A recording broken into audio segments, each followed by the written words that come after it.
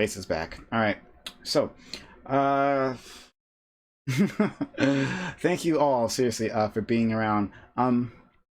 Yes, we're gonna head on to our open walk on panel right now. Exclamation point open in chat. Let you know how to join. Join the Discord server. Go into the Rowboat Rating Room so that you can be let in. And there's a Discord link for your convenience. Hey, this channel takes a lot of effort to put together. A whole lot of effort. And I still get help from other individuals to make this happen, to make the YouTube happen, to make scheduling happen. Yeah, I get a lot of help.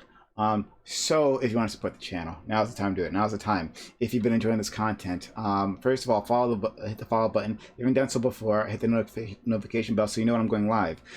We go live 6 days a week, never miss a day, even if we're late for various reasons. But we're always here. And we give you a whole lot of content. So if you want to keep it going, you want to keep it growing, it's just $5. Just $5. $5 to keep this content alive. If you haven't subbed to the channel, please sub to the channel now. Now is the time to help out the channel. Now is the time to keep this channel sustainable. You can sub to the channel. You can sub for 1 month, which is cool. But of course, you can also sub for 3 months and save 20%. Sub for 6 months and save 30%. You can also use your Twitch Prime Gaming to sub for absolutely free. Please consider, if you have a Twitch Prime Gaming, consider using that here on this channel because I think we are worth it. We definitely provide you with a whole lot of content here every day. So we'll be back tomorrow, and then the day after, of course, we'll have our Primetime Morale. It'll be a lot of fun, but that takes a lot of effort to make happen. Let me tell you, it takes a lot of effort. So I need your support. I need your support right now. You can also, of course, donate bits. You can also donate subs. You can use our PayPal button below. We have a PayPal button. If you're on desktop, you can scroll down. There's a PayPal button. Please make use of it. A lot more of your money gets to us that way. Consider making use of that PayPal button. Of course, you can also use exclamation mark donate in chat. That's another great way to support. And we have a Patreon. We have a Patreon, which I want to hear from you guys what you want us to do with it. See if there's something that we can make happen if you want for that Patreon. But it's another good way to support the channel. If you prefer, please take a look at the Patreon, and we can grow that to something else maybe. Yeah, we need your help to make that happen. So my editor doesn't yell at me. I got to do this. I also have to push our YouTube channel. We're putting up VODs there, putting up VODs on the YouTube channel. People have demanded it for me for months. Now it's happening finally. So we have a YouTube channel. That's the thing that's happening. But to make that stuff like that a possibility, I need your help. So yes, if you can. If you haven't subbed yet, please, now's the time. Jump in, sub to the channel. If you can, donate bits, donate subs, donate through our PayPal, or do it through the PayPal button or the Patreon. All great ways to support the channel. Need your help. Can't make it happen without you. Okay, so off we go. All right. So let's move on to. Let's jump into the. We got someone. We got my man. What up? What's going on? I'm just hopping on for a minute until things get nice and spicy. Yeah. Thanks for being here. Again, exclamation point open in chat if you guys want to join in. That's how you get be part of this open walk on panel, and audience members are very much welcome. So yeah, Bmore, this was a hot discussion. Yeah, and to be honest, we didn't even go the route I wanted to go for, and I didn't want to take it there, like the beautiful black gun ownership and how the crown's gifted. 1 second. 1 second. What's up? I'll be right there. The Monster Leah just struck once again. Monster Leah has struck with 25 hot tier 1 gift subs. Thank you so much, Leah, for being that kind of a monster. Hey, can we get a hype train going? I think maybe, I'm not sure, but we might be able to get a hype train going. It might be too long. But if we have like 1 or 2 other gifters, might be able to get a hype train going right now. But Leah, thank you so much for being so kind, for supporting the channel, for being a consistent supporter of the channel. That's awfully kind of you. You are definitely helping keep this alive. Our number one monster. So thank you so much. But yeah, if we get like one or two other donors, I think we can get start ourselves a hype train here, which would be really cool. So yeah, one or two people, if you donate bits, you donate subs, or you sub yourself, you can get us started on the hype train. So yeah, thanks so much. What is a hype train? Okay. But thanks so much. All right. So you were gonna? Yes, we didn't. You're right. We didn't do the gun. We didn't debate. get into it. Yeah. No. I didn't want to say gun debate, Yeah, it was but the this, gun debate. because Yeah. to me, it's not a debate. Yeah. To me, it's absolutely beautiful when Black people arm themselves and understand the importance of personal defense. And the Black Panthers, they understood that. Like the whole scene when they're driving over to meet up with the Crowns, the guys with the green berets, and Fred Hampton's like, "Hey, give me your weapons!" Like they're pulling knives out their boots. Everybody's pulling revolvers out of every angle of their waistband. And just to meet with them and eventually be gifted an M1 carbine paratrooper rifle. Like to me, it was just beautiful. Like I get it. Like the movie has a lot of other factors that are definitely. Oh shit! Wait up. Let me time out. Oh, what? Oh shit! They're really trying to start a hype train. Yeah, apparently. We need watch me start it. Let's see if it's me. Yeah, we give one more donation. It should start the hype train. But Tuchel, I think I can. I think you can too. If you have money in your pocket, I think you can also do it. But Tuchel, thank you for another 25 hot tier 1 gift subs. Hype train in 5 seconds. Oh, here we go. Got it. Be more. Coming and finish it off. But Tuchel, thank you so much for being so incredibly kind. Thank you, Tuchel. Yeah, Tuchel, have I how many? This is another. Okay, so you did 25 before. Tuchel, I gotta make you VIP. That's gotta happen right now. But thank you, Tuchel, for being so kind as to be supported of the channel. And of course, my man Be More as well. Look, Tuchel and Leah have done damn near all the heavy lifting. Be More came and put the cherry on top. We are at a level 5 hype train, like off the bat. Off the bat, we're at a level 5 hype train. So let's see if we can complete it. We have 4 minutes left on the hype train. Can we make it happen? Can we complete it? Can we knock this out, right? 4 minutes left in this hype train. Can we do it? And it's done. All right, well. All right. Kamikaze, thank you for being kind enough to get 10 hot tier 1 gift subs to the channel. That's awfully amazing of you. Holy crap. Thank you so much. This is amazingly strong support. From just 4 donors, we've completed a hype train. Holy crap, that's amazing. So hype train is already done. This is our fastest hype train. That's our fastest level one. 5 ever. Yeah. Damn, this is awesome to watch. Yeah, it is. Thank you so much. To the rest of my the people here, if you want to grab those level 5 hype train emotes, just want to take them off for yourself. Then our local monsters, Leah, Tuchel, Kamikaze, and of course help from Be More and Big Kumba. They have done all the hard work for you, right? So if you want to just grab those emotes, you want to just steal them, grab them right now. Throw in some bits, just throw some bits into the pot, and you can get those emotes right this second. Get those coveted level 5s. But thank you monsters, thank you local monsters, for the very kind support. I'll at some point I'll read off again my top donors. I really can't look at it right now because of the hype train, but we have 2.5 minutes on that. So yeah, if you want to just grab those emotes, go ahead, throw some bits into the pot and you can grab them because the monsters already did all the hard work for you. But thank you so much, every single one of you. Oh my god, thank you so much. Thank you so much. Thanks so much. It really helps a lot. Okay, all right. But let's get back into this because this is a fascinating conversation, and I was literally thinking of you the entire time, Be More, when I was watching it. Every time I saw those guns on screen, right? Because Be More, and I've told you this before, right? Like like my feelings on guns, right? You know how complicated my I know it's not easy. You know how complicated it is for me. But like, I've said to you before that your most convincing argument to me, like why African Americans definitely at the very least should be arming themselves, right, is because of racial violence, right? Because we can't rely on the state to protect us, and oftentimes the state is the one victimizing us. Like it would make sense for African Americans to be armed, and I can appreciate what the Black Panthers were trying to do, keeping the police in line, like patrolling them, right? Like, yeah, you are being watched. No, you don't have supreme authority here, and if you do step on the line, yeah, there's going to be trouble. I really like that. Yep. But yeah, go ahead.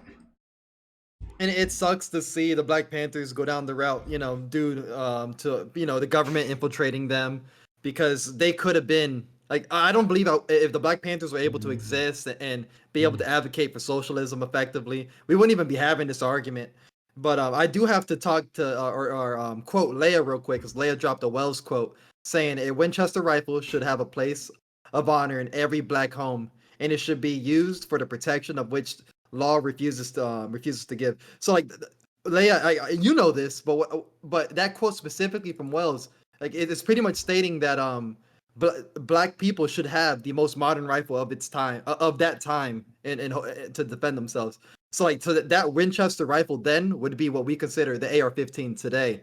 And I know Leia understands that, but I got to say that for the rest of the chat, because that is a significant quote.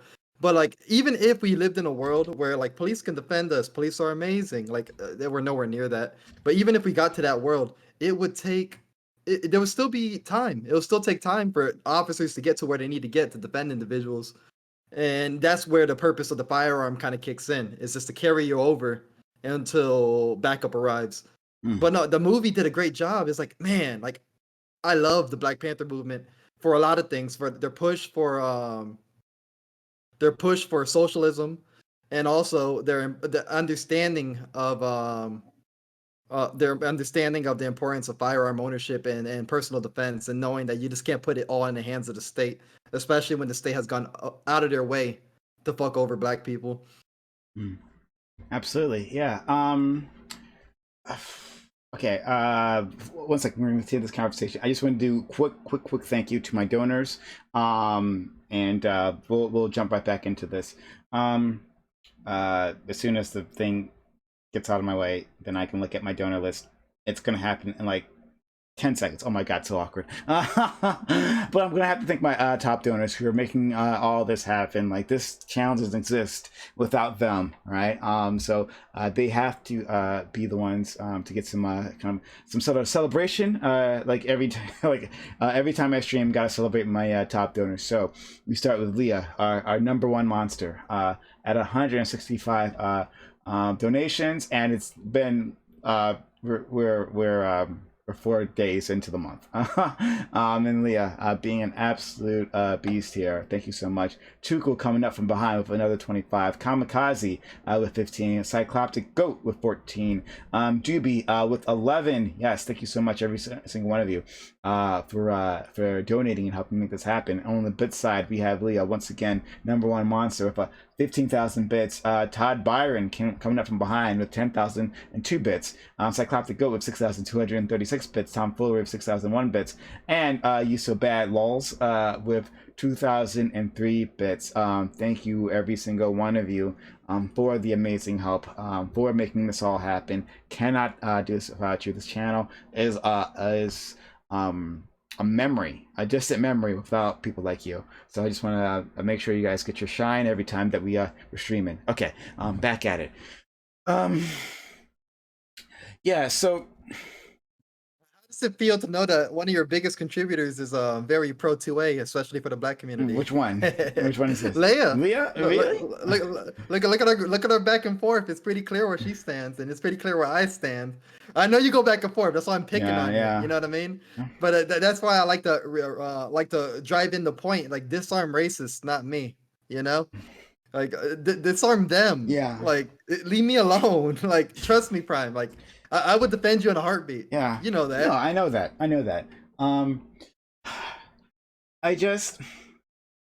So for a long time, for longtime viewers, right? Like, you've seen me jump back and forth. Like, I've literally argued both sides of this debate. I have not been consistent here. You can call me out any day of the week on it, and I'll admit it. When it comes to guns, it's been very difficult. Hey, Tiberius, nice of you to join us. I when it comes to guns, I have never been consistent on my stances, and I will freely admit it. But because on the one hand, absolutely, I see this. I see exactly what B-More is talking about. B-More is spitting a lot of facts here, a lot of facts.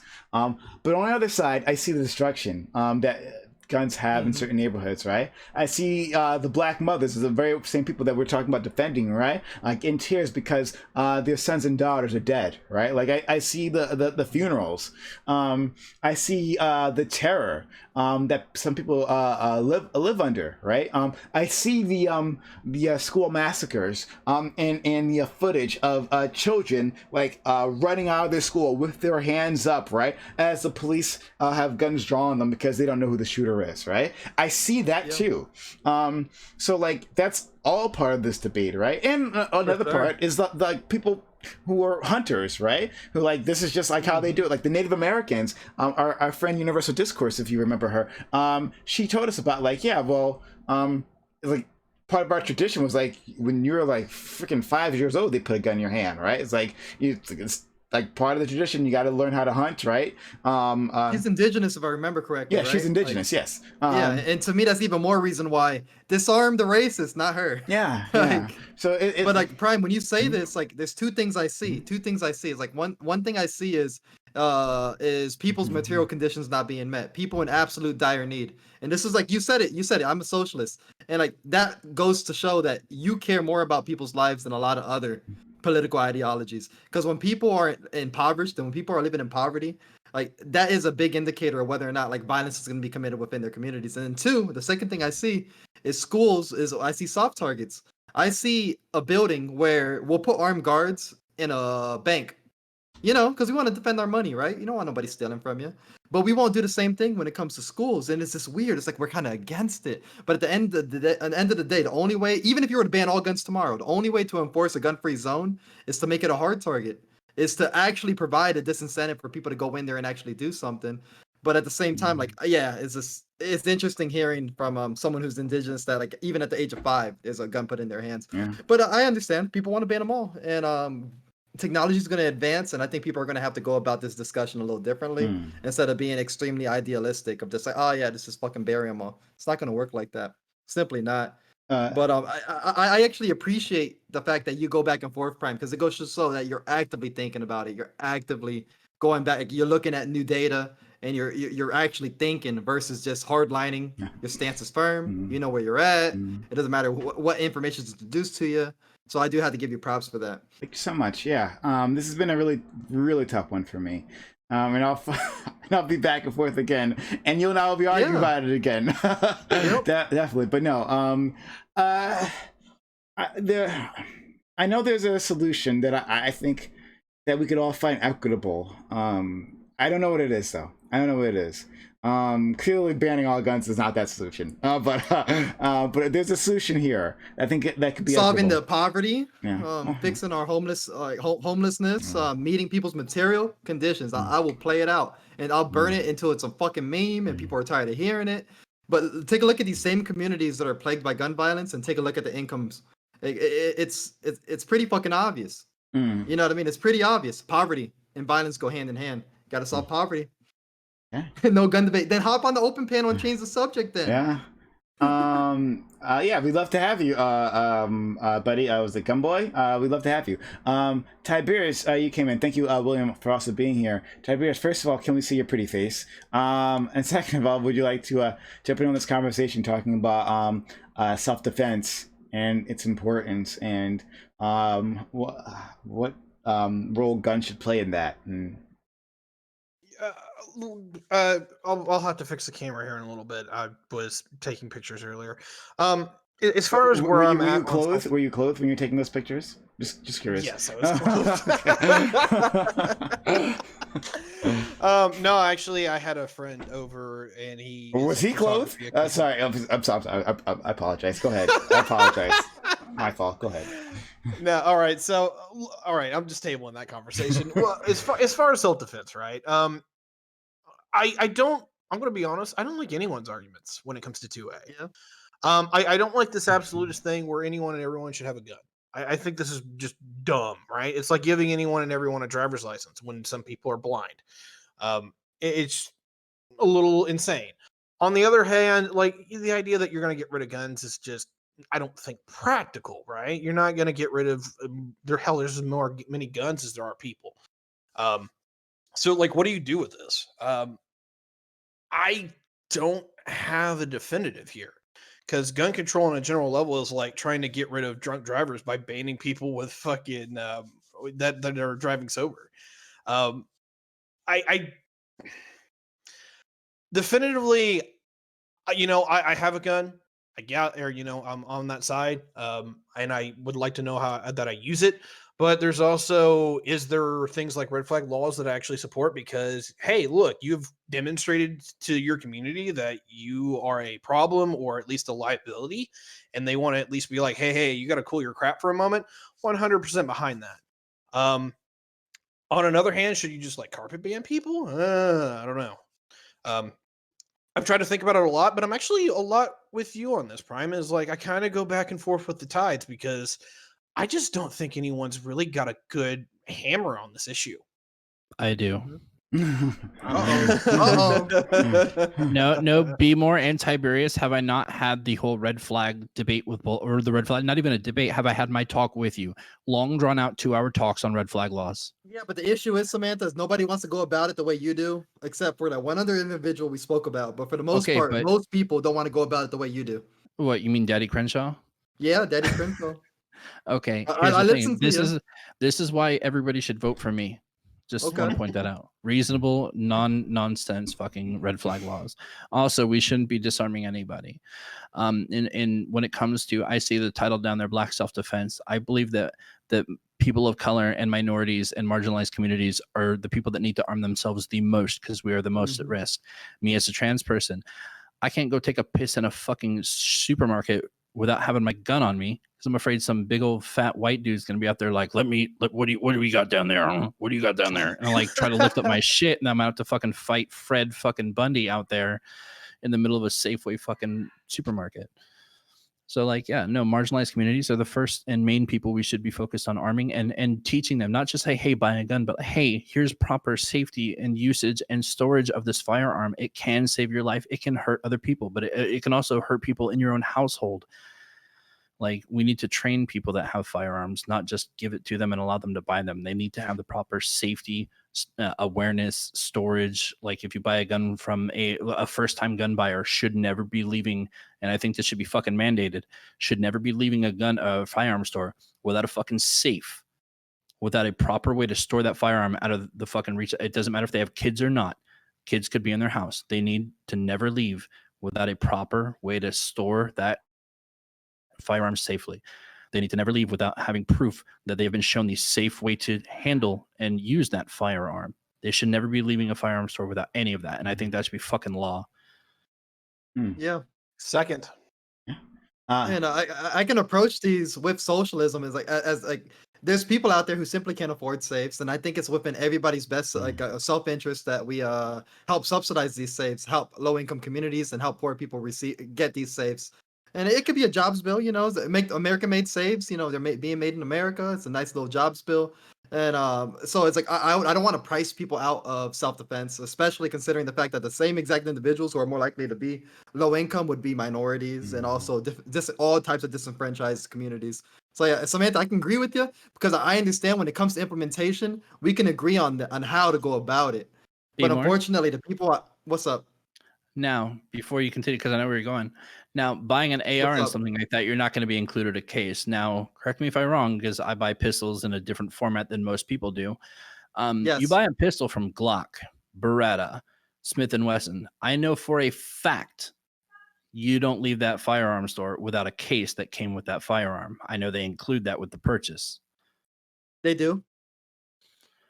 All we'd have to do is mandate that the firearm companies, if they want to sell their firearms in the U.S., have to make that case lockable. I think does California do that already? No. That wouldn't be terrible. I'm not against it, and these are what I consider common sense gun reform versus what a lot of other people advocate as common sense gun reform. So that's not terrible. It's awesome. It comes with the gun. It might increase costs slightly, but it wouldn't be that much since the fact that it comes with cases to begin with. What you're trying to get at though is that it? Well, increase cost slightly. Like, here's the thing: if it's going to cost a firearm manufacturer like Glock, Beretta Smith and Wesson, $20. Kimber, all them, like, okay, 20. I'm saying, like, it's not going to be more. Like, you got to look at larger production scale. They're going to have to change their molds. They're going to have to change whatever Yeah. for manufacturing, right? I don't care how the fuck much that costs if it saves one life from just changing their fucking gun case. Like, that's worth it for me if it saves one. I mean, that way people can still have their firearms to protect themselves, defend themselves in their home or whatnot. But at the same time, they're taking precautions to help save people from accidents, which most firearm deaths are from fucking accidents and suicide and stuff like that. This will like deter that. To solidify your point, I will to let you know that both Smith & Wesson and Glock already sell boxes that lock, but they don't come with Beretta the gun. doesn't. Yeah, Beretta doesn't. Yeah. But I don't know about Beretta, yeah. Glock does include them with a firearm a case. Beretta includes one with a firearm a case, but they are not locking cases. No, which what I'm I saying think is, a problem. yeah, Glock sells locking ones, but not with the gun. So yeah, I don't think they have to change their modes. So yeah, I kind of want to expand this conversation for so everyone else can join as well. But thank you for being here, William and Sansel. Did you want to say anything, William? Yeah, I just I agree with B More on everything he said so far, and I know that seems to contradict what I've said before, but and it may complexify it a little bit, but I think that what I respond to, what I don't like is people being glib propagandists about guns, but I understand the need for the Black community to defend itself, and in order to do that, you need guns. And, that's a sad state of affairs, in my opinion, because I'm not a huge fan of guns. But on the other, and I see that Leah's saying they're just a tool and stuff like that. But I think there's a little bit more sort of commodity fetishism around guns than people are willing to admit. And I'm just saying that if people are on the left, obviously, under the Trump administration and perhaps again just a few years, they may have to sort of arm themselves. So I don't doubt. I don't disagree with that at all. I just don't like the sort of faux testosterone replacement conversation about guns. Yeah, But- and oh, sorry, because I know Sansal's supposed to go before. Yeah, sorry. No, you can respond to that. No, like my issue with this though is this is just me personally. Like I've spoken up about like how problematic. Oh, I'm gonna say it. Chat, get ready for it. Like get ready, start typing.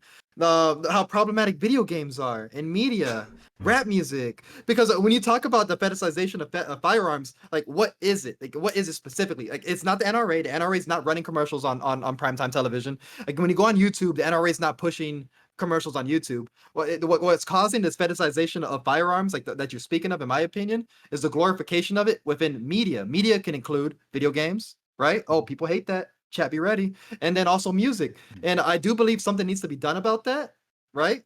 Because I believe you bring up an extremely good point. But I'm gonna be blunt, and every time I bring this up, everybody wants to come up with the point where it's like, oh, video games don't make people violent. I'm not even saying that. But the only way that someone like you, William, can say that guns are being glorified is if we can link it to some form of media that's pushing it. Absolutely. Right? You're absolutely right. And I've said this, I've said as much on previous panels. I don't know how people get this sense that, this media somehow doesn't reach them, or it doesn't affect them, or it doesn't, in a sense, glorify that kind of thing. And it's like, oh, that's magical. So how was other propaganda any different? What did it use some special sauce or something, or was it basically as immersive, or maybe even not quite as immersive? It used images and and so on and so forth. I think it's basically that. I wouldn't say that it may. I would real quick. Just mine's gonna be like 3 seconds. I wouldn't say that it glorifies as much as it does desensitize in a lot of ways when it comes to the violence aspect. Sansel, you want to say something? Yeah, no. So I really just came here. I don't know exactly what we're talking about. I haven't been really listening. I just came here to call out Tiberius for being a massive coward and talking mad shit in someone else's stream, and then I went in there to say hello and ask him why I'm such a big meanie head, and then he acted really sleepy and said, "Oh, I'm actually going to go to bed." And now he's in Prime Kai's chat talking to people about something else. I just wanted to. I'm just curious. Like, why am I a dumb meanie But head? with why bad are you a opinions? meanie head, Sansel? This is a self-reflective question. Weird flex, Why are you a big Sansoy. meanie head? Sansoy, you were canceled. You I rad was lib. I was canceled by the tankies, but now I want to Don't be say his canceled name. by the Tiberiuses. So I'm curious. It's just really quick. Tiberius. It's Tiberii. That's the Yeah, Tiberii. Do you want to respond, Ty? I think you still let the dog. Yeah, out. this kind of He cringe. might not Anyway, back actually. on He might No, not actually but approve of Beemore, that. No, but Back Beemore, on- I had back to on join in guns. to defend Back on the guns. gamers in the chat. Oh, defend the gamers. I was trying to bait y'all. Even though chat, Smoke plug. Wait. Before you chat- say Wait, anything. hold on, Right, really quick. I fine, just want to say I'm one here thing. to Five defend seconds, One smoke thing. plug. All right, This Remember, is like you're 2 baited seconds. right now, so chill. all right. I just want to say something really no. quick. If he's letting out his dogs right now and then he comes back and he immediately leaves, beta male. Wait a minute. I'll give you that. But smug plug, remember, you're speaking from a position of trigger. All right, Okay? So ready, chat. you got this. We're You getting got ready to this. go. All right. So, do you agree that video games tend to increase aggression? I can't say that. Okay, so for study-wise, we know that like violent video games tend to make people have more aggressive tendency. However, though, there is not a direct causation between aggression and violence. Okay. Therefore, since these are not definitive causal factors, I'm not sure how you can make this claim that video games are causing this violence. How you're making this an attributable Okay. factor. And I'm willing to concede, but then I need someone to explain to me in the ways that firearms are fetishized in society. Why are firearms fetishized in Or society? how?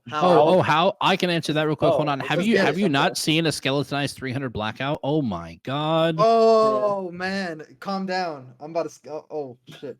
Anyway, but besides that, I'm a gun connoisseur. That doesn't count. Like you show me a gun and I'm like already like half chubbed. But other than that, how does society glorify guns? It's not through rap music. It's not through video games. Then what is it then?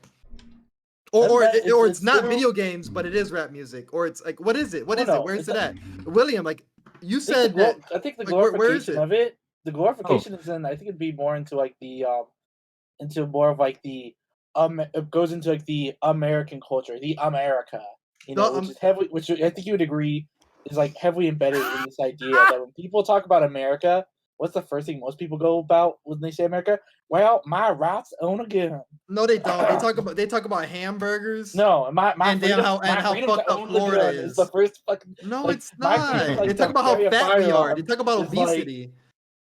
No, what? No. Yes, they do. Have Okay, you I'll go to fucking Big Joe down the corner. You think that he's gonna fucking like? You said Big Joe already. What So do you think? he's big what, already. What is your favorite thing about America? You think he's gonna say, well, the McDonald's down the way here, they fucking know me by my first name, or is he gonna say my fucking big old double barrel that I call fucking No, Betty? his double patty Big Mac, bro. Again, give me real ass examples of how it's glorified. Because King William, like, what are some examples? Because I do believe it's either video games, media, as in music, or it's just not there. Yeah, I mean, also, maybe sort of targeted marketing, that maybe if you're interested in guns or, somehow you're giving out your information to gun enthusiast groups, that you get all these kinds of other things that are marketed to you that create, a kind of universe of gun ownership. And but I don't know, because I'm not it's true. Your point is very valid, Beemore, which is that if people are fetishizing it, that there's some reason they're being stimulated up and they're being brought up into a froth about guns. And media, movies and stuff like that. I mean, a lot of movies just have incredible amounts of violence and gunplay and explosions and all that sort of thing. Here's a question. And I agree with you though, because how the hell can be movies can be included, but then somehow being able to control a movie is not included. Video games, right? Like exactly. Beemore, like under this logic though, like would not the logical extension of this be, for example, like that like gangster rap when it was like on the high rise, like in the late 80s, early 90s. Under this premise, though, would that not mean that there'd be an increase in like gang crime and shit? since you're effectively like normalizing that action then under this premise to encourage more people to engage in it? No, I'm trying to get to you're asking good questions and I don't want to answer them. And let me tell you why. Yeah. Because I'm trying to get to the bottom line. How in the hell are guns fetishized in America? Well, yeah, and well, 'cause I think a you lot of it say is it like- big, really quick, and then- really and quick, I- really quick. in Yeah, a no, non- I got an answer for this. I got an answer. there we for go. this. Let me get an Okay, answer. okay. Yeah. Hey Tiberius, why did you run away from me? Yeah. Uh, Oh, Why am I a big meanie head? That's what I came here for. I don't care about this gun talk. Everyone like can just like Oh, this do guy whatever they crazy want. as fuck. I want to talk about guns, not this weird ass shit. Guns are cool. why are they cool? Are you fetishizing them? What influenced you? Yeah, I Is there some type love of commercial, fucking some guns, type of and media? I love fucking hairline. guns, and I also love hearing why I'm a big dumb meanie head. Ty, you can respond if you like. I'm good. Be more. What's So, up? I think okay. So in a non-meme way, would you Well, agree you like can that we meme. have like military? Well, like that we have military worship like is very prominent in the U.S. All right, peace. Yeah, a little Yeah. bit. He came here to Like- shit on Tiberius and it didn't work. I know, it's just trying to get him. But okay. Do we fetishize or do we glorify the military? Glorify the military a lot. Like Yeah, military and worship, then there's like- also a community of people that shit on us. Like, so I get you. yeah, but the community But- of militias is far smaller than the Overall, ones that do yes. it nowadays. Absolutely. Yeah, absolutely. because like I would posit like that so much of like gun fetishization goes into like it goes into the fantasy of we're gonna have the second revolution and it's gonna be our times, boys. No. To be the real patriots here. The reason why I don't agree with you is because even Yeah. though my military days are over, and Yeah. you probably tell me if you feel this way too, and maybe you don't, right? Well, you know when you see that fire ass Navy commercial, you see that fire ass Air Force, you're just like, the Navy ones were shit. woo, get back to it, baby. Yeah, time to get back in there. Go Get before back it's to it. forgotten. But tell me, where is Sig Sauer? Where is Glock? Where is Smith and Wesson? Where is Colt? Where is FN? Yeah, relating Where is to it. F2? Where is BCM? Where are they? They're not doing this shit though. But the military is though. The military is infiltrating mainstream media. You go on YouTube. God forbid you look up Air Force Recruiter one time. God forbid you fucking do that shit. Because you're gonna every website you go to, you're gonna have a fucking military damn ad. But the same doesn't apply to guns. Why? How do I know this? Because I research guns all the damn time because I'm constantly buying, and they don't cater fucking ads to me. I wish they did, so I can know what's going on around Are me. you implying like the NRA doesn't like lobby? Well, I guess. Oh, okay. I'll No, correct- lobbying wait, hold on, I'll correct- legislation I'll is correct- different hold than on, I'll correct myself. indoctrination. Yeah, no, hold on, because I'll correct myself. Like when I say lobbying, that lobbying is different than like over. Yes. Yeah, I Yes. won't. Yeah, I'll concede that part. But like, I have to look it up though. Like, but how much like does the gun? Is there no like gun advertisements of it? Then is what's being Fucking posited here, or is it convince just like me. a finite amount? Convince me. Where is it? Like, where is the gun advertisements? Or, Yeah, like, I mean, why do Americans in particular fetishize Because guns? King of William and I can agree already. I'm gonna be blunt. I'm gonna let you know where I stand. That it is video games. It is violent. It is violent movies.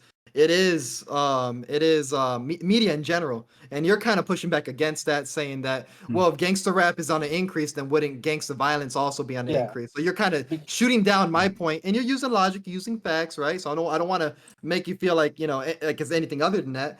But like where? And then, know, and then but, somebody like, said that real quick, somebody in chat yeah. said gun shows. If you're not a gun connoisseur, you're not going to gun shows. Like I'm like, first off, I've never been to a gun show. But couldn't you also posit like and now this is kind of like just from logical extension window, but like under that same argument though, like if you say oh the military, well where do you connect guns with the military?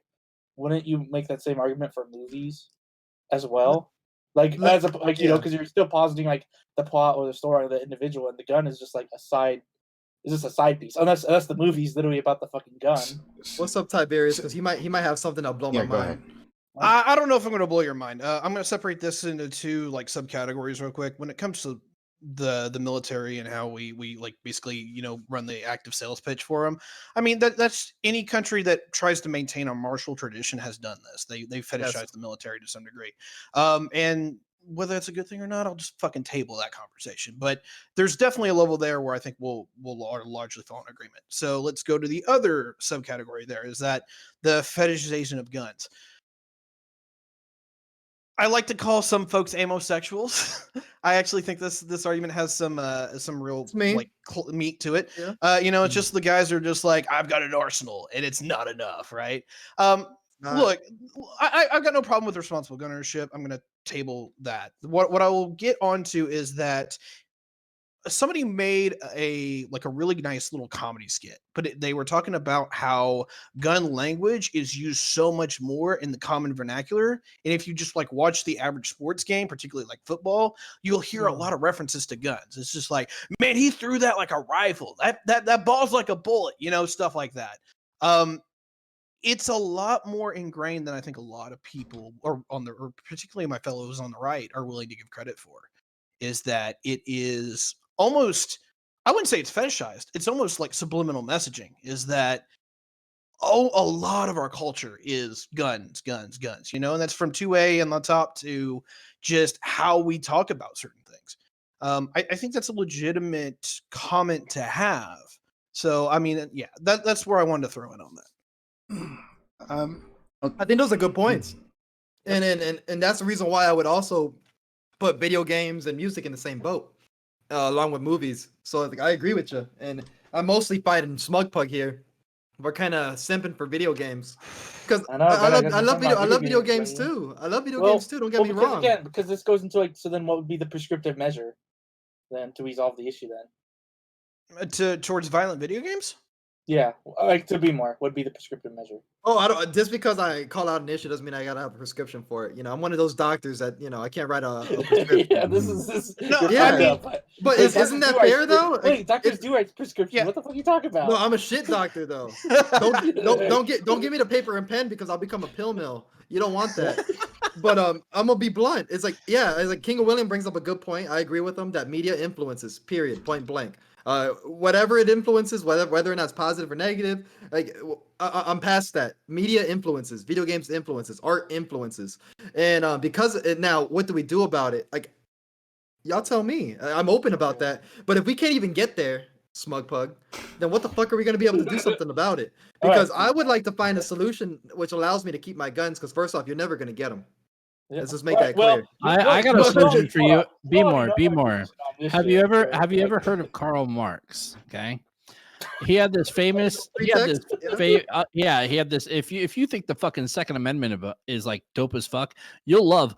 Under no pretext should arms and ammunition be surrendered. Any attempt to disarm the workers must be frustrated by force if necessary. And that was from our good friend and Lord and Savior Karl Marx. Are you some type of socialist? No, I'm a communist, you prick. What the fuck? Get Prime? Hey, no, I'm playing. We told you the farther left you go, you get your guns back. I know, and that's communists are just socialists, but we get to keep our guns. I thought I had to be center to keep my guns until I learned that there's an entire end of the spectrum where I get to keep them again. But the problem is that journey from being a centrist to a lefty is nothing but gun banners, authoritarians in between, all of that shit show. And do you know what gave me the power and the willpower to fight my way through all of that bullshit? Show me, tell me. January 6th. That right there, I was like, yeah, fuck these nerds. I'm going to become a communist. That was the straw that broke Samantha's these back. Fucking nerds. They're not even good junglers either. Fucking trash. Fucking liberals. Nah. No, it's liberals. Righties. I mean, I'm wondering if Biden is a communist since he's just still down with, bombing everybody. Like, but I think the conversation you guys were having about the fetishization of guns, right? Like what do you actually do? It's like, do you ban video games like first-person shooters or third-person shooters, right? Is that the answer there? You censor out the gun, make it squirt gun. It's like when they took the cigar off of the Graves image in League. Can't show cigars anymore. It has the average. It has the average censorship of a Yu-Gi-Oh episode. That's pretty rough. Prime gets the reference. All right, that's pretty rough. They literally came up with, literally changed the finger plot. Guns. They had finger guns. No, there's finger guns. Yes. Oh, I mean that and E.T. Right? Remember E.T. with the shotguns? Like they became walkie-talkies. Did you know about that? Steven Spielberg, he went in there and he got rid of that and they're holding walkie-talkies instead. Like this though, who holds a walkie-talkie like this? Crazy people. No, we just need video games where instead of shooting guns, you just pray, and then your enemy gets smited. You got to aim to smite. You know, it's just like You gotta get your smite power on it. Yeah, well, that takes practice. should though. ev- I believe it's- that's a game. I believe they have a game called Smite just for that. Yeah. Oh, Yeah. Smite's garbage though. Shit. It's 40K. You got to pray for ammunition. But like, should every like shooter become like not and I'm missing it, but this was it Squid Kids, the one from Nintendo with where you shoot paint instead of bullets. Splatoon. Splatoon. Yeah, Splatoon, Splatoon. yeah. Yeah. well, yeah. Like this is but Smug things like Bug. this is exactly goes in, and then we bring up the music part. This literally goes into the fucking like Columbine shit where people are like Marilyn Manson is to blame for this. Like Hey, and it Smug goes into, like, does metal make people inherently more violent? No. But does My- death my- metal lead to watching more violent pornography? I hope so. I really do hope so. I'm No, either Smug- too high for this or not high Yeah. enough. I don't know. Yeah. Smokepunk, you're gonna love my prescription. Let me Okay. just be blunt. My prescription: material conditions. Material nice, conditions plays nice a and role in vague. everything. Nice and vague, just how I like my platitudes. No, poverty. The majority of issues we're plagued with poverty. It's So, really that wait, simple. so- It gets so- you, and then it's like, oh, but we could do more than one thing at once. Poverty okay. causes more things than one. Like, Yeah. Wait. So then you're saying it's poverty, which I agree. I agree with. Okay. You know my fucking position, Beemore already. I Shit. do. I I'm know. like I multiple know. times. Do you? But and I agree. Like, yeah, if we resolve poverty, we can resolve like a lot of these particular issues, like especially with like 80%. especially with like gun crimes in particular, as well as potentially like improving the healthcare system, we can solve more suicide rate. But ultimately, though, you are now acknowledging and agreeing with me now, checkmate atheist, that the issues what? of poverty, not with our social media, not with social media, not with movies or video games, the issues of poverty. No, people's because we're financial moving in a crises. circle. It's a perfect circle now. No, because does, no material does conditions. media influence? Does media influence? Yes or no? Does media persuade? Can media teach? It can, but Can media contain rhetoric? Media can. However, though, as I'm sure you would agree, though, media changes their optics based on their viewing population to cater to that population. In the nature of supply and demand, the media will change how they optically appear and how they optically portray their information to garner the most viewers they can of their particular targeted pool. What the fuck So does that have to therein- do with a video game of drone striking because- people if you kill 5 Let me people in a explain. row? You get a kill streak? Oh, okay, yeah, I know. Well, because basically we're working with multiple circles now. We're working with a Venn diagram now, where there's multiple circles. It's like a fucking like what's the one with like we got a bunch of rings that are all like it's like a chain. Okay. So It's the okay, so you Olympics. got the people's The fucking people's opinions Okay. influence the media. Yes, pretty much. You got people's opinions that influence the media, which also influences the people's opinion in turn. So you got this circle here. But then what you're Okay. positing is a secondary circle that kind of rings into that circle. So we're where talking about like the you've got Audi emblem. perpetuation. Yeah, pretty much. You got the effectively. That'd be kind of that'd be a good way to explain it. But I agree. But from where the original source is, ultimately though, like if we admit that the people ultimately are, because I can test that in regards to the chicken and the egg scenario between the Okay. media and like the general viewers, that the general viewers is the egg of this situation, because ultimately they are the demand in which the news networks are trying to provide the supply for. Bro, this bias is too much because now you're saying the egg came first. But let's see. Prime, I'm sorry. No, it's fine. done. No, it's fine. It's fine. I was Oh, curious. sorry, Chad. I'm an evolutionary. No, I no. can't help it. No, it's fine. I was just going. William, do you agree with like, well, sorry. What do you think should be done in terms of like dealing with our gun culture? Yeah, like, is there an actual solution here? Like, there's a lot of complaints about this, right? Never heard complaints about the gun culture, but like, I really don't know what to do about it other than like ban guns. Like, that's the only thing that would make sense to me to stop the gun culture. Like, is there something that we could actually do, something tangible to change? I don't really have an answer for it, but I always just think, the most important thing is just to say what's true about it. annoyed by the conversations where you get into just a typical groove about talking about it. Either you're taking the pro two-way position, or you're talking about like how there's no direct causation between taking in this certain media and becoming violent or using guns and all this kind of stuff. And I just would say, like, the culture is obsessed with guns. And what is the obsession?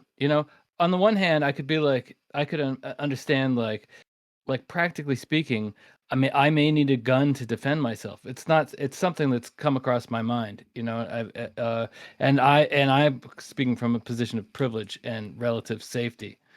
Uh, so there's no question about that, but I don't take any pleasure in that, and I don't like that treat people, the prosthesis element of it, I just think that, it might be, you might need it, and then you should get precisely the kind of gun that you would need. Um, but it's a situation where it's basically a right-wing answer to a right-wing problem created by right-wingers, and I think, that people should be able to, if you went with the old Second Amendment concept, that people ought to be able to just form a militia to defend themselves. I think that makes sense. Obviously, I would have wanted that. I live in a place where where it would have been, the conservatives would outgun us significantly, and so I think that's a terrible situation. And so, but when people say, when a leftist gets on and plays a part, is glib about it and all that kind of stuff, then what I think it's just like, oh, we're also macho or something like that. And I would just say, like, you're playing into it a little bit there, and then everybody's excited about guns, and who's the number one gun guy in town? It's the Boogaloo guy. Well, now he's a local hero or something. I just don't. So if you say it's not in video games, those don't inspire people to have guns, I'm like, I don't know if there's a direct causation or if that can be established, but, like, at the same time, give me a fucking break. Yeah. And same with movies and stuff like that. So that's all. I just want people to be, I want the left to be, a little more on self-control tip on that particular topic. Enough. Yeah. Oh, Samantha, please. One real quick, King of William, the number one gun person in town is the one person that you think doesn't have any guns and is the quietest guy. I just want to point that out. For sure. Usually, yeah, like, just that's tends to be how it is. They don't want people to know they're fucking armed to the teeth, and have rounds of ammunition buried on their property. Two, like, a lot of people want to say that there's like this gun fetishization or gun culture. What you're seeing is, like, you want to point it out to the South. Well, a lot of people that live in the South, the Midwest, have an understanding. Hell, I didn't have firearms for protection from other people in the Midwest unless I was out in the city, right? I had them because, like, there could be wild animals literally attacking my stepdaughters, which has happened before, or attacking my other animals, or just being harmful. Like, coyotes are a bitch, wolves are a bitch. You ever seen a fucking wild deer just trying to break into your Jeep? Yeah, that shit actually happens, and it's cringe as fuck. But a lot of rural places have weapons for that, especially in fucking Canada. You have people that are seeing this news cycle on the news of all this violence, crime stuff in cities. So now they're using that fear to justify, I need a firearm, right? And it's not a gun culture, it's a fear culture, is what I'm going to say. They are fearing these incidents happening in the rural towns, like these animals, which isn't a fear. That shit actually happens. You need to fucking shoot coyotes every once in a while. You have these people that are scared of getting mugged on the street or encountering a fucking gang in the wild. They're just seeing that on the news and they're bringing that up out of fear, not knowing that, hey, gangs tend not to fuck with you unless you're in another gang. Or doing blatant shit, being where you shouldn't be. Like, if you're walking around some weird ass neighborhood at 3 a.m. as a white person, you're probably already in the wrong. But it's more of a culture of fear. If you want to talk about gun fetishization and gun culture, like, go to a SHOT Show and watch literal people, like, getting fucking boners over a fucking new 50 cal on an AR platform, like That's Be me. More and Me, people with FFLs. But, like, it's a fear culture. People are seeing news. The media, the video games isn't promoting violence. it's desensitizing from violence. Movies isn't promoting violence, it's desensitizing to violence. Now, like, so to like kind of confuse us too, I understand how people see like, oh, there's violence everywhere, so it's just saying, hey, this is fun and cool and everything. That's not what it is. I mean, one of the biggest shooters and most violent shooters is Doom, and half the weapons in there are like fucking space lasers and shit that don't even exist. Can we attribute that to a part of gun culture, or is that laser culture or space non-sci-fi culture? Like that doesn't fit into what's going on. But it's one of the most violent video games ever put out, numerous times. But yeah, no, I'm just standing by the fact that it's a fear culture, not a gun culture. People aren't buying what about guns this? out of I just take your because point. like they love guns. They're buying guns out of fear of something happening, of fear that there's gonna be a mass shooter, fear that there's gonna be some Islamic terrorist, fear that the black kid down the street is gonna try to rob them, fear that these uppity natives are gonna try to take back the land from the whites. Fear, like Yeah, it's but wait. fear. But wait, I hear that, and I take your point. But there's an additional thing. You're talking about fear, but like I've said, I've made this point before that just arguing on Twitter, I can't tell you the amount of times that I was that people were talking about their guns and how they could use their guns and how that gave them the upper hand, and and leering and sneering in the way that right wing people do to win an argument. They're like, well, we're gonna win the Civil War because we're armed to our teeth and all this kind of stuff. And it's like that's just 99% of those times, those people don't own guns or they're LARPers. 99. I know. They're Well, that's LARPing the ass. culture. They're That's the still living in their culture. mom's basement. They're 38. They've got a neck beard.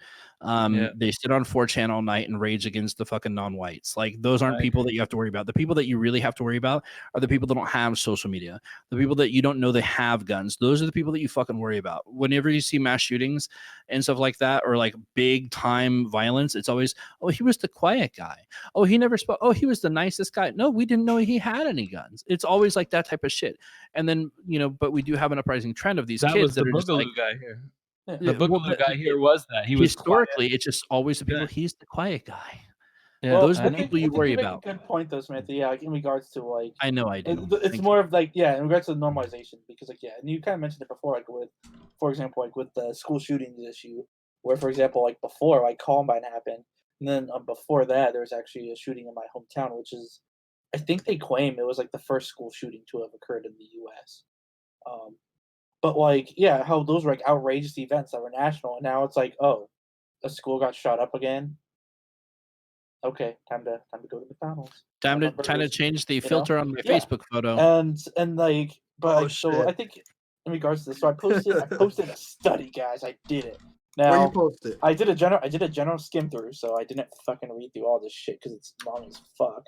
But I'm gonna find that one sentence that fucks you up, right? Yeah, you're gonna find. Yeah. So No. Friday Living brought up a good point. So, there are people that have been active on communities and have bragged, but historically, the people that have committed these atrocities are like quiet people or people from outside. But historically, they've always been the quiet people that nobody ever knew, that seemed like the genuine nice guy in the neighborhood. It's never the dude in the neighborhood with the fucking, up until recently. It's never up until, recently, it hasn't been the dude with the Trump banner in his front lawn going, I'm going to kill these weirdos and like go try to storm the Capitol. So you don't think those people are buying guns? Now there's a paradigm shift. And Samantha, not only that, is the majority of those individuals also are not gun connoisseurs. Like there's only one mass shooter that I can tell you. Only one mass shooter in the history of America that was a gun connoisseur. Yeah. And the Las Vegas shooting. Okay. No, so like within the study, of the gun culture. Connoisseur using a bump stock, really? There's 4 different conclusions. He owned nothing but LMG and Daniel Defenses. Like he knew a thing or two. Like, come on. So there's 4 different things. One is that there's Did you want to say something, Ty? Is not a Hold on, Ty. We trying to break in? No, I thought about asking a question. I'm like, that might go down a hole, and I decided to back out of it. I appreciate it though. Okay, go ahead. Oh yeah, it's okay. I'll also cede my awesome points to go down this rabbit hole. Okay. I'll dive into. Okay, sure. Yeah, rabbit hole. Did anyone actually find out what the Vegas shooter's motivations was? Oh Jesus fucking Christ! Here we go. No, I never found out. Yes. He was hired by Hillary and the lizard people, right? Right? Is this what you want to hear, Tiberius? Is this what you want to hear? We have the documents confirmed here on Infowars.com.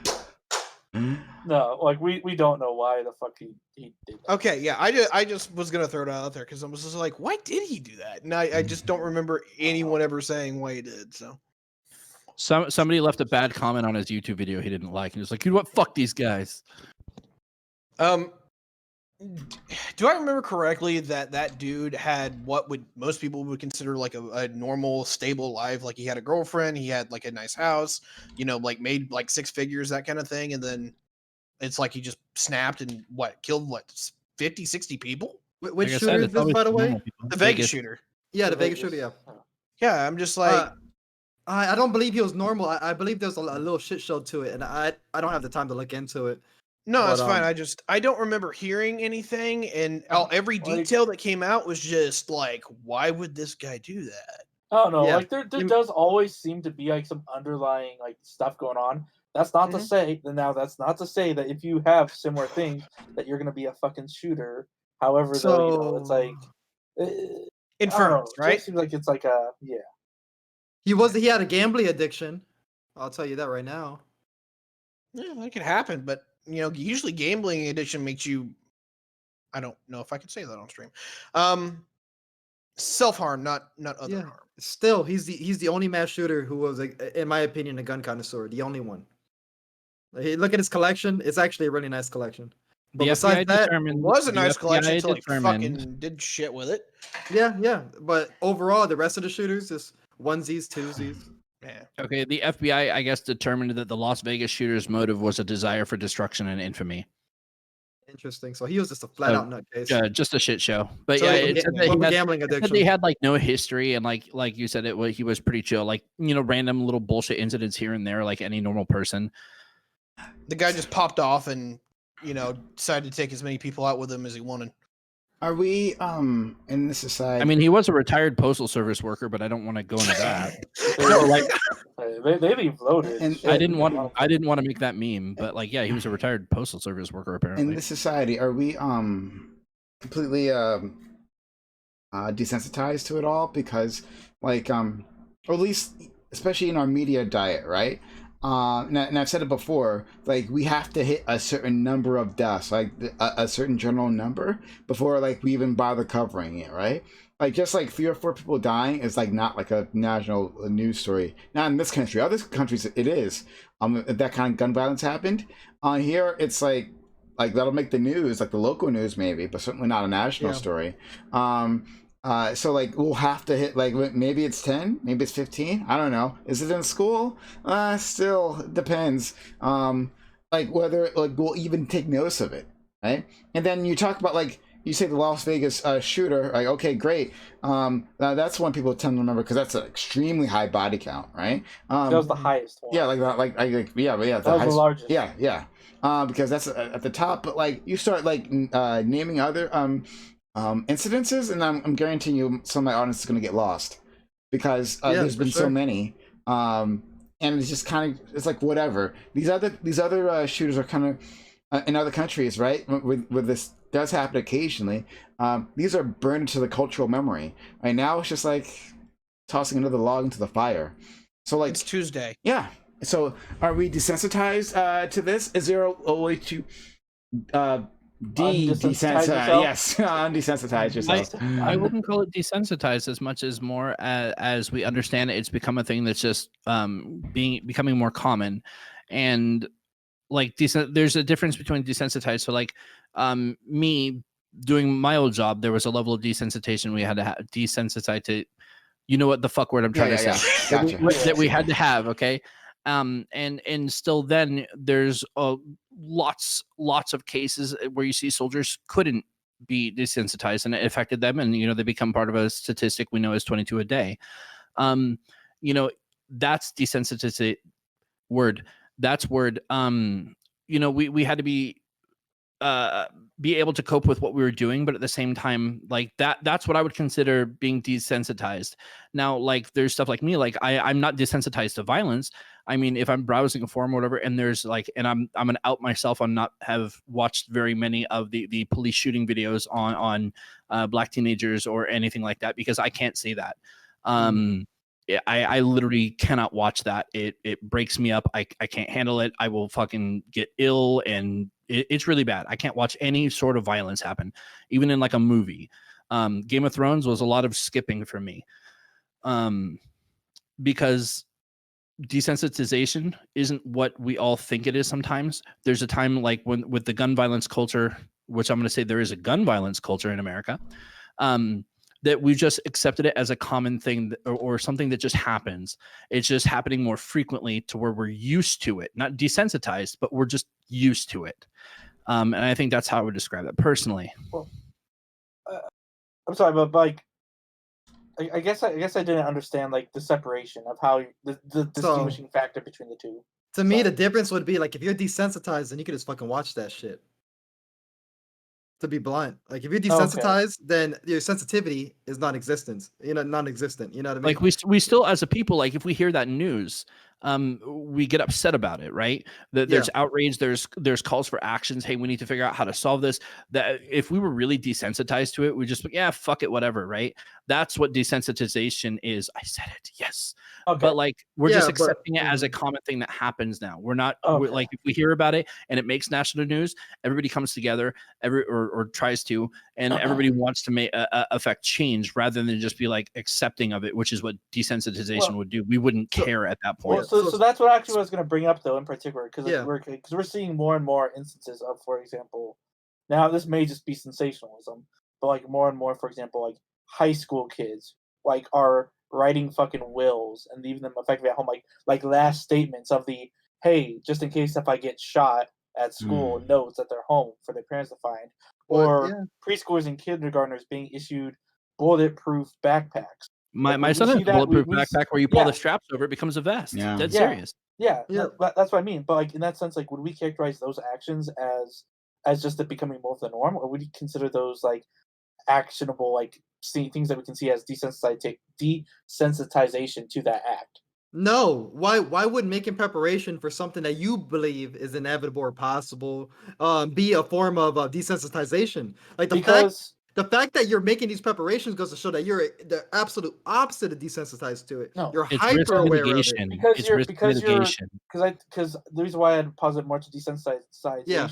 And now I can be convinced to your guys' end, but like I think part of it though would be because you're basically acknowledging like, well, shit's gonna happen anyways. Now necessarily now it's like, oh, I guess let's just have this will on the side here because if shit's gonna happen, it's gonna happen.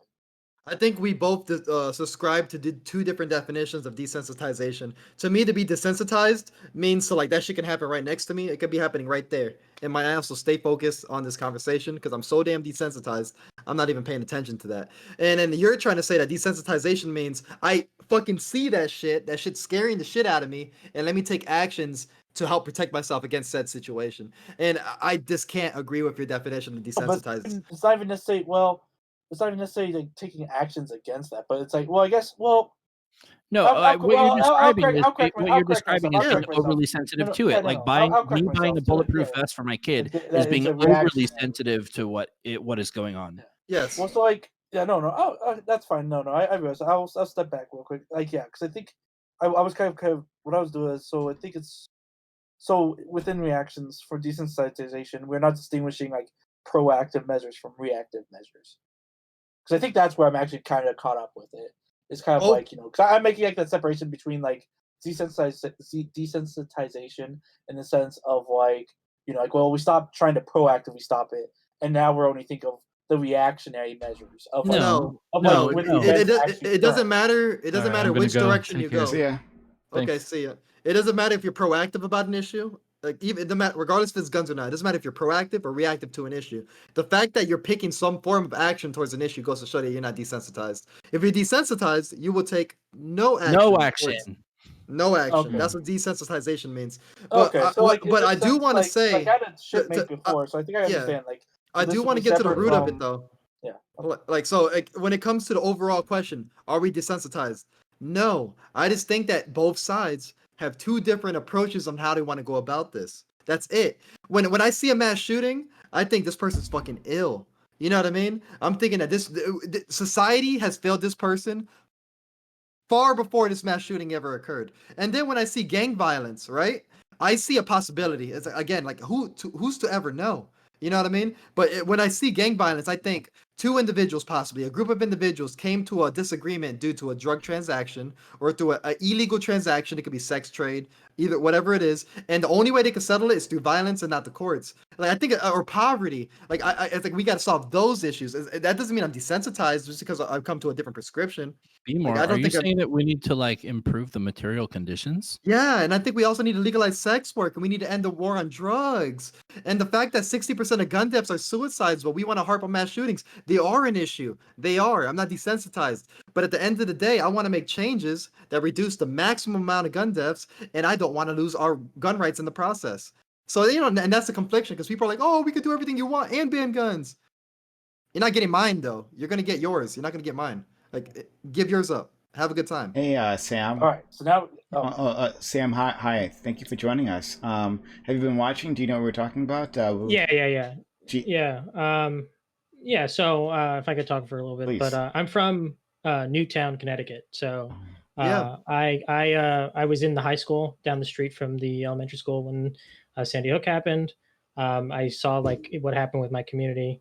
I understand a lot of what you're saying, and I agree with a lot what you're saying. And I know there's a lot of people in Newtown that agree with you because we are kind of like a more a rural area. So there are still a lot of people here who participate in gun culture and stuff, and things like that. And I knew people who were personally affected who owned guns and went to the gun range and stuff like that. And they're not always there. And like again, personally with the Newtown one, I know that the shooter had a lot of problems that the state around him failed him. He had a lot of mental problems. His mother couldn't pay for like the care that he needed, and like he had went to psychiatrists and they said he needs like 24-hour surveillance care because he's just not, he can't. And like she couldn't afford it. She was a teacher. She couldn't afford it. Like we just don't have the facilities to deal with some of these problems because we don't care. Something that happened that I know my family talked about a lot is that it takes a village to raise a person, right? So when somebody does something like that, it's not just that one person failure; it's the village failed that person, in Yes. some way. Absolutely. And by the way, Connecticut is my home state also. I'm not from your Yeah. town. I'm not from your city. So I can't relate when it comes to that. But I was in Orlando during the Pulse shooting, and I had coworkers that I sent home because they were directly affected, lived near it, and it was like a very emotional time for a lot of people. Yeah. But at the same time I didn't live in, so it is rough. It is crazy. But I just don't like I'm not, you're not saying this, but when other people say this, it's like oh, I'm a gun supporter. I support the rights of people to own firearms, and that does in no way, shape, or form does that mean I'm desensitized, that I don't have a course of action, or I don't have ideas on how to reduce both mass shootings, neighborhood shootings. That doesn't mean that, and people automatically assume that just because I don't trust authoritarian police officers to lock down communities and tell us, give us all your fucking guns and trust us. Of all fucking times, it was not too long ago when I watched the cop kneel on a black man's neck, and we're still having the debate whether or not it was murder. Like, this ain't the time. This ain't the fucking time. And I just have to double down, and I just have to beat it in people's heads. Ban guns. You're not getting mine, though. Like you're not gonna get mine. You're not getting Samantha's guns. You're not gonna get ours. Like, who the fuck are you scared of? The fear goes both ways. Like, it's like if people say, well, gun owners, you guys have guns because you're scared. Like, stop saying that because you want to ban guns because you're scared. Like, either everybody's scared or nobody's scared. And I that's do the have op- guns because I'm scared. I'll fucking admit it. I have guns because I'm scared to fucking go to the bathroom as a trans woman. I have guns because I'm scared. I've told this story once on a fucking panel. I'll tell it again. Tiberius has heard it. I was gonna go to the fucking Gilroy Garlic Festival with my brother's family. And if anybody knows what happened to the fucking Gilroy Garlic Festival, especially as me and my brother, right? Where a dude went out there, and this is not a fucking mental health problem. He went out there to fucking kill fucking mixed race Mexicans like me and my fucking brother. He wanted to fucking kill mestizos and shit. Okay. And he went out there and he fucking killed a bunch of people, shot a bunch of people, and fucking died for it. Thank fucking God. But like, so that way he couldn't hurt anybody else. But like, I had to sit there and I stayed home that fucking day, and I saw that shit on the fucking news waiting for a fucking call from my brother and my brother's fucking wife and their kid. Like, so yeah, I'm scared, and I'll have fucking guns because I know if I was fucking there, I'd have been running right at that motherfucker because that is some bullshit. Now, like what a lot of people are missing the fucking point here, which you brought up, Sam, which be more, I've fucking said, Tiberius, I've fucking said, the one biggest change we can make to fucking gun violence in this fucking country is fucking free fucking access to mental health care for fucking everyone, everybody, motherfucker at all in times. this country. Don't care if they're from here. Don't care if they're naturalized. Don't care if they're fucking illegal. Don't care if they're in the confines of our borders. They need free access to mental health care at will. And that will help stop a lot of the gun violence. That will help stop a lot of fucking suicides. That will help stop a lot of these fucking young kids from fucking getting all butthurt by some like Becky that rejected them at school and then wanted to go shoot up a fucking sorority. That'll stop a bunch of these fucking problems from happening, or at least mitigate a lot of the damage so that it won't turn into that. If it stops fucking 5 of these incidents from happening a year, that's a big enough fucking change for me, and that's worth the cost of whatever the fuck it costs. And it won't be That overnight. is the biggest change we need. Yeah, and it won't be overnight because it's going to take time for people to trust the system and want to go seek help. And we got to change the culture of on mental illness. Like right now, we live in a system where, like, when somebody suffers from mental illness, we want to ban. We want to, oh, you can't have a gun because you're mentally ill, or like, oh, you're a sick person. No, at the end of the day, we all, every last one of us here, everybody in this panel, everybody in chat, at one point suffered from mental illness. It's a sickness. It's like catching a cold. But the only difference is being able to seek help and get treatment. That's it. So okay, so is your problem more that like people use? Is your problem more maybe that people just use the term mental illness, right? Like as a blanket term, like, oh, we have to deal with mental illness, then those people who are deemed quote unquote mentally ill can't have a gun? Or is it that, or like, would you rather it be like, well, people who have a specific diagnosis, right, that says that you can't handle, that would be best for you not to be able to handle weapons, right? Like that, would you rather us be more specific about it, right? Because for instance, in terms of like, there are many disabilities, right? There are people who are blind, and so we wouldn't, they can't drive cars, right? But we don't say all disabled people can't drive cars, because there are people who can't use their legs, but they can drive a car, right? So is that what you're basically, maybe, is that really your problem? Basically, what I'm trying to say, to narrow it down, is I don't want us to fall in the trap of weaponizing mental health. But what I mean by that, to be even more specific, is that I've seen specific legislation that simply stated that if you're taking Xanax, you're barred from having a gun. Or if you had a history of mental illness, you can't have a gun. Either you need to be extremely specific, or you need to understand science and understand that every last person in America has suffered from mental illness within their lifetimes, and people bounce back. You know what I mean? It's just like, in my opinion, it's just like having the flu, just like having a cold. Some people, it's prolonged for an extended periods of time. But overall, everybody goes through a moment in time where they're down and out. And just because you go out to seek help, you shouldn't be on a registry for that. That to me, that's a violation of HIPAA rights. That's a violation of just basic dignity.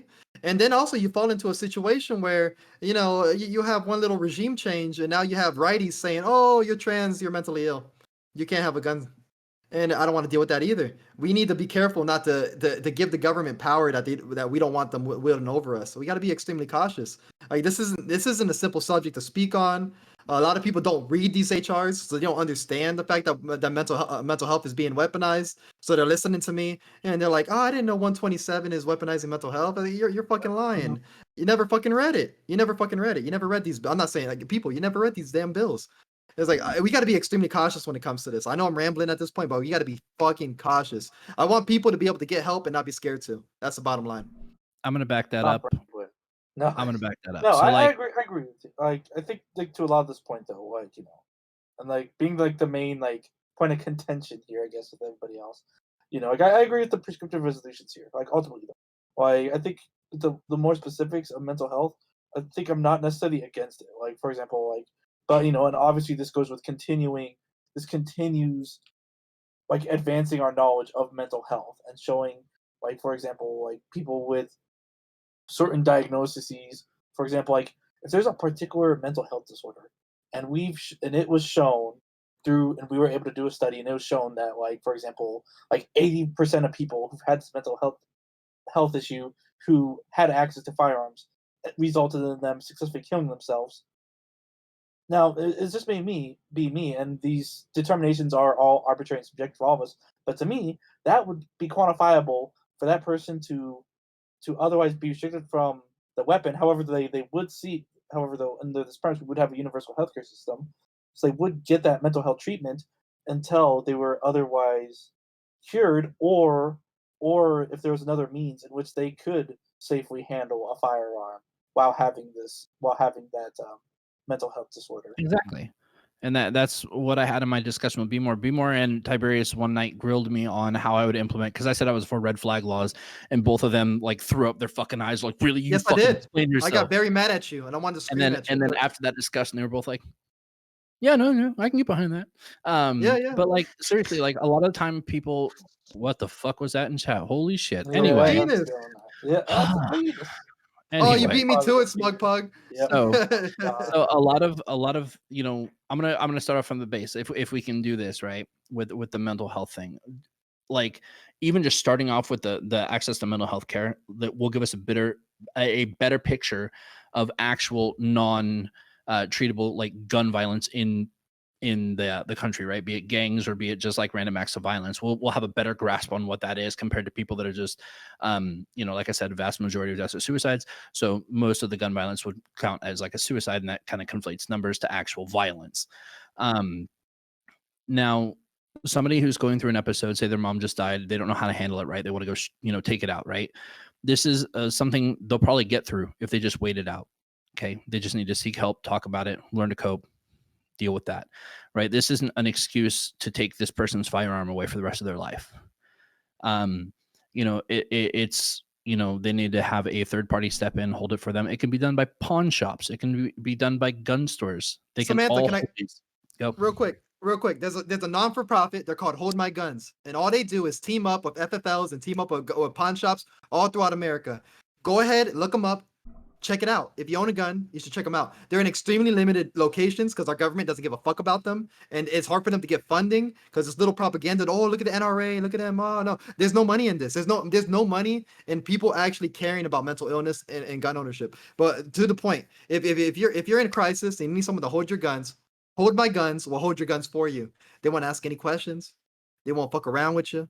They'll just take your name and phone number. And when you come back to them later, you can get your guns later. They'll hold it indefinitely if necessary. I believe this is a gap that needs to be filled. I think it's within the government's best interest to enable to have a system where this pay FFLs like Samantha, Revolt Rise in chat. Pay FFLs, individuals who have the training, who have the credentials, the background checks, the fingerprinting, and the saves and the secured facilities for it to hold guns for anybody in crisis. If you're in crisis, you believe in crisis, or maybe it's not you, maybe it's your kid. Like, oh, my kid's suicidal. I can't have these guns in my house right now. I don't care if they're in a safe. I can't have them in a safe. I just can't have them in my house, period. Hold my guns. Give them up. And when everything's secured, everything's safe, you can get them back. But our government doesn't give a fuck about this shit. You should check them out. They're a non-for-profit, and I think they need to be expanded. And that's it. I'm sorry for cutting you off, Samantha, but that's an extremely good point. Actually, good point. Before I finish my point, before I finish my point, I'm just going to say, anybody in the state of California, if you need a place to store your gun for any reason, I can store up to 17 more. I purchased another Liberty Safe not too long ago, and I can support about 14 to 17 more firearms if you need a break or are going through something issue. Also, if you need somebody to talk to, I'm here. But yeah. FFLs, pawn shops, gun stores, we can all hold these firearms for people when they pass a like a psyche eval type thing, make sure that they're good, steady on their feet, and not a harm to themselves or others. Hey, here you go. You pass a mental health check. You can have it back. You're through your crisis. You can have it back. We shouldn't be dooming people that just have depression that is manageable just because they're diagnosed with depression. We shouldn't deny them the right to defend themselves. We shouldn't, trans was considered a mental illness until the DSM-6. I'm technically a mental illness. Like, I have my right to defend myself taken away, especially in the climate of this country right now, where people want to take away my rights to even use a fucking bathroom or to go into certain places or to just fucking exist in some states. I don't deem that fair. There are so many things that we can demonize. It has to be a case by case thing, and it has to be something that is up for review or up like every 3 months. Have a psych eval, okay? And then you pass that, cool, here's your gun back. Every year you want a firearms license. A lot of us, especially FFLs, we have to go through fucking hoops every year. But you want a firearms license? Cool. Pass a mental health check every year. Basic. Show me that you have a psych eval. And yes, it's unaffordable right now. That's why we need the mental health care system to be accessible and free for everybody. So let's go That'll to solve a lot. let's go to sorry, go ahead. You can go quickly, Yeah, and then so we'll go two to Lorraine. things. When I was at, I went to the University of Wyoming, had a great time, great school. The police had a armory there, so if I needed guns to be held because I couldn't have them in the dorm, the police department will hold them for me. I am an Air Force vet. Every time I went to new bases, the Air Force would hold my guns for me. One aspect about gun violence is that a lot of guns are stolen. Like, let's say you're going on vacation 2 weeks, 3 weeks, 4 weeks, you should be able to take your guns to the local police department and tell them, hey, I'm gonna be on vacation for 4 months. I'll be back. These are the individuals you are allowed to release my guns to, no one else. And the police department should say, cool. And that's it. That's it. Let's go to Lorden, and then Want, who just came in. Go ahead, Lorden. Oh yeah, honestly, you I go. was just here to well, I'm here to talk. Like, I was hoping we'd get to a different subject because I think this is kind of winding down. Like, I think everybody's kind of in agreement here. Yeah. But yeah, like all that information on FFLs and like the storing of firearms if you're going through a mental health crisis, like that's really good and useful information. That's something I had never heard of. That's something that like I like basically like thought was kind of necessary, like, but more from a government side. But if there's private industry that's like providing that, yeah, we should fund that. Like this needs to be They need something that money. people are aware of, like that. Yeah, because I was always of the opinion that like, okay, if you are like actually actively a danger to yourself, you shouldn't have firearms, and they should be like taken from you until you're good, until you're like able to actually like handle it. But if there's a service that can like actually do that, that you can decide for yourself, I mean that's much less controversial, and that's something that we should definitely promote. Let's go with Want. Do you have something you want to add?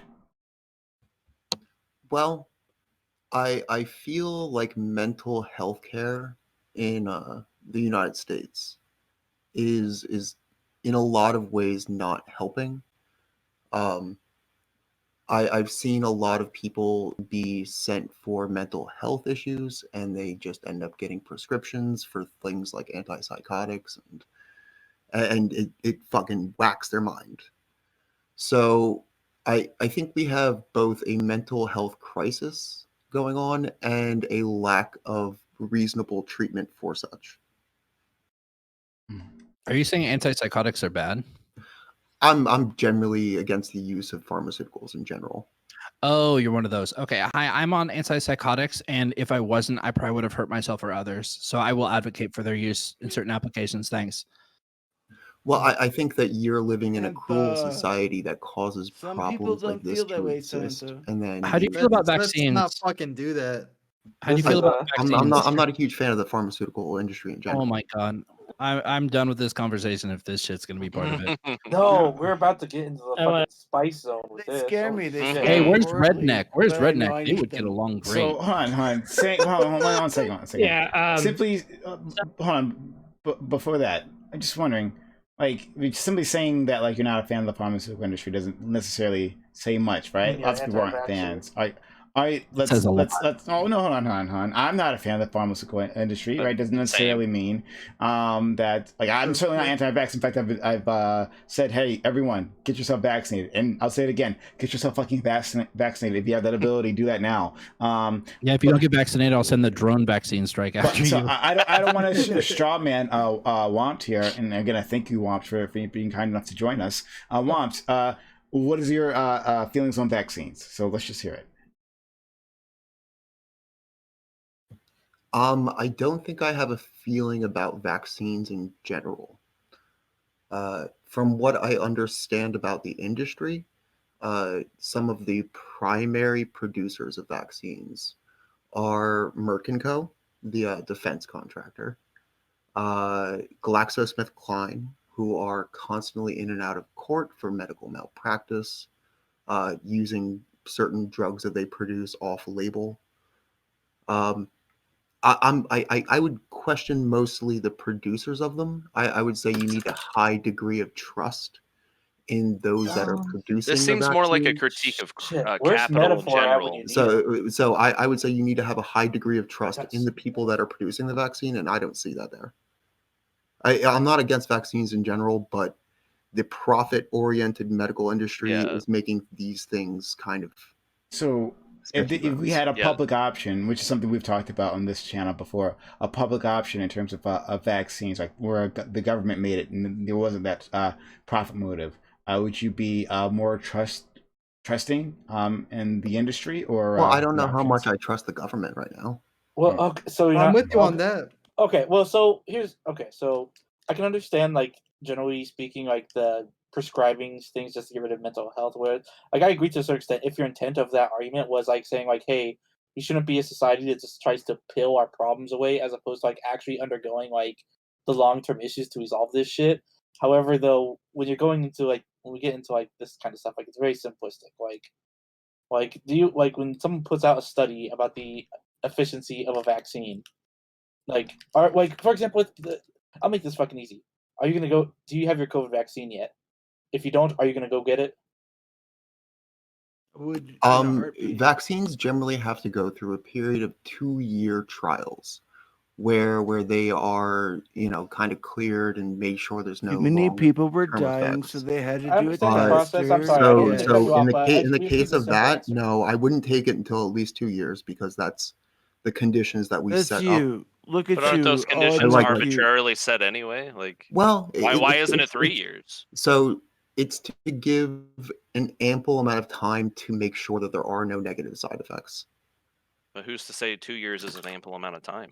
I maybe mean, it the should be Food and 5. Drug It's Administration. just it's Hey, absurd. It's just like But little okay, It's so not if I mean, like, the Like, we have if something the that's FDA killing is other saying it's people. fine after 6 months, then why isn't that Well, fine? If I'm we're not gonna- only I'm using not their gonna take a authority to rushed say it's vaccine. fine, I'm not going to take a rushed vaccine. The fuck no.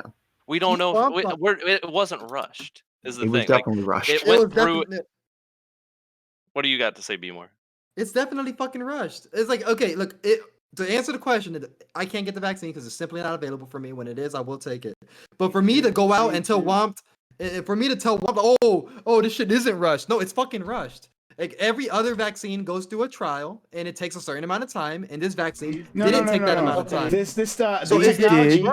the technology behind like the mRNA, like that was already in place, right? So like For like a CRISPR. decade. yeah. So basically they just vaccines still go through a trial period. Vaccines do take there's the long-term effects. The FDA does require a certain amount of time for these vaccines, and they cut the time short for this vaccine. That's not me saying that it's not safe to take. I'm going to take the vaccine. Deregulate a little, like everyone that loves Trump did.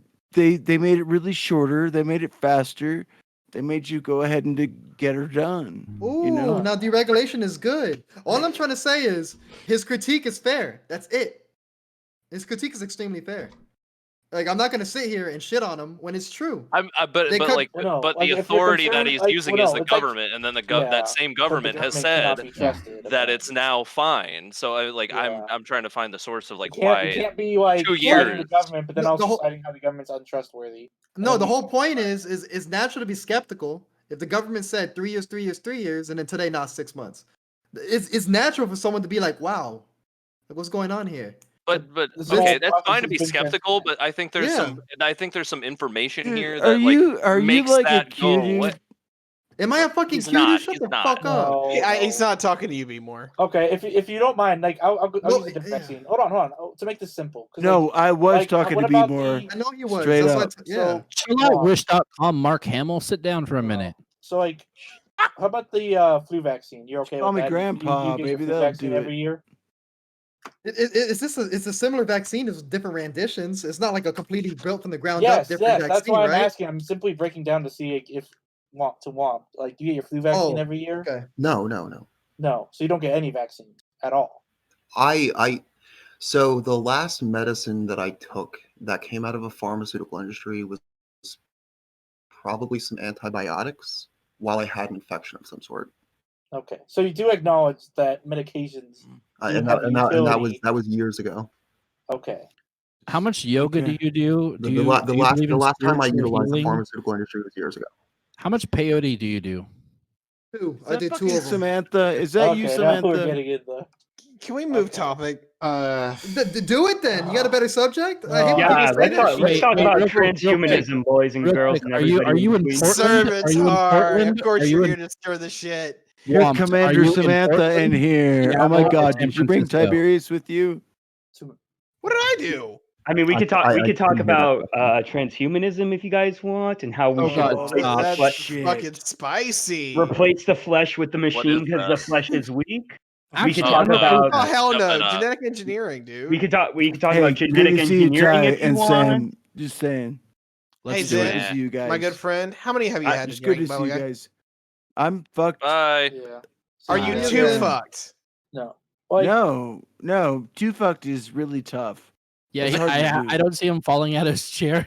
Yeah. Not too fucked. I've seen him more fucked than this. Okay, Alright, he might get there True. soon. Zen, So- Then It's I'm the watching first time that. I've Was that seen you without your B-more? Was that beard. B-more Yeah, it that looks just good. said that? Yeah, man. I've seen you twisted. You've seen me twisted. We've been fucked up many times. I remember that night we thought Zin died. Yo. You know that It's ain't all gonna good, though. happen. I just get all stupid high. I get. Okay, sure. Prime, what do you No, watch? I Yeah. think like this conversation could be really interesting. I DM'd Metaphor. He's someone like if you don't know Metaphor, he's someone who actually works directly within the pharmaceutical industry, like actually in like the He's a production of Fucking it. cop. And so I invited him. And so I think yeah, I'd agree. Get- Like, to see if Felines up. circle back to this when See if Felines I up. already- Metaphor I've is already back. DM'd him. That'll be interesting.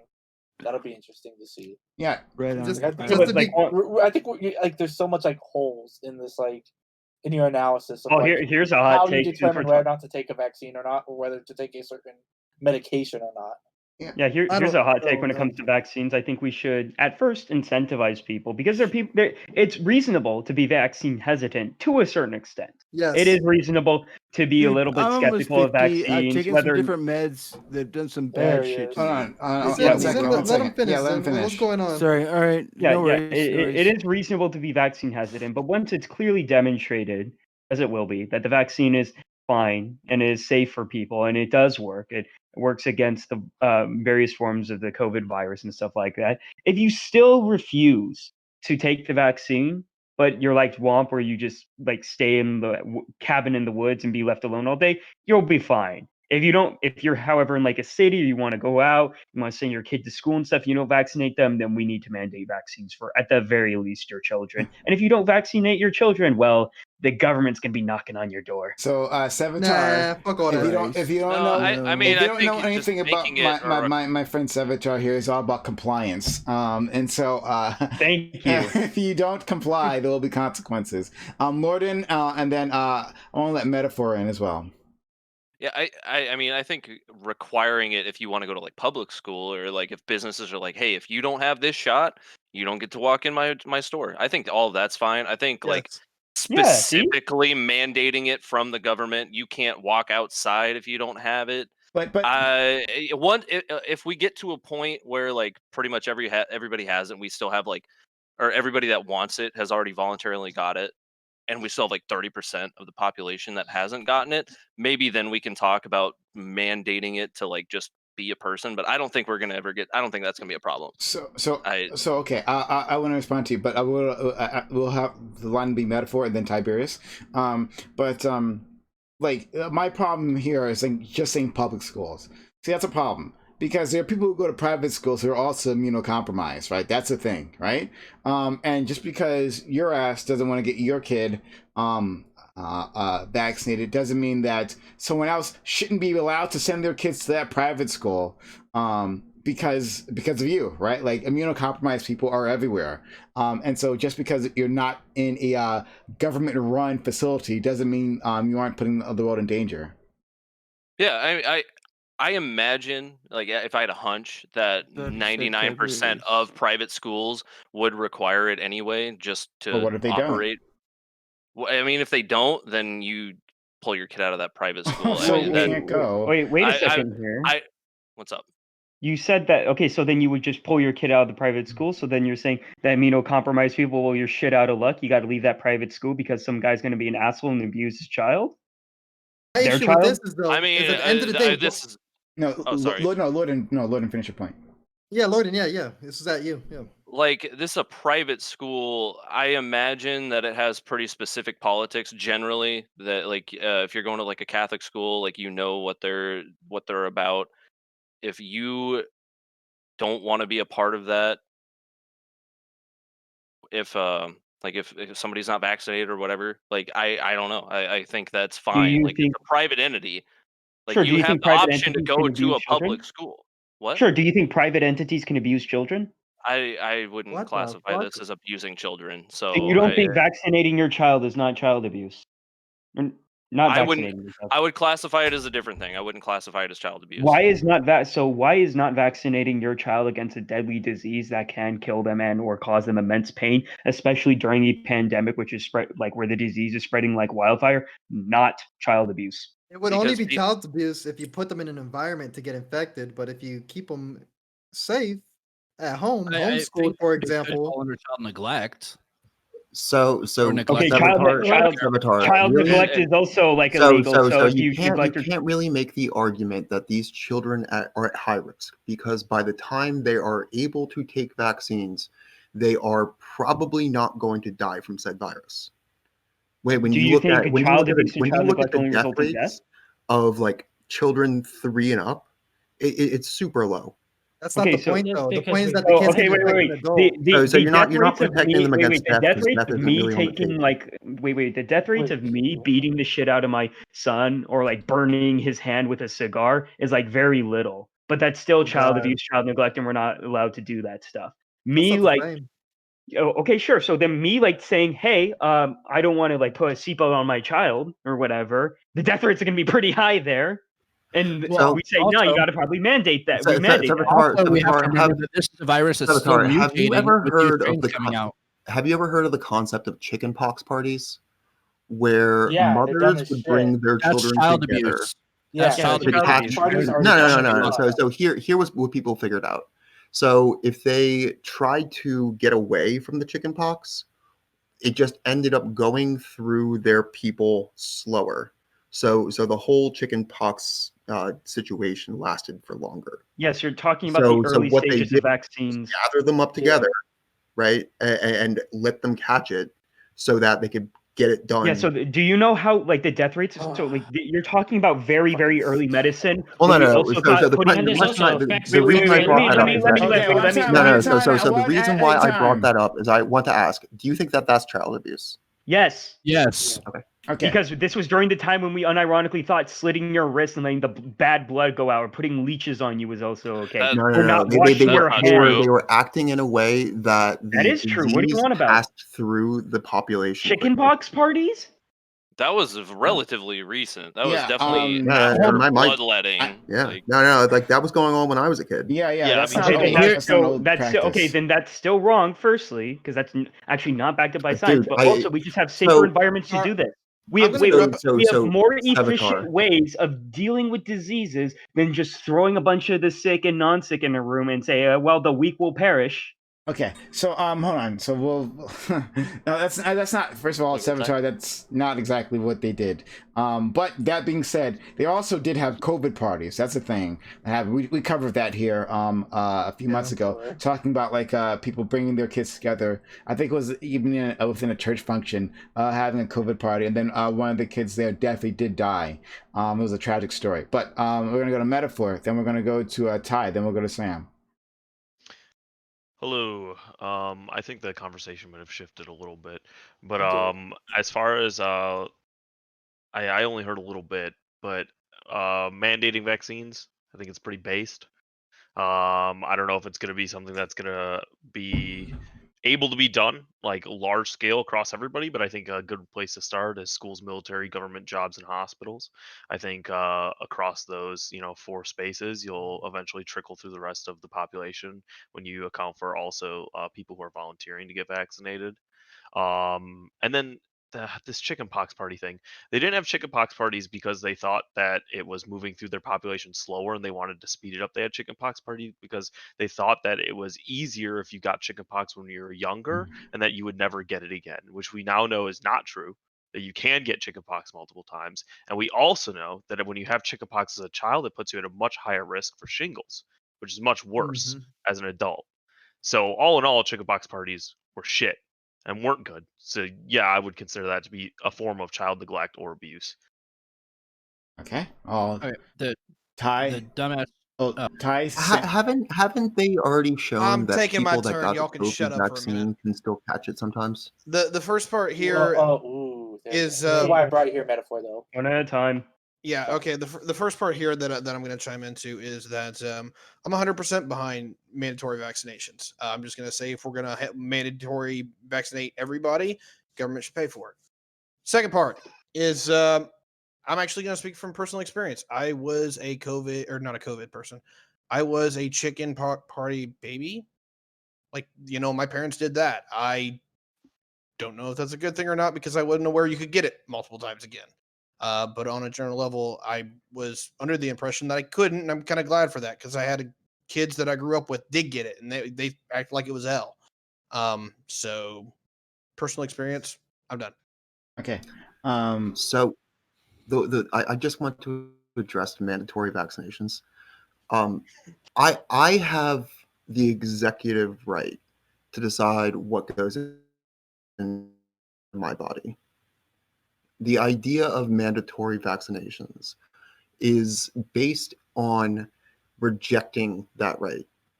So you are in essence like suggesting that something I view fundamental to my existence, my ability to choose what does and does not go into my Yeah, body, but you're wrong.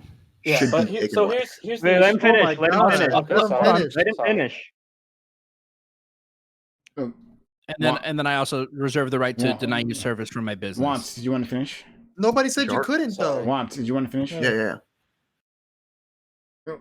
Oh, Was okay, there okay. or was there more? No. I was done. Oh, so Okay. sorry. I All right. think the I'm just saying the idea of mandatory vaccinations goes against something that I understand as a fundamental right of mine to choose what does and does not go into Okay, my body. got Of it. the Got it. first- Great of dude. the- well, You're an no, idiot. that's- Hold on, Smug. Let me go my thing real quick. Real quick. The whole fucking chicken pox and fucking COVID difference on the parties. Chicken pox, you can treat that shit at home primarily. Very few cases have to go to the hospital for severe treatment. COVID, a lot more of the numbers would have to go to the hospital, overflood it, and that's what's going to cause more fucking deaths. And then you have like the people on ventilators. Trust me, we all have a friend in this community who had COVID 3 fucking times already and was in the hospital. Like, this shit is not fucking chicken pox. It's not a skin rash. It's not a fucking little problem. This is a big fucking deal. People like my son who cannot be around this shit because he's got like a fucking nebulizer and breathing problems he's had since birth. People like you are putting him at risk, which is why I'm going to be a violent, vitriolic bitch towards you the entire time you're here.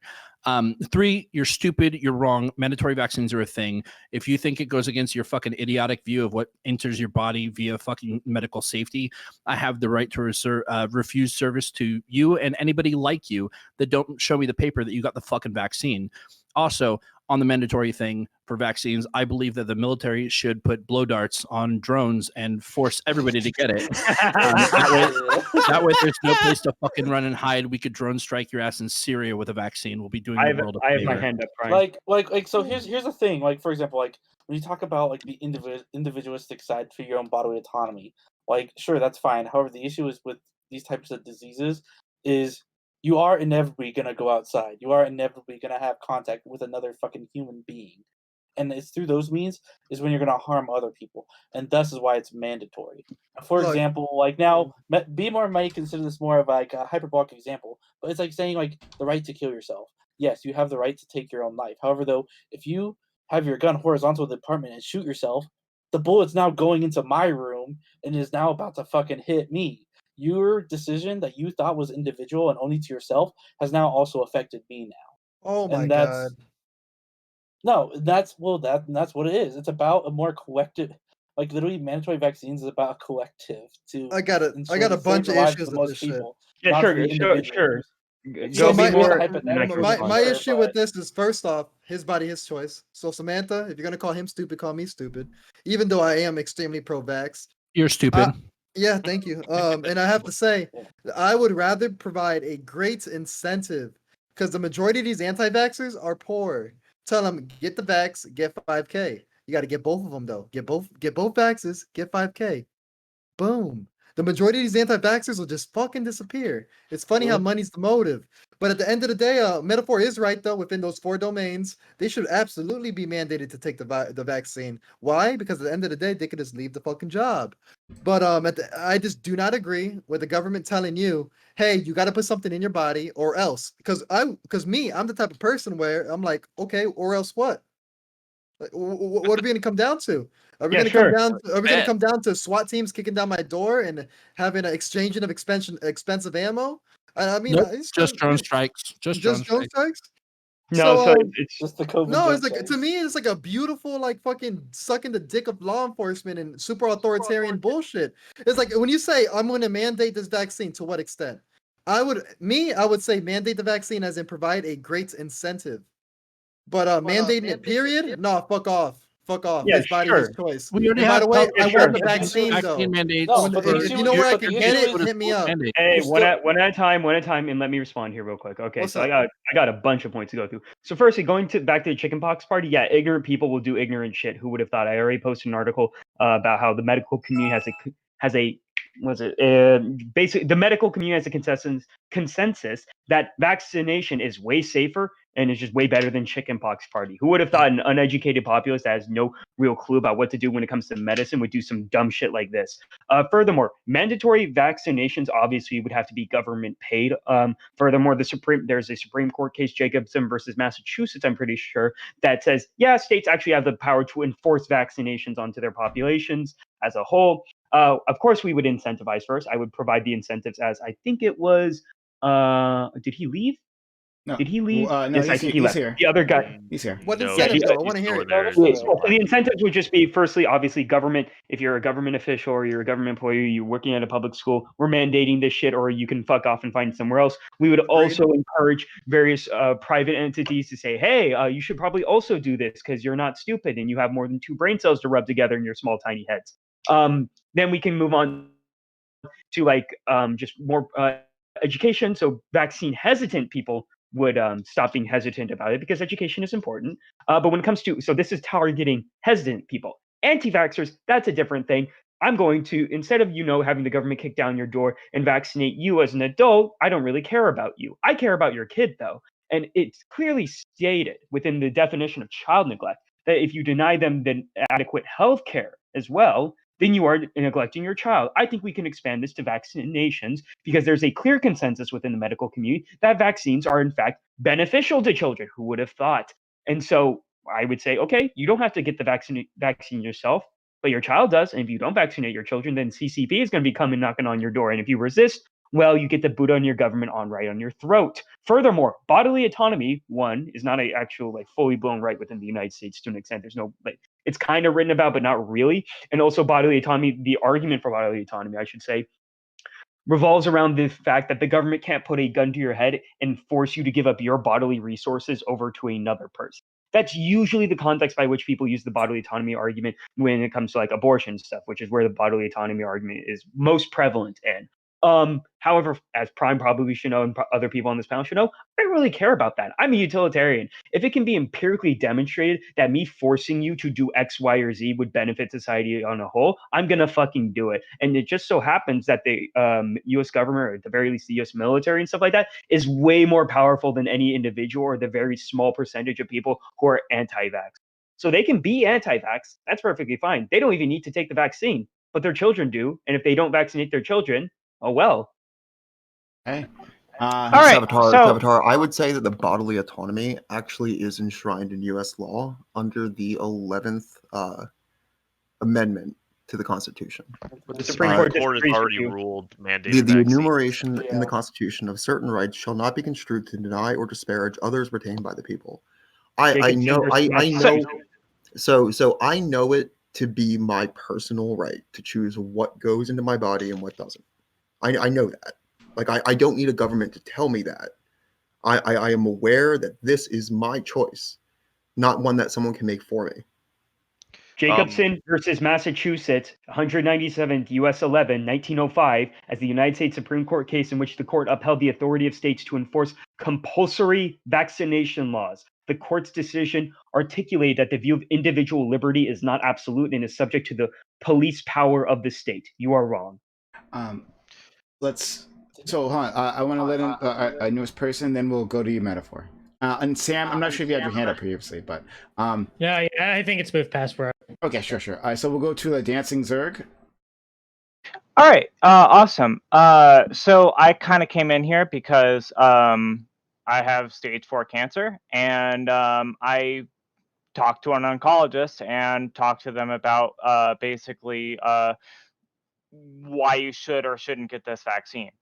They said that they were giving this vaccine to people that were basically receiving current chemotherapy, and that this is a very good thing that these people should get, and that they kind of just blanket recommended it to basically everybody, despite how immunocompromised that they were.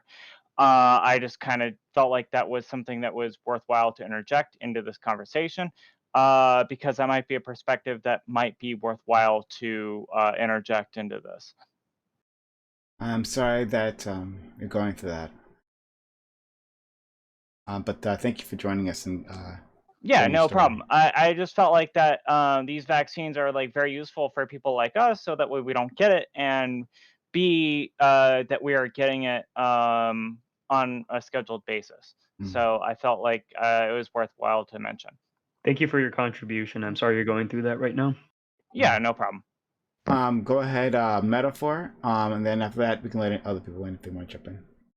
Okay, so as Sevatar's already stated, the Supreme Court has already ruled on mandating vaccines. So enshrined in the Constitution doesn't really matter. Two, your bodily autonomy only goes so far as it doesn't infringe on my bodily autonomy or other people's. Like, your free will cannot harm other people. Okay, you not taking a vaccine and choosing not to give your children vaccines, choosing not to give other people vaccine, directly harms other people. Okay. Anyone else want to jump in on this? And I think effectively though, I heard maybe it was just an offhand comment though, that was mentioned was, well, people get the vaccine and then they still get sick anyway. But the caveat is effectively arguing from like efficacy and efficiency. And the thing is, like, even people who do get the vaccine, for example, get the flu vaccine, like, yeah, we can acknowledge that like the flu vaccine is really only like 50% effective. However, though, it's like having sex. If you're having sex and you don't want to have kids, Sex. You still wear a condom. What's you that? know, even if it was only 50% effective, right? Vice having no protection at all. Like, the point is at least having some form of protection, at least some level of it, vice none at all. And when you are vaccinated and you do catch it, it's tending to show, like in particular, especially with COVID, that the side effects of COVID are far lesser than if you were not vaccinated. Metaphor. I'm curious, right? For people who are immunocompromised, first of all, we're not giving medical advice to anyone here. Isn't this like a different type of vaccine, right? Like at least the first one, the double dose one. Isn't this the mRNA a different type of vaccine?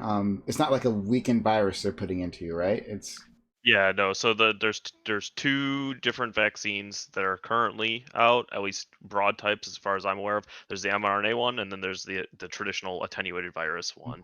So the mRNA one is like old technology, but it hasn't really been used for a vaccine that I know of. This is the first like functional vaccine. Most of that was due to like lack of funding, and because of like the COVID funding rollouts from the government that allowed us to kind of get all these vaccines out so quickly.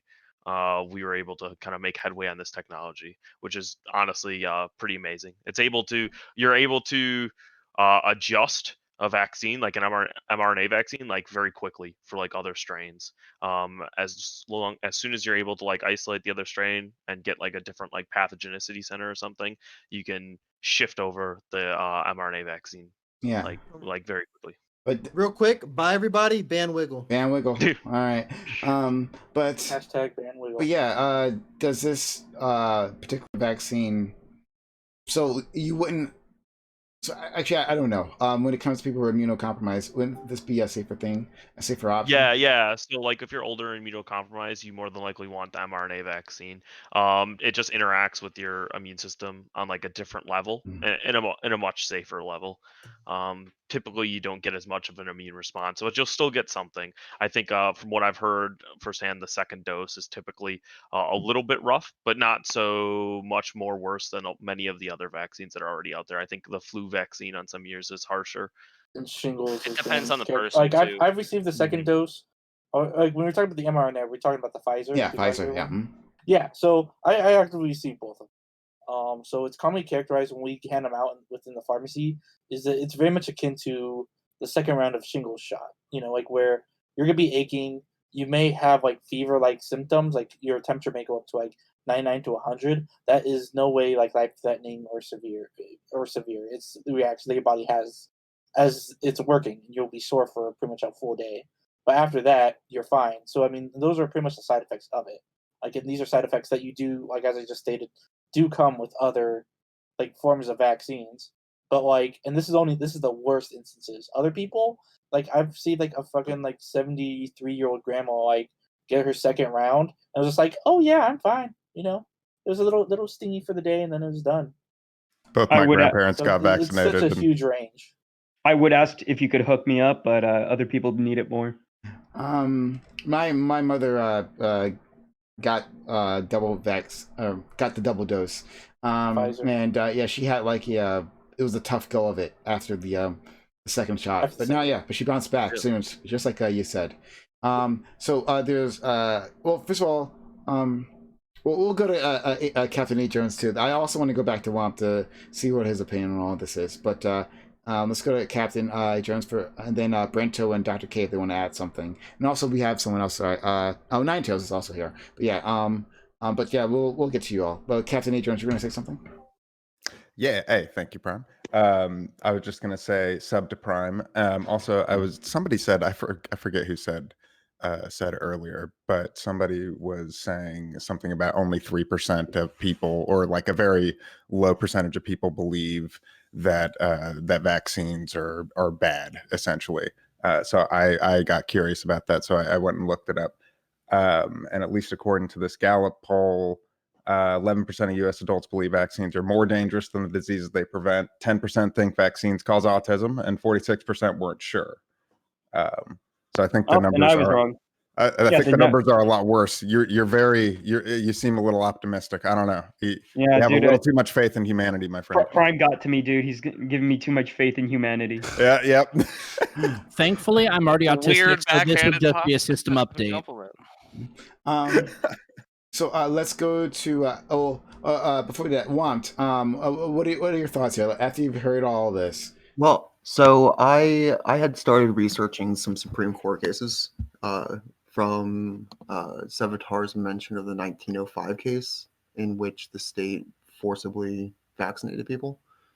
I was reading about another case in McFall versus Shrimp, where Judge Flaherty stated that Shrimp's position was morally indefensible, but simultaneously refused to force Shrimp to. The case was about him being forced to donate his bone marrow to a dying patient.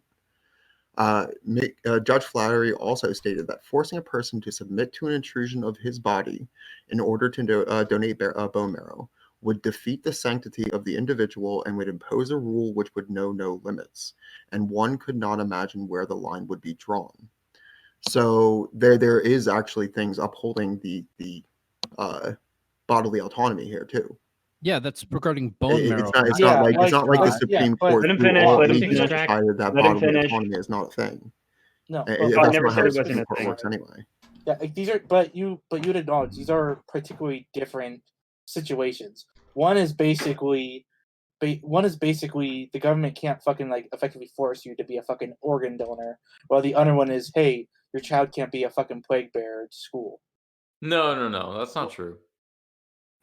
Well, so like So- to respond to So Womp, from so my I added you, Womp. from my perspective, civilization is a plague rat, right? So you're talking about how What does that to mean? make a plague rat healthy. Yeah. Okay. So It's that's the- that's a side So point. when you have sterile urban areas with just humans living in them, they tend to spread disease real bad. Cool. So That's why you get the vaccination. So if there is a disease, it's the way that we live. To respond to you, that causes so I much disease. already added you that this Jacobson versus Massachusetts was upheld in multiple other court cases, such as Zach versus King, Buck versus Bell, and even recently in 2020, they upheld this court case. So this is still, like, as far as we can see, the law of the land, states have the power to say, hey, take the vaccine or else. And to respond Well, to the Supreme Court okay, to respond but to what's law of the land. to respond to Cap Jones, you're right.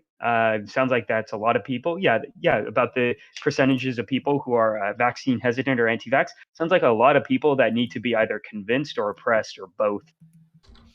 Do you So consider I think yourself you like have a free man or a free fundamental citizen or a private misunderstanding of citizen at how all? the Supreme Court works. The Supreme Court is not the law of the land. They do not legislate. They do not create laws. Their decisions do not create new conditions for the government. They are just they use precedents in determining new cases. However, these precedents are not law.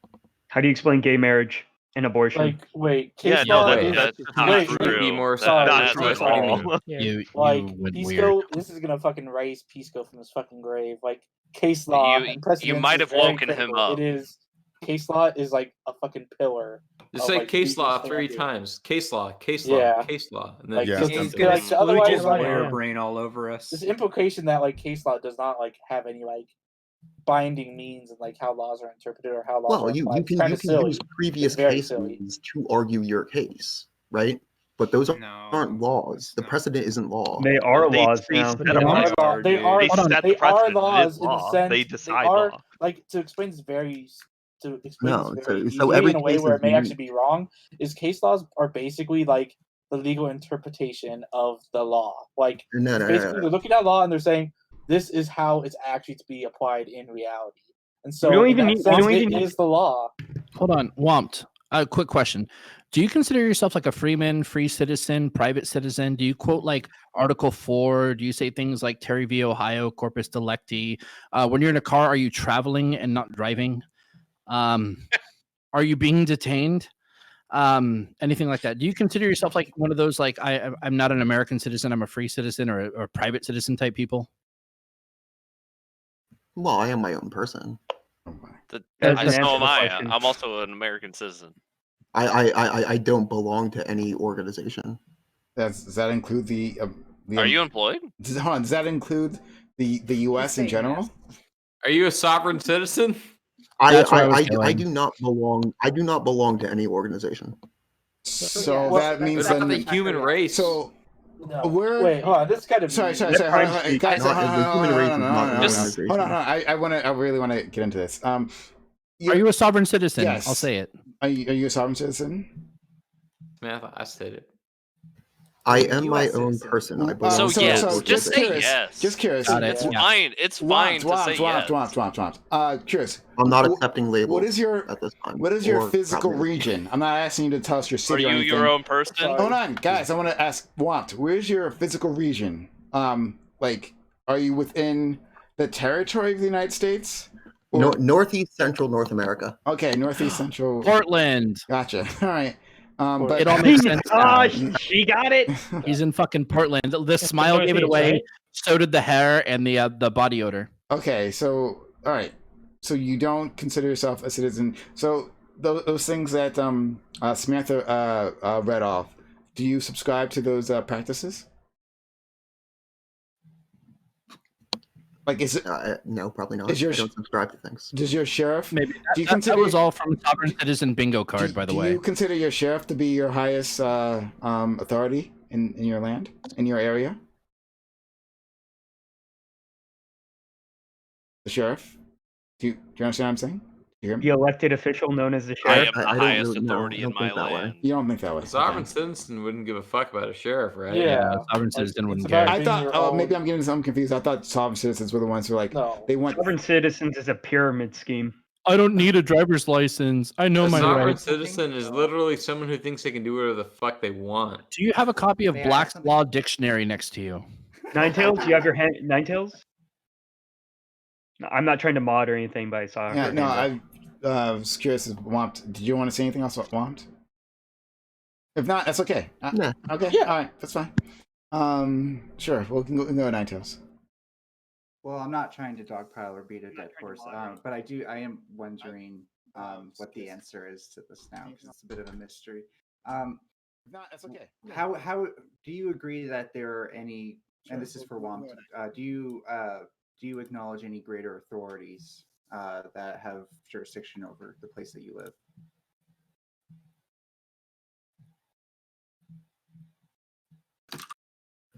So, what would be a greater authority than mankind? I would say the planet and its needs are a greater authority than man and its needs. So, like, Okay. no government can have greater authority than you. No policing body. None of those things. Well, I'm not a huge fan of authority in general. So what do you planet. think? Join the club, dude. On a scale from 1 to Wiz Khalifa, how high are you right now? Are you an anarcho-primitivist? He's drinking his weed. Return to monkey. So No, yeah, I was just wondering how like, say you're going to do business with somebody, how do you codify that agreement that you make, that business agreement? What? So if you're like, say you're doing trade with somebody, another sovereign individual, how do you codify that business agreement? How do you protect yourselves? Is it contractarian? Do you just make contracts, and by making the I contract, you're give bound them to the it? thing that they want, and they give me the thing that I want, and then it's over. There's Okay, no I'll try to lasting get to the point. effects. I'll just So try to were get to you the a point. citizen of Chaz or Chop? No, said- Nine Tails. Finish what you were going to say. Yeah, I should have been more distinct about what I was saying. Are you a contractarian in that you believe that if you sign a contract with somebody, you're now obliged to follow it? No, I'm opposed to using contracts.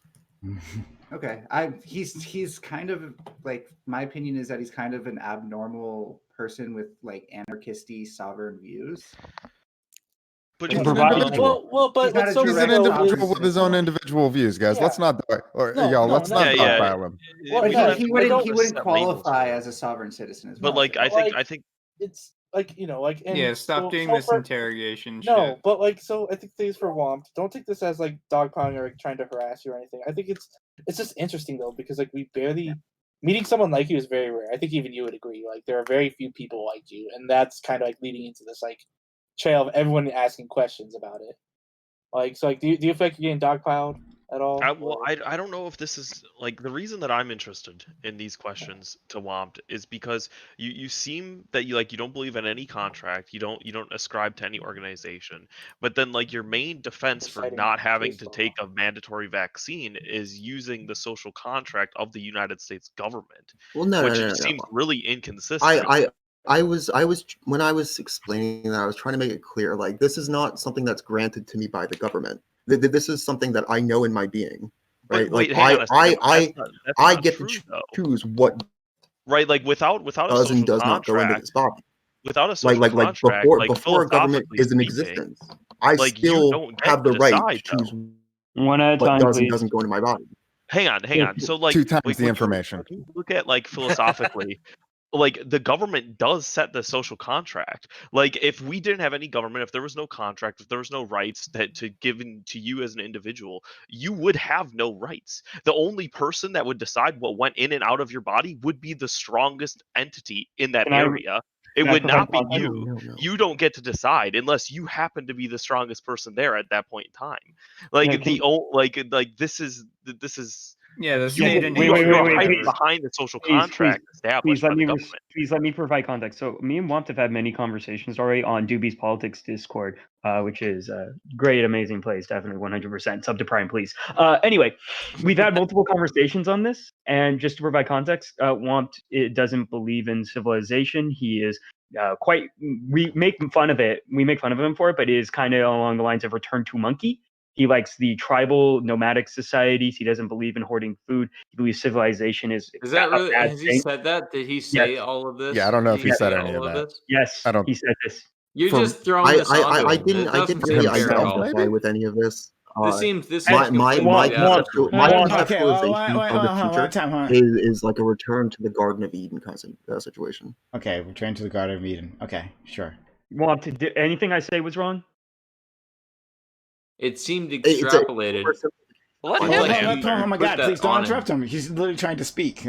So he's trying. He asked a question. Yes, Want to yes, answer. for want. No. So Savitar, I would say you oversimplified my position. Ah, okay, but so I oversimplified it, but I didn't get it necessarily wrong. So please let me ask now. Let me ask my series of questions. Is a summary Do you of an believe article wrong? civilization is like a bad thing? What's that? Do you believe civilization is a bad thing? So civilization. Let me be very clear about what I mean by this. Civilization is anywhere where the food access is conditional. Yes. Do you believe agricultural society is bad? I don't understand what that means. Can you explain? I agree So with what he means, but when let him I go say it's on, conditional, please. I disagree with that go definition. to when you go to a grocery store, right? You don't get to get food unless you give them little pieces of paper. This is a condition that you need to meet to get that food. Otherwise, they will try to arrest you and put you in a cage. Well, can I say something? I think I agree with you. I'm gonna try and say it in how I think you mean it. I'm just asking you to trust me to put your words in different words. Society is a place where survival is conditional. Food is conditional, but so is survival.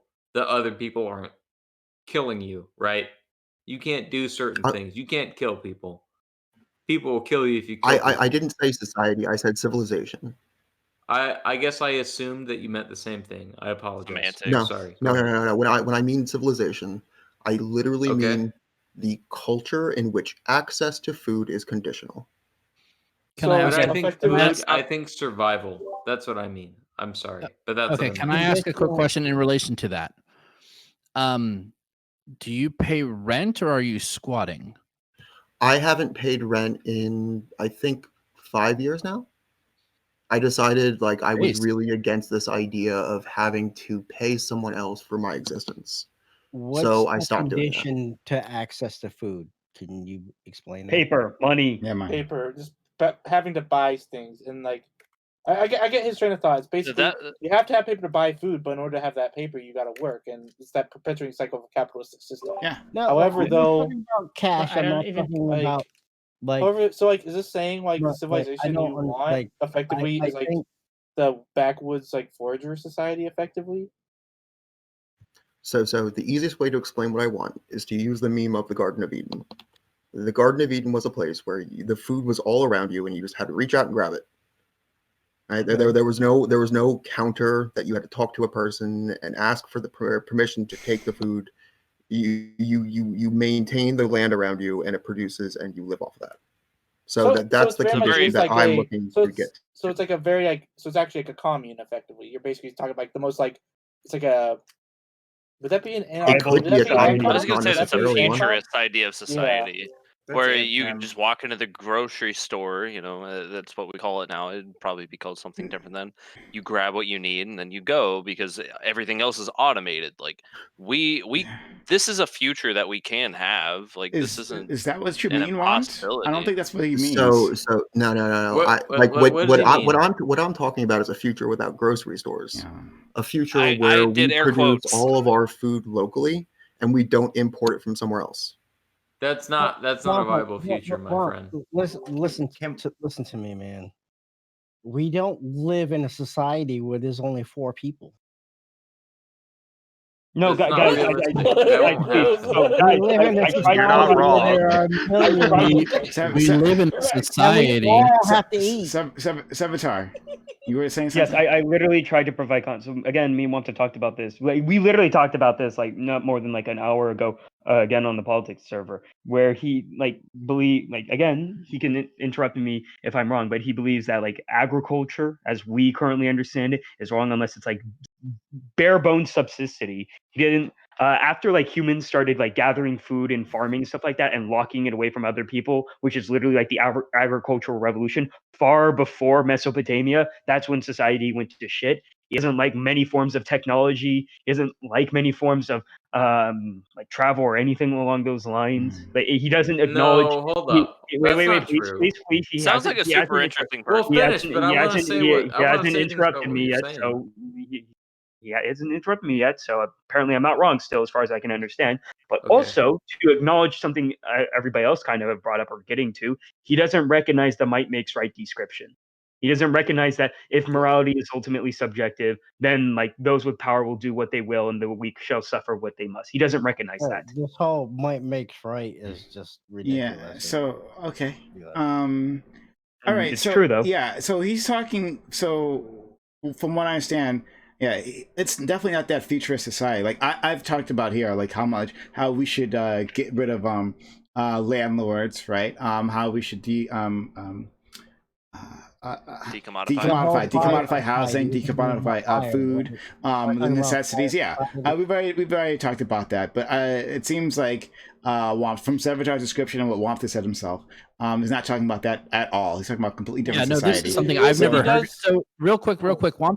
I'm don't take what I'm asking as like an attack. I've literally met or talked to nobody like you in my entire life. You are so fucking interesting. It's really fucking cool. And don't think down on squatting, because I've done it before too. It's based. What I do want to ask real quick. Do you pay for the electricity or internet? Like, or are you finding a way to get that without paying for it? And how do I do it? So for the past couple of years, I have been in a process of reducing my dependence on money in general. So the idea of accepting a recurring cost is something that's unthinkable to me.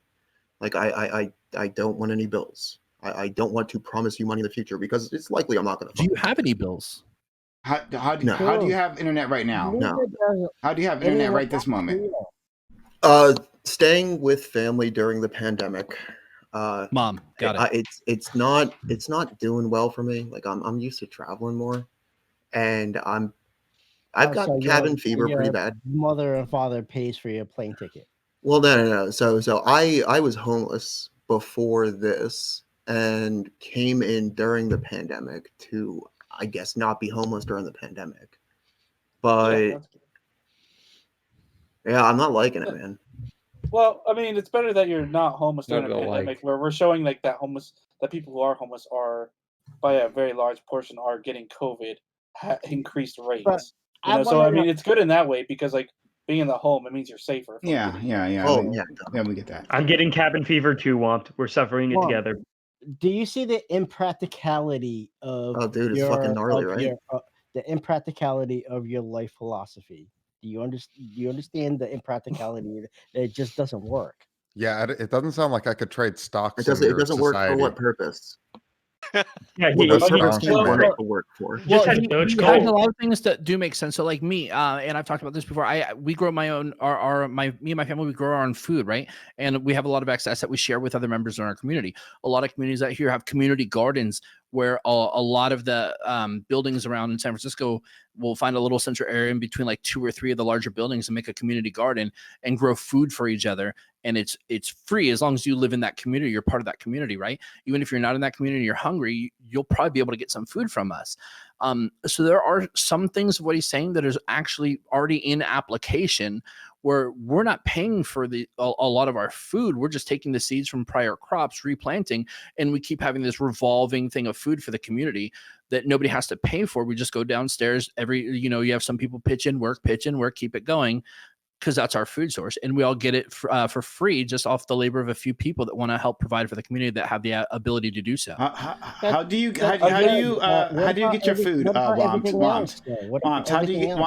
you get your food? Well, right now I'm being helped with that. I've been eating a lot of industrial food, which I'm not happy about. Out of a trash bin. Are you vegan? No, mom and dad. Sorry, I don't want to demean him. His parents help him out. When I'm living closer to my nature, I try to forage as much Forage. Oh Oh no! no! Is my That, food. that, And No. eat the food from there. Like, and that is the best food source I've Sorry. found. You dropped out. You lagged for a second. We didn't get to hear you. Where is that food source? Could you? Sorry. What is that food source?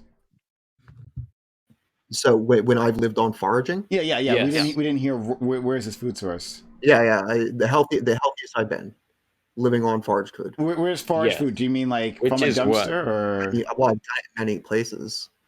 The only place I foraged 100% of my food was when I was on an island, and there was just ample amounts of fruit trees and things growing just everywhere. And But when you were you're hungry, you yeah, just reach out and grab a thing, right? How do you forage in the city? And you can't forage like in New I York City. did that for about 3 months. How do you forage in a city? Well, New York City's not. So I would tell you that New York City is an uninhabitable place because they do not have enough food growing to serve the population. But Yeah, because it's all concrete. That's how cities work. But no, Yeah, they but do. do It's you called a ever soil, have like you it. ever Like- lived in a city? And if you did, how would you survive there? If you didn't have the support.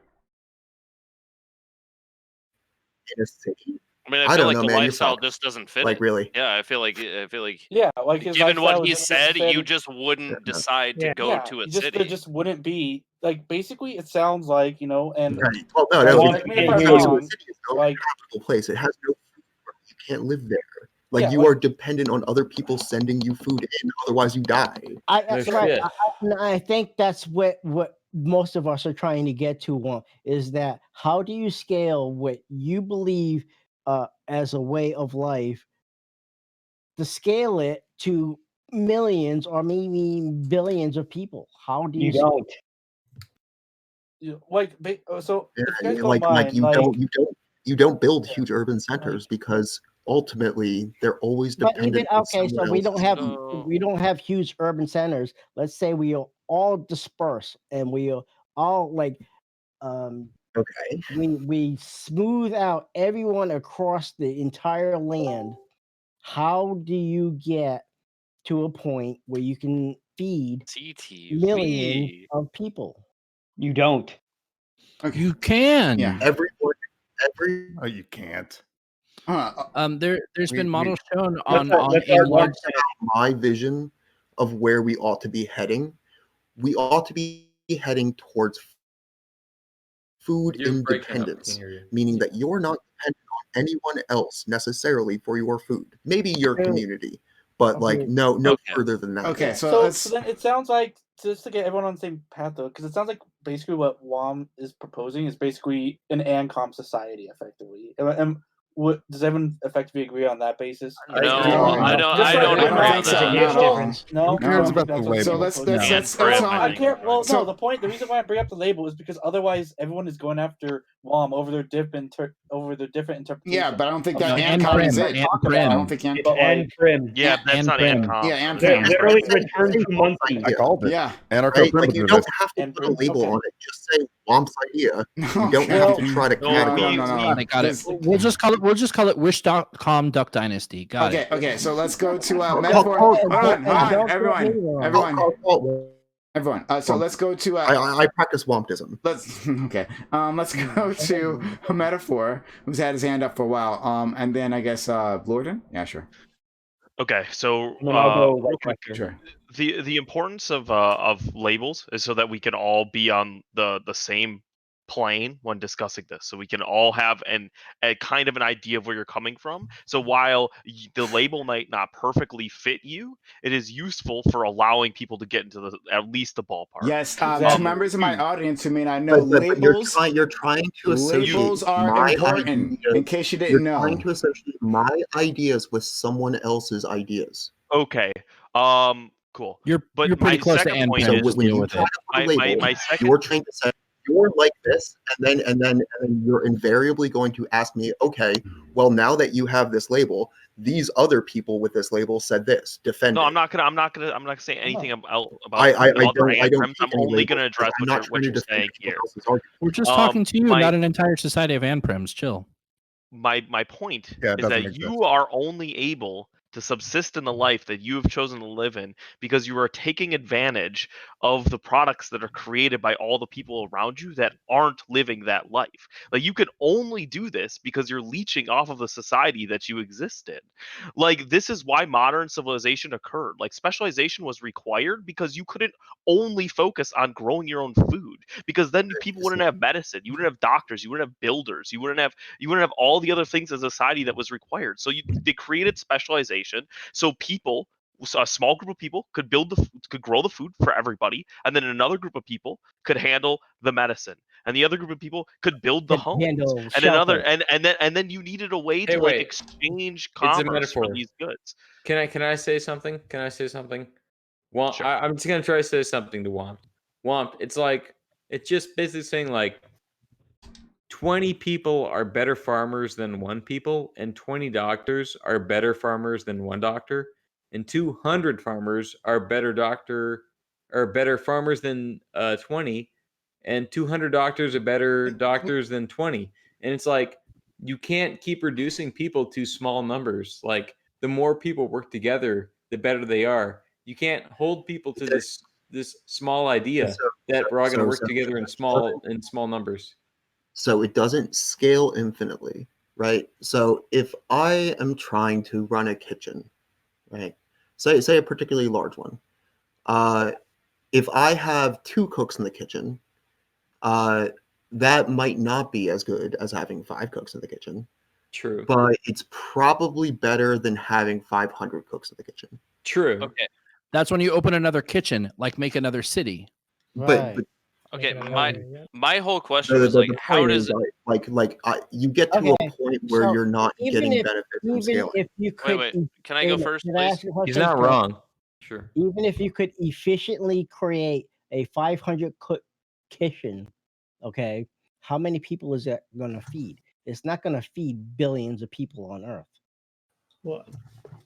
So okay, so I'm gonna. I was just speaking to scalability there. I wasn't trying to talk about Okay, and that's can I go here? Like, Gordon. how do we take your ideas, which I mean, I don't think that your ideas are necessarily like that controversial depending on where you start them, but like we have a starting point that we're at right now.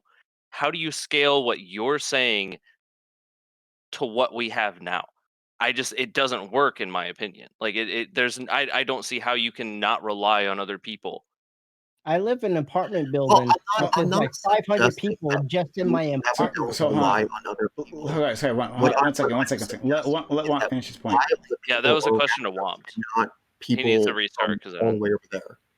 Oh my god, we didn't hear anything because of so many people talking. Womp, try it again. And then we'll move on to other people, like the very annoying CTV. Yes, I see you. I am in no way suggesting that we should not rely on other people.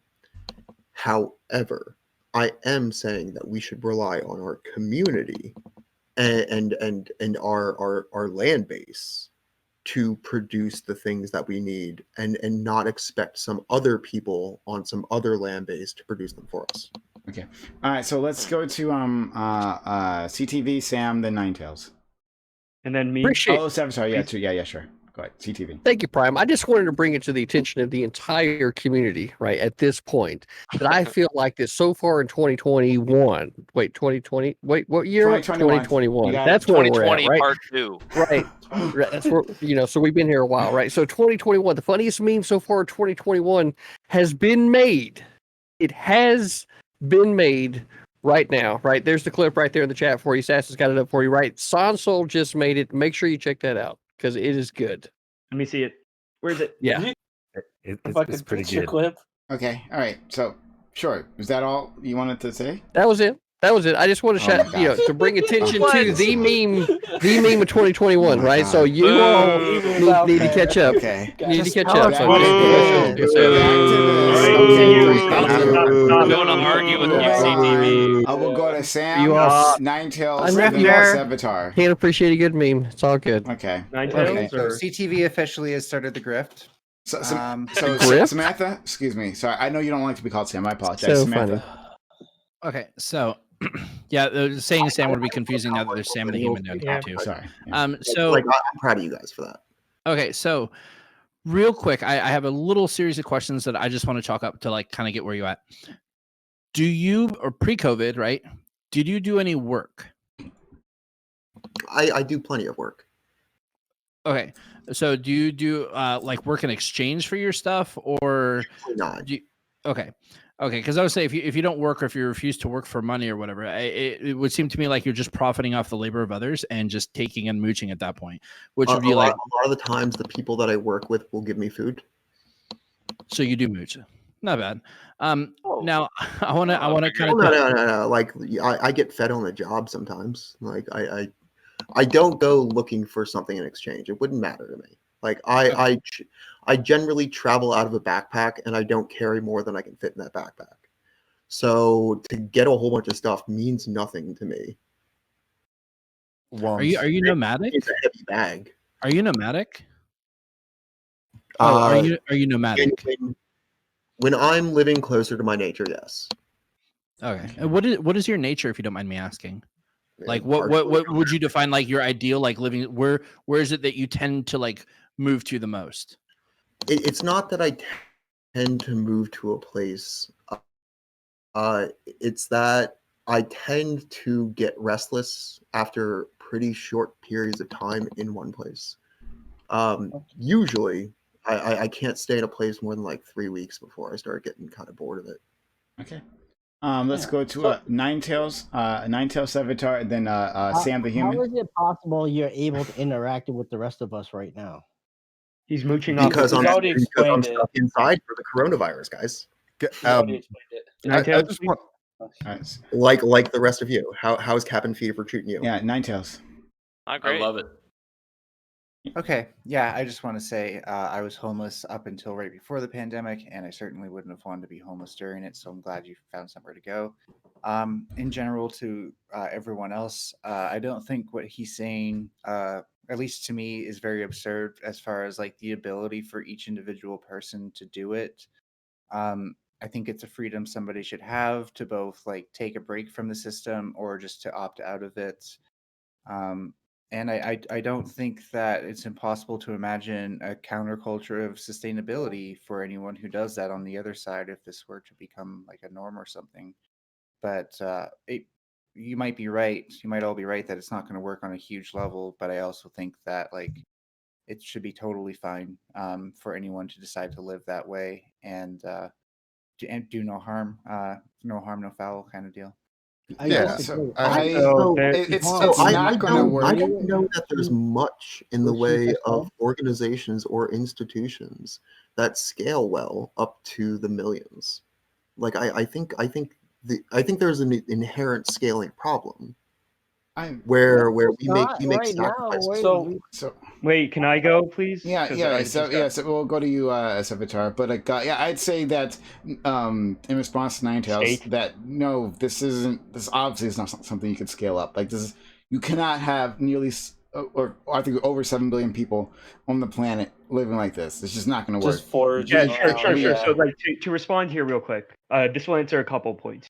So yes, cabin fever, kind of a side point. I promise to get to the main point. Sucks a lot. I want to go out. I want to go out with my friends. I want to go to raves, parties, concerts, clubs, things that consume certain substances, do certain things that I could not do if we had this sort of society. The pleasures and experiences that I can commit now would not exist if like WOMP society existed. Most of my day would be spent on basic survival. Now, his current argument is, dude. Wait, please. Savitar, you know that hunter-gatherers worked less than modern man. You know no, this. That's not true. That's not true. Are you kidding? They were hunting and gathering all day long. They couldn't specialize into art or philosophy or anything like that. Okay, please let me finish because you're just wrong. No, they didn't. They worked a lot. They worked a fuck ton in order to simply survive. Especially going to my second. Go. Keep going. Yeah. So especially when things went bad, if there was like a natural disaster, epidemic, pandemic, or there was a hostile force coming into you, you were fucked. If you did not have any way to do it. If there's like a natural disaster, you're dead. You're starved, you fuck off somewhere else. There was a like winter or something, you're dead. You fuck off or you start somewhere else. Volcano going to like go boom. You're done. I don't going think to that's a go- great wait, wait, wait, argument no, for please, considering let how me we finish, did please this let time me finish, around, though. please let me finish. Yes, because that is what we're doing this time around. When the state system was implemented, or people started civilization, as we say, yes, we still fought each other en masse, but now in modern day, we are far more sustainable. We are far better off than when we were just nothing more than a bunch of hairless apes killing each other with our own kin. Those same Actually, anthropologists. transmission would have been more difficult in those Oh, times. 'Cause sure. we would have It been would have less been a lot dense more difficult. population-wise. Wait. So I've Ninetales, told you this before. I this think you've got a is holy twisted shit. view of So human those nature. same anthropologists that Womp brought up would It's also already to agree calm down a that little Oh, bit. come on, Jeez. come on, hold on. Please let him finish his point. That's part of the problem. Let him finish his point. Servitor. Yeah, so the same anthropologists that Womp brought up would also brought up the really low life expectancy, the lack of art and education, the fact that many diseases still were very prevalent. You died very early from that. That injuries that someone brought up earlier in this panel could not be healed. There are many tribal societies around today where you just have children walking around without limbs or with just broken limbs because people didn't heal them. There was no medicine around here. It's the same shit we had when we were nothing more than a bunch of fucking tribes. That's the issue here. So modern day states where you have millions of people, yeah, there are problems. I'm not going to disagree with that. But we live longer. We're far happier. We have more education, more power, more abilities to do things, more pleasures and more experiences than you could have ever had when we were just nothing more than a bunch of tribes. Okay, go ahead. Sure. So Ninetales, you can respond quickly to that, and then we'll go straight to Sam the Human. Yeah, I don't think that is necessarily true. I think a lot of what you said about things like the fatality rate and stuff like that being lower would be true, but the actual population density and the amount of required interactions we have, like look how many jobs are considered essential now that wouldn't be considered essential then. Pretty sure working in Walmart wasn't like a big thing at that time. So I think that while these things could have been worse in that society, transmission would have been drastically impacted by the fact that we aren't living in high clusters and stuff like that. That's all. Okay, Sam the Human, and then we'll go to Smug.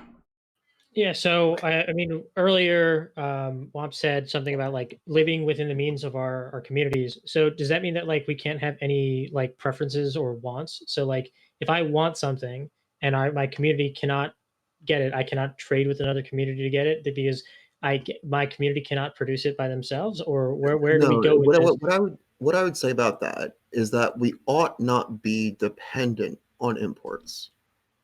But wouldn't me wanting to increase the pleasure I get from a want be a dependency on another culture, another community? So if I want something that I can't get, my community cannot produce. I cannot produce it. My community can't produce it.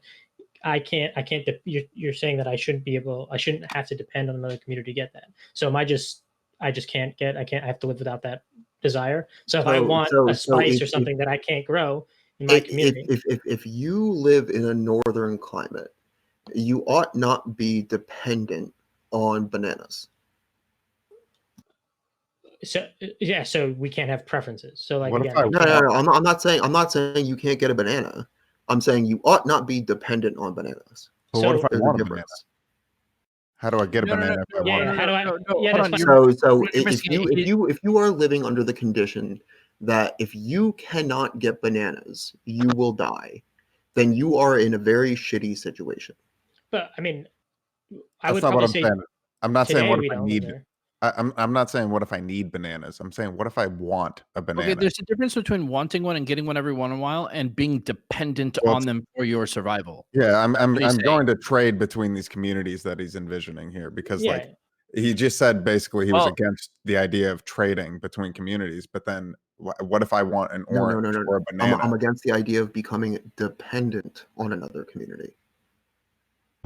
So okay, so there's a lot going on here now. So but like first to Ninetales. So you're citing like less dense populations. However, though, like we're only looking in terms of like food, but like literally we can show like the more people you have within a certain community, the more better off you are likely to be. Because believe it or not, like or groups or organizations and even individuals need more than just fucking farming. I.e., it's like if you're in the fucking zombie apocalypse, you want more people because hey, guess what? This guy might be a fucking doctor. This guy might be a fucking electrician. This guy might be a craftsman. You know, so necessarily like to as a character that's like, oh, it's more spread out, they'll make you more likely to live. that's not necessarily true, because if you're closer together, that could lead to like more information sharing to get these more intellectual and scientific achievements. But in relation to this like trade, like, but so under this privy, then all of these areas, like, so this is literally fucking issues that we had with fucking with Neanderthal tribes and shit like that. With these Neanderthal groups, one of the biggest issues is control the water, control the land. Do you agree with that statement, Womp? What's that? Control the water, control the land. By that I mean to say, you say people shouldn't innately trade. So that means everybody is going to want to group around sources of fresh water, correct? No. You're confusing my words. Let me be very specific. Okay. Do not be dependent on another people's resources. You can be dependent on your own people's resources. You can be dependent on your resources, but don't be dependent on other people's resources. Okay. So what about That doesn't mean that So, you well, can't. hold on, That hold on, doesn't mean that because you can't trade with other people's. That means don't depend on trading with those other peoples for your life. But we acknowledge though that currently there are 7 billion people, and we're all gonna, and like under this notion, like people aren't gonna be all individualistic. You know, there's gonna be some groupings. People are gonna form fucking tribalistic communes at the bare minimum. And the first thing you'll want to do is fucking go to freshwater sources. This is what fucking tribes have done for millennia. You know, and then, however, though, depending on how much land you've got along that waterway, effectively will depend on how much power you have. So my question is effectively, so for example, to make this easy, hypothetical, 4 billion people basically set up their tribal communes to be across, to have access to all the fresh waterways on Earth. So what happens to the other 3 billion people? They necessarily have to trade with these people for that fresh water. What was the That make condition you sense? set up there? So okay, so in this hypothetical, there's the fresh water. You know, like let's make it very fucking easy now. There's only one freshwater lake on Earth. You know, but there's 10 groups of people. However, eight of these groups effectively have claimed the territory along the entire expanse of this Nonsense. freshwater source. Nonsense. You're No, setting up people don't do that. terrible conditions there. Then. How? We literally see this in Well, the modern. so We literally see this. if Wait, if hold on. there We if literally there is see this in the one if modern there day is with the building of a one fucking lake, dam. right? There's one lake. Yes. The most reasonable approach there would be to all share the lake. Obviously. It doesn't belong. It doesn't belong to anyone. That's a nice story, but like that does not jive with like human history and okay, desire of power. May I ask, So- Woms, do you believe that the Like- world is overpopulated? So mankind's pursuit of power leads to most of his suffering. Most. That doesn't answer the question, but I think that it was answers the very question. close. Also, that's also not true, but okay. All right, so let's go to Kobe the Ninetails. Sure. So I think it was Thomas Hobbes who said that the life of the early man was short, brutal, and something else, scary maybe. That seems to be true.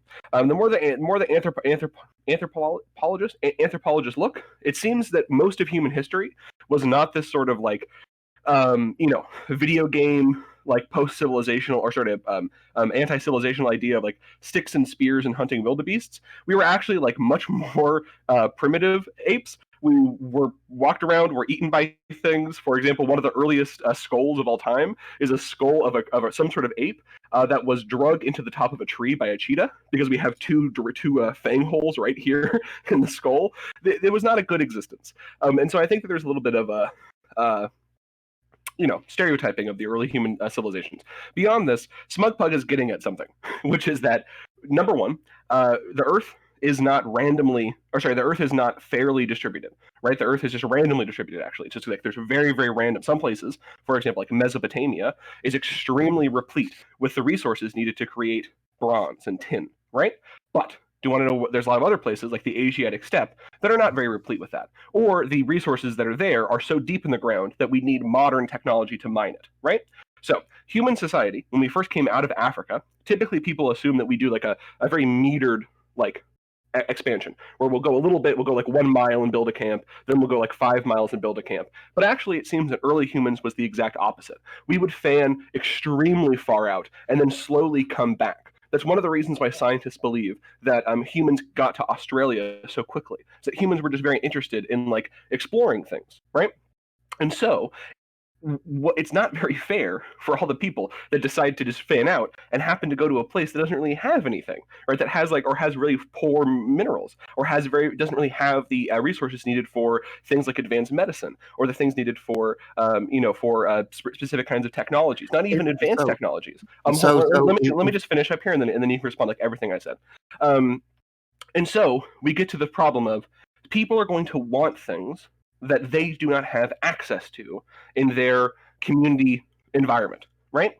And the problem is that we can't actually really achieve this interdependent, or sorry, this sort of always called autarky in politics, this like resource dependence, right? Because, like I said, the resources that humans need are not equally distributed, right? What if a person decides to set up a camp that happens to be where the wildebeests spend most of their time in their herd, right? Well, that camp now has like a monopoly on the wildebeest meat that everybody else in that community, in that region, that valley or whatever, are going to have to be dependent on, right? So there's this guy called Karl Marx. He wrote a book called Capital, and in Capital Volume 1, he gives the example of two villages. One village at the top of a mountain, and another village at the bottom of a mountain. And he says, well, what if there is some sort of like a drink that you have to produce at the top of the mountain? You need the elevation, right? You have to do that, right? Let's say carbonation or something. I don't know if that's true, but let's just say hypothetically, right? The village at the top of the mountain will always have more access to that beverage just because that's where it's produced. You have to extend labor. You have to move it down the mountain. You have to make a wheelbarrow. You have to cut down trees to make a wheelbarrow, right? So the village at the bottom of the mountain will always not have that drink. But in this example, a drink is not that big of a deal. We're talking about luxuries. But the problem is that there are a whole lot of things that we feel at this need point that that are I'm not being luxuries. held firmly hostage. No, but like Kobe, Oh, no, but like no, no, I think like sorry, but like just a caveat to make this point very simplistic. Now to a real life example is like the dam that's being proposed to be built in Ethiopia. That's literally going to cut off the water supply to the like at least 4 other countries. It's going to cause massive droughts. Yeah, but that's what the you state know, like does. does this no? But like my point is though, like if this was to happen under this other society, there is no prescriptive resolution to otherwise stop it, and Well, it acts as another example of showing what we may otherwise consider. Like basically, there's this flaw of thinking that like we're gonna be in this society where everyone's just magically gonna be okay with sharing their shit, and no one's gonna want to fuck Sorry. over the other one. Can I make one last point? Earth is a post-civilizational Earth, right? In the past, human beings have had our main modern civilizational period for like, I don't know, roughly 10,000 years, give or take, right? If you say agriculture is civilization, depends on where you put the landmark there, say 10, 15,000 or 15,000 years, right? The amount of biodiversity has dropped like 80% or 99% in some regions, right? There just isn't, again, same thing with like there are rivers that don't exist anymore. There are grasslands that have been foraged and pillaged clean, right? We just don't have the earth for the type of society that's being proposed here. And finally, I don't want to hold you hostage, so I'd like to hear your response to this. But also, I don't know, it just seems very unfair for for us to say that people that live in Saudi Arabia are just going to have to live like extremely more brutal lives than people living in much more temperate climates, right? So anyways, go ahead. Can I go after Ninetales, please? So when you gish gallop like that, when you go from topic to topic to topic for a longer period of time, I'm at work and there's a person it becomes very difficult to formulate a response because like which point am I responding to when you made 15? Just respond to one then. Anyone that you want, and just but see the problem with gish galloping I think the main focus of his whole point, regardless of the gish gallop, was that So Kobe literally is not here anymore. So respond to what you want or not, and then we'll just move on. So I have some thoughts on how you might organize in a more natural fashion. It seems like the basic unit of organization could be watersheds. And the reason you would want that is because if anyone is polluting upstream from you on the watershed, they are directly impacting your life. So you would want to be in the same social organization as that person. I think that watersheds make sense as far as basic building blocks. How do you stop them from No, polluting the no, water? no. Dude, You better make your point, or they're gonna fucking eat you alive right now. I'm telling you. How do you? No. How do you stop them from polluting the water?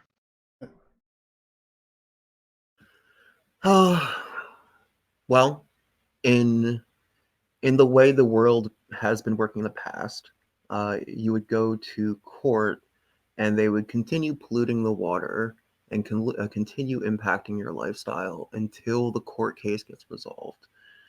In most cases, this won't happen in the way things were, because the companies that do the polluting generally can outspend the people whose lives are being impacted. In your And world, how do no, you no, stop no. them from In the polluting? one that's been.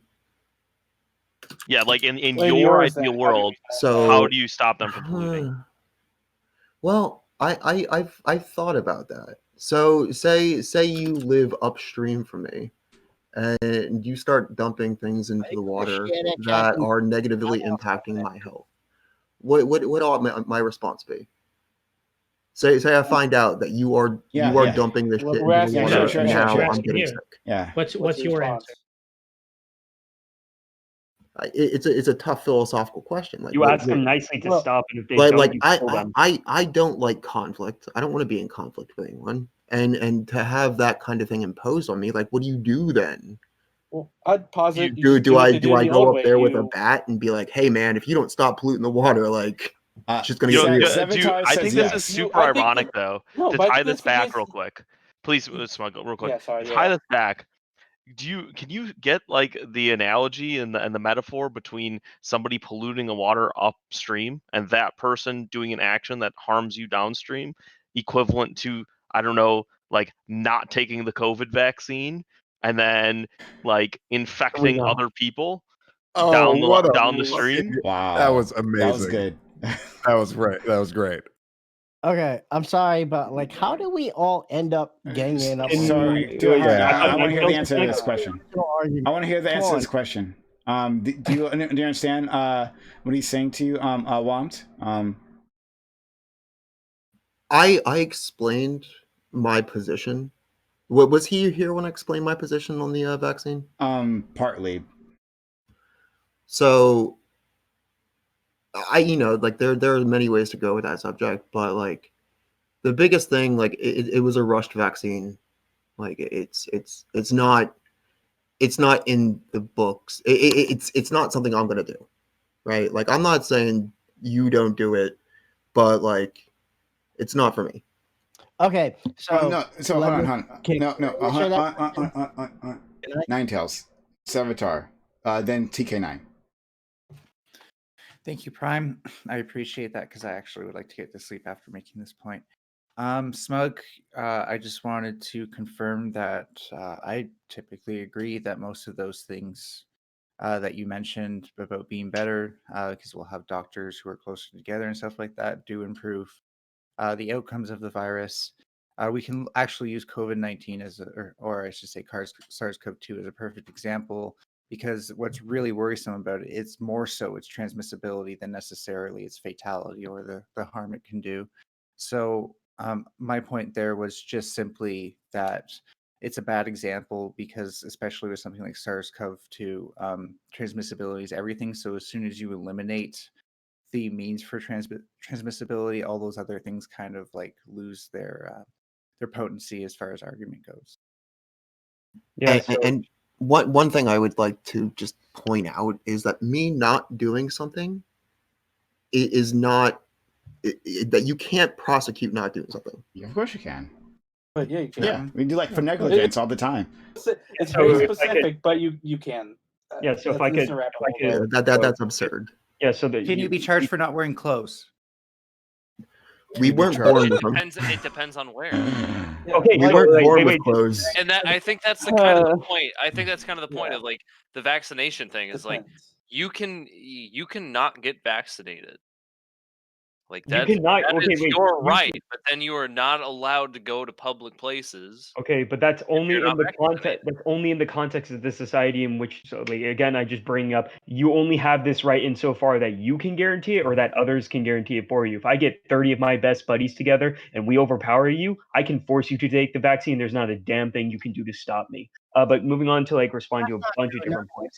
I mean, not the United When it States. comes, yeah, sorry, buddy, but that's just true. The might makes right description is absolutely true. it's not true. Furthermore, when we go into to respond to a couple things, life expectancy, quality of life, education, medicine, art, philosophy, innovation, complex machine, all either could not exist or just are better in our current form of society than in what like WOMP is kind of proposing here. This is just kind of the simple fact of reality. Furthermore, when we have larger populations, which again can only exist with the things we have today, we're going to have bigger outcomes for certain problems. So obviously the pandemic is a great example of this, but however, we do have larger populations such as like Taiwan and many of the other East Asian countries that have dealt with this pandemic in an incredibly effective manner while still maintaining all these things that WOMP would be kind of against. That SWAT of the modern day, I'm sorry, dude, I have a ton of points because there's so much to respond. That swath of the current day population could just not exist under WOMP's view. Many people who are disabled or differently abled, vulnerable people, older people, younger people could just not exist or would just die off or would have much harder lives under WOMP's system. I mean, what was it like? Childbirth is like one of the number one ways women died back during the time that WOMP wants to talk about here. Like before, because again, there's no medicine or anything along those lines.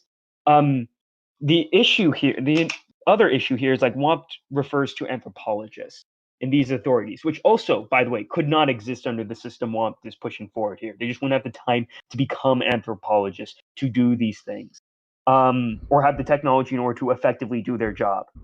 These anthropologists would also recognize, however, humans' tendencies to kill each other over the most minute shit. We will kill each other over the dirt we walk on, ideas that are not even tangible, or some shiny metal, or pretty words in a book. We will kill each other for the most meaningless shit. We will kill each other because I want your shit and there's not a damn thing you can do to stop me. So at the end of the day, and this is Mayor TK9 and I can like disagree here, I believe that the might makes right description is absolutely true. At the end of the day, power is all that matters, and unless you have a way to like demonstrate objective morality and or show me your God, this is just the reality of the situation we live in.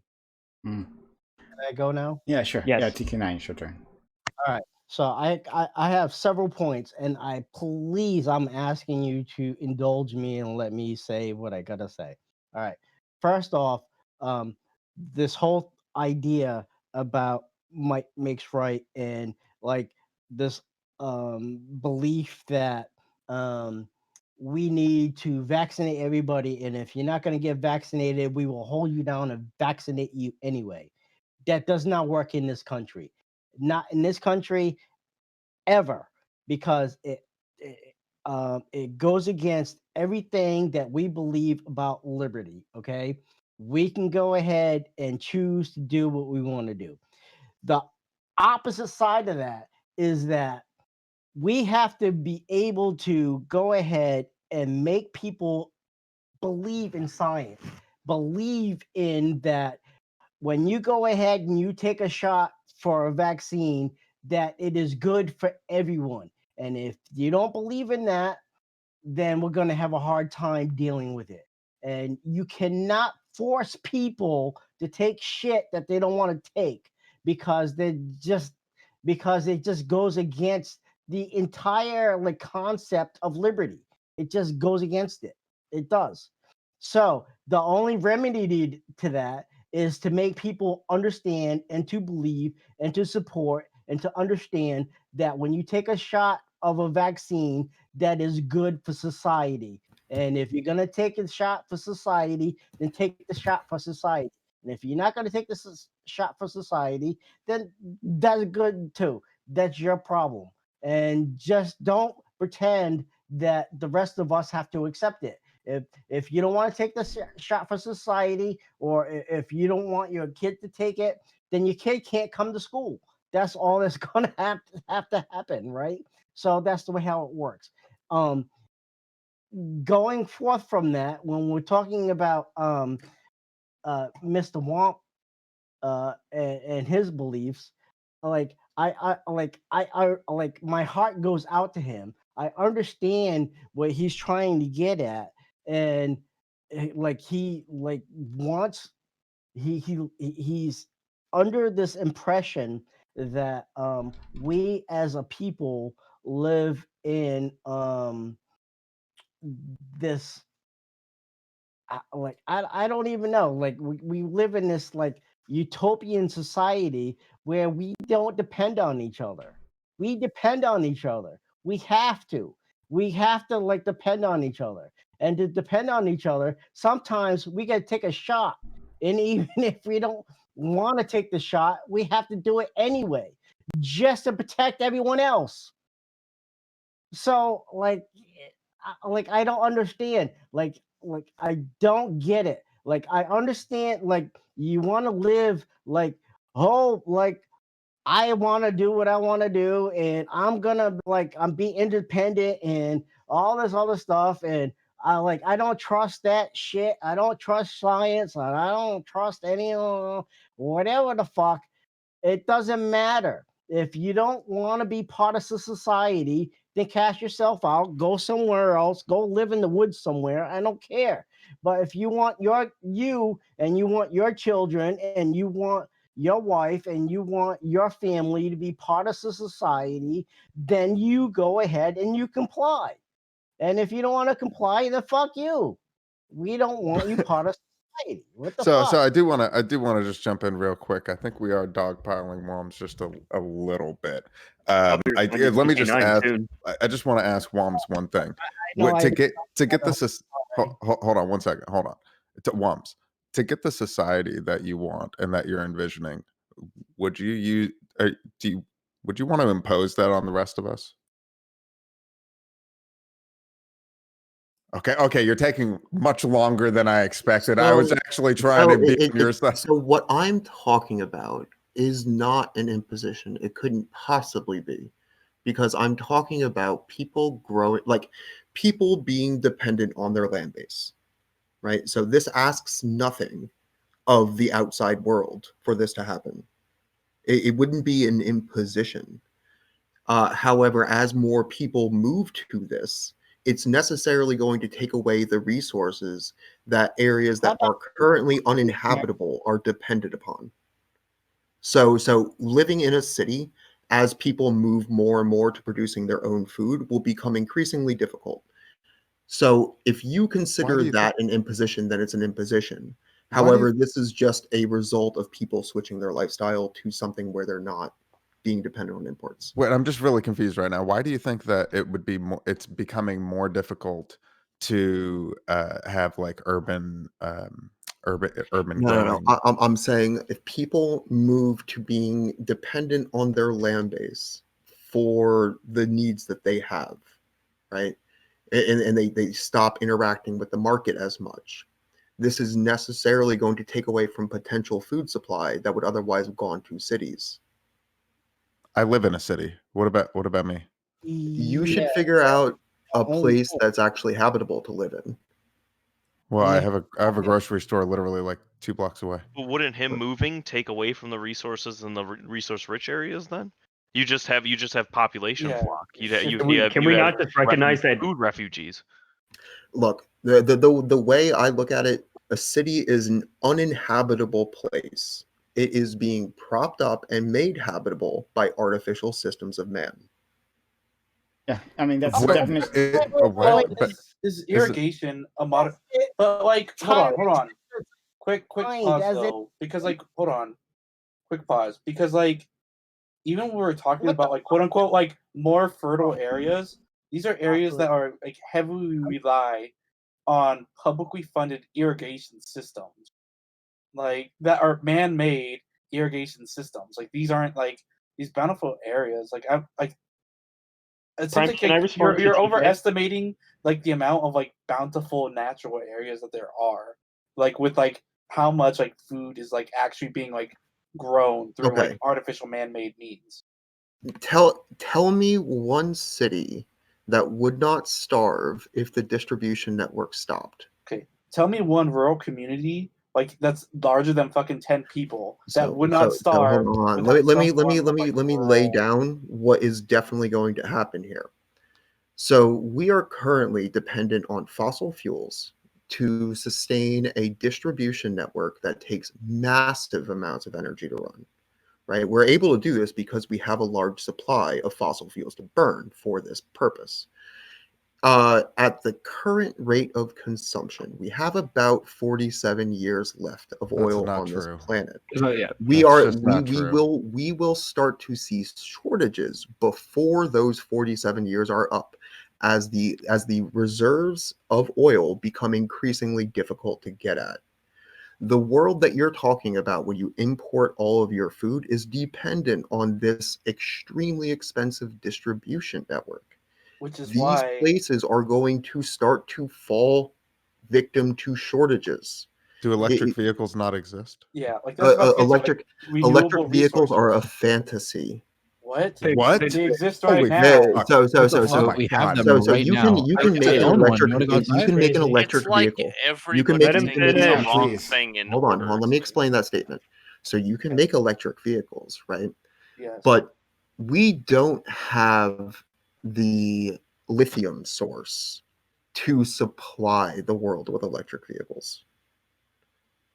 So in other words, what we in should the make world? like, I'm sorry. It's a fact. Wait, everybody. It's not a fact. Hold on. It is a hold on. fact. No. Hold on. Okay, I don't Wait, know. Oh my wait. god. I need to step off so I can move these goalposts. Be right back. Okay, All right, wait. No, okay. but so what could you not I'm be- saying is reforming our distribution network probably isn't going to happen. Can I respond? Like That's so- it's that's so so much fuel more intensive that we're presumptive. only able to do it because we have an No, easily but- burnable fuel source like petroleum. That is so Renewable- no, hold on, because that is so presumptive though. Like the reason why, even if we do posit, hold on, like, even if we do posit that there's only a certain amount of lithium, well, guess what? Then guess what we use that lithium for? It's great fucking renewable public transportation that can put more people out. That's far more fucking viable than going into an No. anarchic The most society ridiculous where thing. we all fucking disperse. In 2019, there was enough lithium mined to make 800,000 Tesla Model S's. 800,000, yeah. Okay. Let's go. That's it. That's all of the world's mined lithium in 2019 Let's was go. enough to make 800,000 Model S's. Okay. Hold on. I'm sorry. Other people waiting. Hold on. But okay. Salvatore, you're gonna reply to TK9. I don't want to get away with that. Yeah, I'm gonna kind of stop the dog pile a little bit, even though I want to say a lot to Womp, but I'm gonna refrain from. Not dense enough to be able to replace the density of our power consumption as it is right now. Cool. And Bob is correct in that. Sure. So let me respond to a couple things TK9 said, even though it might be a slight derail. I said it might make right description, not prescription. You can look up the difference between these two things. I said we do not need to vaccinate everyone or hold you down. I said I do want to vaccinate your kids though. So if you don't vaccinate your kids, I consider that child neglect, and CCP will be knocking at your door very shortly. Supreme Court cases I've already brought up state otherwise your liberty is not absolute, and states have the power to enforce vaccines onto you. I already said incentives are definitely a good thing that we ought promote, which is again very basic. So this goes to Womp, and this will be the only thing I say and refers to. Okay, again, I don't really want to dogpile him. It is literally a physical fact that if those with more power are going to do what they want, and those without power are just going to have to suffer what they want. If you want to talk about what will actually happen, Womp, then what will actually happen under your system is that you redistribute the population, or else the population will have to be redistributed. Quite literally, billions will die in the process because there's just going to be people who can't survive without civilization in this manner.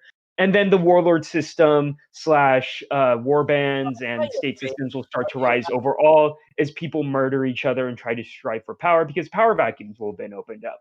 And people will go right back to the same system we have here, because the current system that we have, the state system, is just a more efficient use of resources and power than the tribal system that Womp's putting forward. And because the might makes right description is absolutely true, there's nothing you can do about it. So, Kobe, you can respond. You want to say something previously?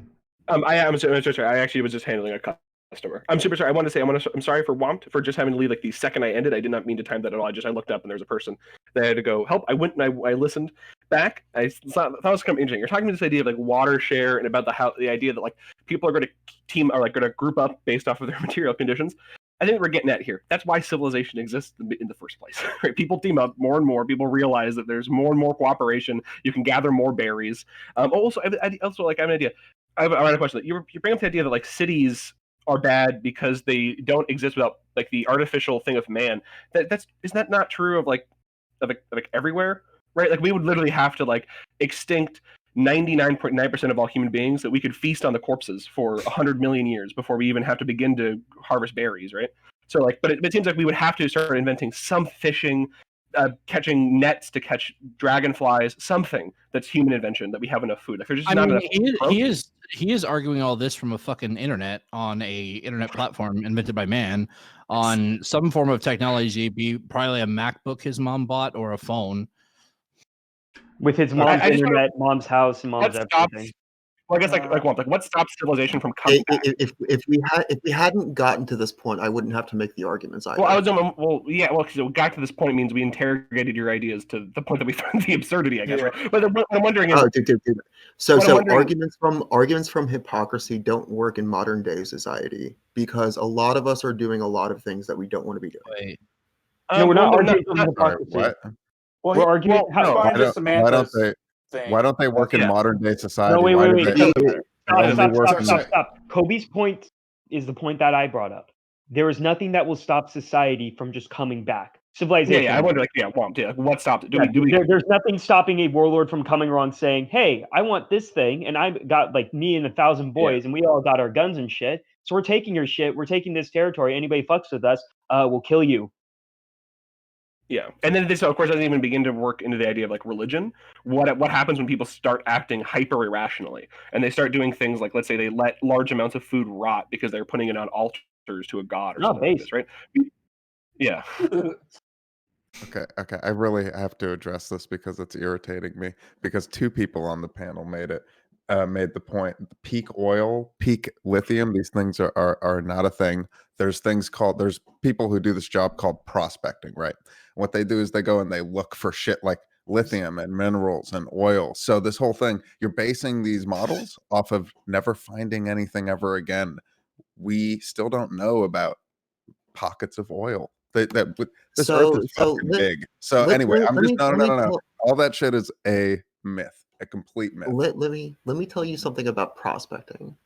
So in the early 2000s, one of the methods they used for prospecting was taking around ships that had a 200 and I can't remember, it was like 40 or 60 decibel sound cannon that they would blast into the water and use that to take a image of the ocean's floor to look for oil. When they started doing this, there was a whole bunch of whales that started to wash up on the shore because these sound blasts shattered their eardrums to the point where they died. Yeah, but you're making what's that have to do with prospecting? Yeah, I have no idea. That's how prospecting was the craziest pivot. Yes. You do not answer questions. You don't. No, hold on, please. You have a really hard time answering questions with can you just answer a question? No. So do you think the world? Hold on. Say we can prospect, but like this is the kind of shit they come up for prospecting. It's wreaking havoc on the natural environment. That's not answering the question though, because you just said you made a claim that we're going to run out of oil in 46 years. 46 years. That's first of all super specific. You read that on some conspiracy site. No. So that number is gained. That number is gained by our theoretical oil reserves and the. And us never finding any more oil ever again. That's what I just said. The more important. So when I say 47 years, right? I mean at our current rate of consumption, right? That's not a fixed number. That could decrease. However, it's increasing actually, but go on. It's in reality increasing. So the reality is we probably have less than 47 years because that's completely to increase. We're going to consume faster. I think he's saying that the amount of oil we have is increasing. But like, hold on. But in 1914 they said we were going to run out of oil in 10 years, and all we got to do is go and find it. Like, there's definitely not an infinite oil source. No, but like, I never said like, hold on. But the captain's point, though, there's a question here that's being missed, though. So when asked about prospecting, you brought up the whales and brought up how prospecting is bad, but like, it can be. So you're not against prospecting? Well, So if I walk across a piece of land and I see oil bubbling up at the surface, to take that oil would not be as harmful as taking a sound cannon and blasting it at the ocean floor, right? Dude, nobody think that's here. I fair. don't think anybody here is like, yeah, let's kill fucking whales. Let's fuck the But whales. they Yeah, fucking fuck did it the whales. anyway. Wait a second, can we They get did oil it. from the They whales? did it with the Hold on, I don't approval know of the what National that is. Science I would like to Foundation. publicly state. I would like to publicly state. Fuck the whales. Yeah, fuck Yeah, the exactly. whales. Thank I agree. Fuck They the dishonored whales. my family. Fuck Like the even I'm whales. Japanese, I can do that. even though nobody would think this is a good thing, they still fucking did it. Okay, yeah, cool story, dude. But like, you ignored the fact that you were wrong about peak oil because, like I just said, your whole basis for that, not because I know this argument. I I used to think about stuff like this, and it's just a total made up. It's total made up stuff because you would literally have to never find any oil ever again. And we're finding when oil did I all say? the When did I time. say? When did I even why- talk about Hold peak oil? on, not my. We're finding out new sources of how to extract oil from other shit. We're figuring out how to make Correcting it. But things that's run off that's different why types of fuel I sources, said like hydrogen and natural gas. Like you're just, oh man, it's just, come on, dude. Come on, man. Are you happy with the way you live? Are you like genuinely happy? currently. I don't think anybody's happy with when the you were No, when you no, were no. activity. Currently, I got a real bad case of cabin fever. Like I'm used to traveling more. No, but are you happy in that lifestyle? You ain't living your life. When I'm traveling around and foraging food. Yeah. Yeah. Then that's all that fucking matters, dude. I'm good. Yeah, You might be weird for a lot of these people, but I'm gonna say as long as you're happy doing what you're doing, as long as everything you're doing is safe, sane, and consensual, you're not harming any of us. And us in the big cities, we're just gonna make our rooftop gardens and have our stuff and enjoy some consumerism that makes me fucking happy. And as long as we're all happy, and as long as we're all striving to make the world a better place for other people to be more happy too, and as long as you fucking just get a vaccine, so I don't have to hunt you down with a fucking blow dart drone full of vaccine, everything will be okay. I just want to put that out now that like as long as you're happy, I have no fucking bad opinion of you. And You're, that was- you're weird. Hey You're guys, weird. I gotta go. I have Thank no you bad so much opinion. for the conversation, everybody. Sub to Prime, me and Womp will definitely have more conversations. And TK9, you can like message me if you have an issue with the Mike Makes Right description. Have a nice night, everybody. Have a good one, buddy. Thanks for coming. Bye. Yeah. So yeah, do your thing. You might come off as a little weird, but as long as you're happy and you're not harming anybody, I have no reason to say that anything you're doing is wrong. I might think that some of the things you think are fucking stupid, asinine out there or whatever, but to be honest, none of that fucking matters. Welcome to the internet. We're all shitheads. Can I say, Woms, that this is what I was trying to throw you a bone earlier. When I said like, would you want to impose the society on others? You should, in my opinion, you should have said no, because then, in my opinion, it makes what you're saying like okay, like you're an anarcho-primitivist. Not to put a label on you, I know you don't like labels, but that's just like the closest thing I can think remember of. what I said? And hold on, and I think that's totally okay to what Samantha was just saying. Like you're not hurting anybody. I think your ideas, some of them are a little crazy, but hey, like I used to have crazy ideas too, and I came around, and so I have a lot of hope for you. And that's all I gotta say. So from my perspective, I am trying to help you guys out. I'm trying to help you see that you're living in a way that is inherently unsustainable. And if you continue I'm a to live in vegan. that How way, dare you? That is the last time I throw anyone a bone. If you continue to live in such ways, you will come to a point which your lifestyle will kill you. But So I mean, I'd be dead 3 years ago if I lived your lifestyle. Yeah, I was about to say, like, what if I told you that your like if lifestyle would kill us you faster? continue to be dependent on these unsustainable systems, it will eventually kill you. So, But, like, okay, but, no, like, but, hold but on, you are you're dependent on these and systems. you're also working on unsustainable systems because literally, you're actually fucking forest fire. Now you're We're all fucked. gonna die anyway. there's None no safety of us are immune from death. Yeah, when you really think about it, we're all working on unsustainable systems. Yeah, I mean, the That's Earth isn't the unsustainable. 2-5 head pilot take there. Like The sun is we not have never sustainable. The sun's gonna blow up at some point. Well, I mean, well, no, I like how that I was saying that, hey, you're not hurting anybody. I'm glad you're happy and everything. And then you turn that around into like, well, you guys are all fucking wrong and you're fucking it up. You fuck. So like last time I'm ever good faith with a fucking weirdo. You Yeah, honestly, sleazeball though, moods piece of honestly, shit. Womp, you're a really interesting I person. would, I would and say go you're step on a Lego, but you would probably have to dumpster dive for the Lego to get it to step on. step So on an fuck acorn. off. Yeah. Oh, wait. Do we know how civilization won't come back? Did we go into that? No, but like naturally it would though. I think everyone would agree. Like eventually it would come back because we want to be more efficient and effective with how we engage shit. Civilization is better. I'm sorry. It already has. There's been extinction level events multiple times in human history, and civilization came back every time. Okay, I want to take this back 3 hours to go back to guns. This has gotten so stupid. Civilization on the wasn't most around basic, at the last even on the most extinction event. basic point, like we created currency for a fucking reason. We have currency. We don't just fucking leave that shit out because we don't want it anymore. Like multiple civilizations with no connection made currency independently. Like there are things like this. It seems like we just like, for example, ironworking. 5 independent times human beings have developed ironworking. 5 times. We seem to like iron. I don't know why. We like irrigation. It was a like strong toilets. Like water, being able to wash your hands in a Humans sink. like this. Yeah, it turns out that's pretty cool. Yeah, maybe like human extinctionalism would be a little bit more of like a thorough idea, right? Because like the idea is like any level of human society is going to have some level of ecocide and some level of like modifying the environment, and you know what I mean. So I don't know, maybe one day, we'll go back to the world of the ants. How many times have we invented Bitcoin? Well, I mean, I guess if like lithium and stuff are different, they have different count. We don't even know what technologies we've discovered and lost, so it's possible, man. True. You should get vaccinated. Though. Bring this full Yes, because I will drone strike dart you with a vaccine. With a vaccine. Kobe, I fucking love you, dude. Oh man. Best transition Yeah, ever. he's like, all right.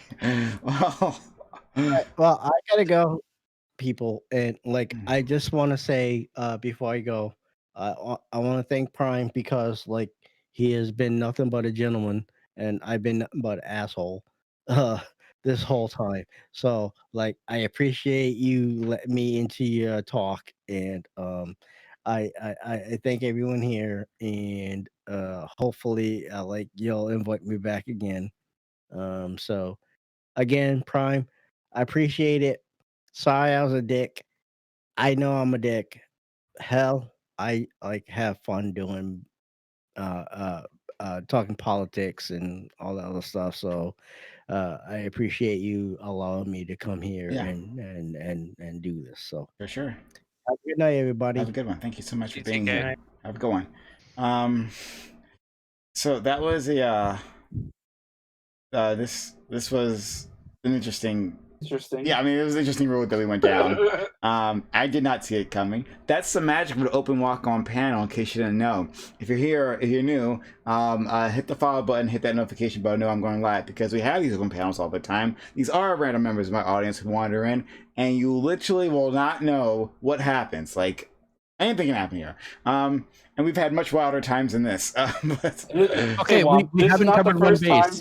We haven't covered one base. There's still one thing we have to know. Wompt, what is your take on gun control?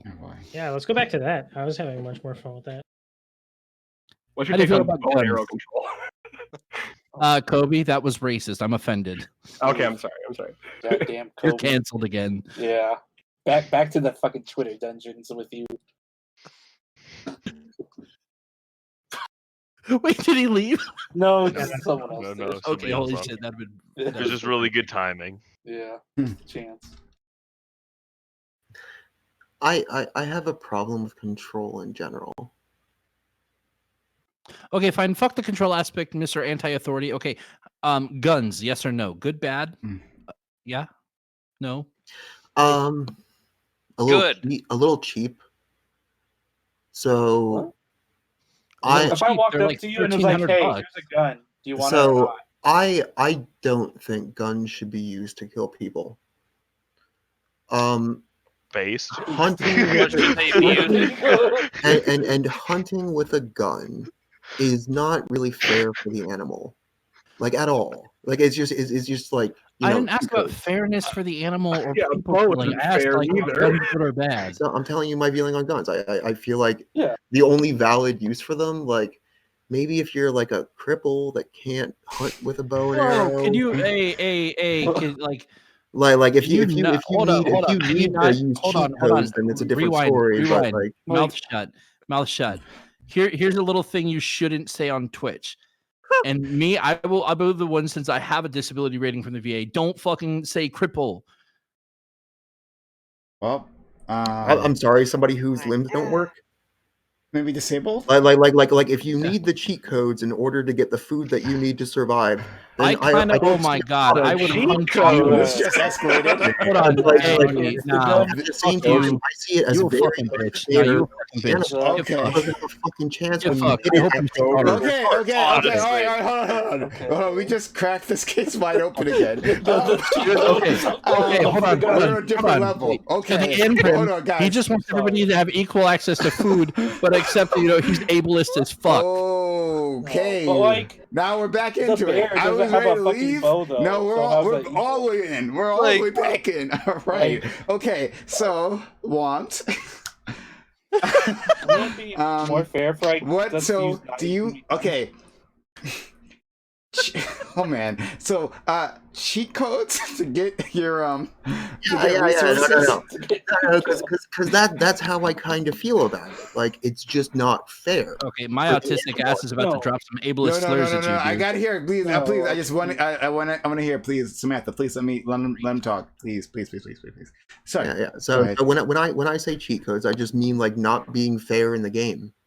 Okay, so what does that mean in terms of like a person who might be disabled? When you're hunting the game from like 300 yards away with pinpoint precision, it doesn't stand a fucking chance. Okay. It's not in the world. Like it still has its hearing. It still has all of its evolutionary features that allow it to evade predation. Okay. But you're not even giving it a chance to use those abilities. So you're talking about. Away. Okay, so I was confused with what you were talking about. So you're talking about like hunting with guns, right? Okay. We were talking about before. But like if you were trying to feed a family and you're like 50 years old and you can't run fast and you can't get after a deer and you need that to survive, I don't see anything wrong with that. Like some people need the cheat codes. I just think we should go back to pursuit predation. I think it's not fair for the animal still. What about people who who can't walk? Premise. Like is that like Is Wait, is weren't it, you arguing against trade earlier? I'm sorry. What'd you say? What'd you say just now? So you probably wouldn't send somebody who couldn't walk hunting. But I mean, they have to hunt. They might have to. Like hunt. you'd have the hunter bring food back to them. So under this premise, then, wouldn't that be a under this disadvantage, premise, though? wouldn't you make With specialization. We have civilization again. God damn But it. like, wouldn't trap making be like then considered like unsportsmanlike then because you're not actually like, actively like fighting the animal, you're just fucking like laying a snare and waiting for a bitch to run through that shit. Like, are you for like traps for hunting? Trap hunting? Okay, I will say that the guns versus the Metaphor, we're bow about to is not an uncommon viewpoint. Okay, that's there's fair. plenty of I- people I that sh- choose to hunt with I a share bow that. I share that opinion. instead That, of like, bow hunting. But that's I a give totally far different more reason, though, respect to right? bow Like hunters it's because they than to gun want to hunters. hunt like that. Well, no, It's but to to be fair, Because it though, is a sport. yeah, exactly. Yeah. It's the challenge, and that's where I think that's where I give credit though, like in particular to that, especially if you're hunting for leisure. That's why I'll give credit to that, like for bow hunting, because it's more that challenge. If I'm hunting for And food, I'll use a fucking cannon. Okay. It's the Yeah. I I will try to eat strike deer It's like a if I need food. semi-equalizer, but like ultimately the greatest equalizer is just fucking like running out with a fucking knife at that point. Hey, are any of you guys actually hunters? Like, have any of y'all ever been hunting? There's a few people. Yeah. One. I bow hunted once. Okay, so coming from West Texas, I used to farm and shit. Have any of you guys ever thought about the argument of the animal suffering? Because I always hear this argument about not using guns because Yeah, it doesn't I've give a fair heard that chance. one, But do yeah, you? that's Yeah, my do you guys moral know? quandary I've comes heard that from. argument too, but it doesn't matter because I'm killing the animal regardless. That's But so isn't there a suffering humane way to doesn't. So kill it? suffering doesn't matter. What is he gonna at tell me all? his fucking feelings as I'm fucking shooting with a So, bow or so, cutting his so throat? I Really? would Actually, say it I would can. Yeah, if you say fucking that shoot it in using the a leg gun and is the still thing better is than sitting there harming the squealing, animal. yeah, We that's should- like I'm an not gonna expression of understand anything pain. it says, so it doesn't matter to me. It's a fucking animal. Sam is Oh, 100% you know right. what? If we've agreed we're going to kill it, Okay, yeah, Oh, yeah. no, So let's she's not hurt 100% right. No, She's no, like no, no, no. 90% Let's go ahead. right. Let's hurt people who speak different languages in, and because we can't understand them, let's just pretend Tot- like we yeah, don't know Really, what totally they're the doing. same you're thing. talking to a That's native and definitely not Mexican, but okay. dishonest. Yeah, but this isn't different. Like though, like growing up on the reservation, we were taught to hunt at a very young age. We're also like we're taught differently. We don't. It's not like about animal suffering or whatever. Like we Take have over different from things, your there's different metaphor. rituals around it, and it's a very different like. Oh, so it's a very different thing. So like how what you consider how you hunt and how you do is gonna be very different than we do on some of our reservations. So like you're from West Texas. Hi, I'm from the other side of Tulsa. So hey, closies. Hey, what's up, man? So like just we're taught very differently. So like part of that dying is just part of the natural process of like we are going to utilize it for food. Like we just let it go. Plus you should be far enough away where it's not going to matter. But yeah, like Right, but I using a think we're- gun, I I think think we're- it's a bitch move in hunting. I just want to say that.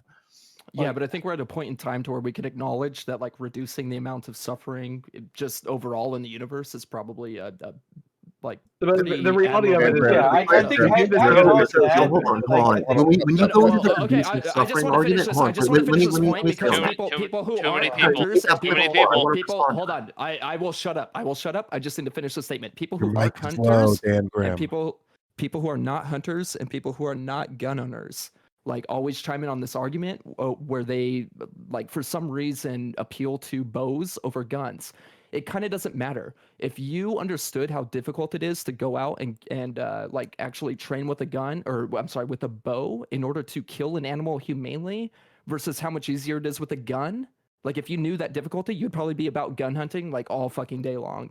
And the fact of the matter is it's like yeah, exactly. But that's my point. Is somehow we think that it's more humane to hunt with buns, to hunt with bows. I'm exactly, saying, and it's not. I'm saying It's most just not. people don't I'm always advocate hunting with my for hunting bows, with okay. bows than with guns. I Like got- I don't think that's even a problem. I Like, got put this out there. I've never I experienced a do, person. but for different reasons, Lorden. I do, but for different reasons. Yeah. I just got put that out there. I think Dan, a I lot got of some people lethal do buns. hunt with bows rather than guns because they want to add that challenge. But I've never encountered a person that's like decided like, oh, I'm gonna hunt with a bow because like this is more humane. I that's not a person. They don't do it That's for the like, humane That's not a part. guy or And, a like- girl. Like that's Well, not a and person. like I think I could agree with you, Dan, but like I think to that argument though is like one of the big reasons why I only went on one hunting trip and it was a bow hunting trip, but why I don't hunt in general is like for that reason, especially when it's like just to kill them as opposed to like any like actual utility. All right, let's let Womp and in I here real completely quick. agree with that for sure too. Okay. So I first want to explain traditional hunting and how we came to be the way we are. Strap in, everybody. Do you know what the key evolution that allowed us to become such good hunters was? Does anyone know? brain. Tools. Very complicated. Yeah, probably the one be the brain, but that's because it's like a downstream effect of a million Fire. things. Yeah, like tools. It's not the Are brain. you literally going to triple down on the Anprim thing right now? No. So here's the one actually our big evolution toe. that allowed us to become the hunters that we are. We have sweat glands, and we lost most of our fur. What this allowed us to do Is this man unironically procrastination? out stamina most animals. Early humans hunted with sharp fucking rocks. Yeah, pursue predation. They would just continue to pursue an animal until it ran out of energy. And the reason it was able to do that is because we had sweat glands and the animals would overheat. I mean, Okay, that's the dumbest way. The most- that's That's one the- of the people. What about the sphere? What about the That's the sphere? traditional Yeah, mode. this is like the Right? most simplistic. You pursue until it This runs is out like of the energy. most simplistic like form of Okay, I'm evolution pretty that sure a completely tiger, negates- a mountain Hold on, lion this will outrun completely you no matter negates- your sweat glands or not. Yeah, Why the like this fuck- completely negates the tool aspect of it. Because like even if I can run down a fucking elk. Does it mean I can kill it? What am I gonna do? Snap its neck with my bare hands? No. Yeah, You had that- tools that- to stab the shit out of it. It really doesn't neglect that though. At the point where you exhaust the animal, like you're That's basically, inefficient you're as basically fuck. running the thing dry. That is inefficient as It's fuck. really exactly. It's way more efficient. Way more efficient to sneak up on it with some sort of like bow and arrow, distanced weapon, or like even a knife. That wasn't doing a intended. marathon run. Or like an What is axolotl your or whatever. concern? Anything like an What is your axolotl. It's like a concern? thing that's like you like throw Oh. a spear with it. From I- the there perspective was of one point from I the wanted to make perspective there. of the When he animal, was talking- what when is he your was talking concern? about the animal suffering. So I think the current mode of meat production almost maximizes animal suffering. When we farm animals, that is so intensely cruel. So Hey, but it's intensely quick cruel. and humane. It's quick and humane. Do you know how quick that blade that goes right through the cow's neck goes? Like that shit is fast. You as know fuck. its entire life of suffering. Can you imagine that? Well, it doesn't matter. Was it? Hold on. Was it So- free so- range? so Was the- it free range and grass fed? I mean, they love it. I see it on commercials all the time. Well, okay, that What if we I feel like genetically they're engineer off them on to those not have commercials. conscious thought? that wouldn't be an entire life of suffering though. That goes too deep, metaphor. That's a very deep topic. That goes very deep. That's too deep for tonight. All right, we're having a heated debate now. Here we go. All right. I'm hashtag team human. But like literally, Fuck it's like animals. the answer to this is like, okay, should we have more ethical like animal farming? Yeah. We didn't have animal farming.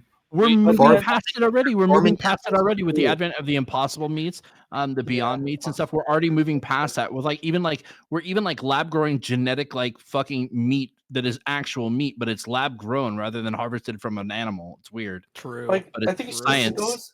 this goes Okay. into another example of Wait, like can you ethically hey, hunt? it's- Can you ethically hunt grown meat? No, play. No, no, categorically Whoa. no. Well, It depends. Is it like a wait, scavenger wait, hunt? wait.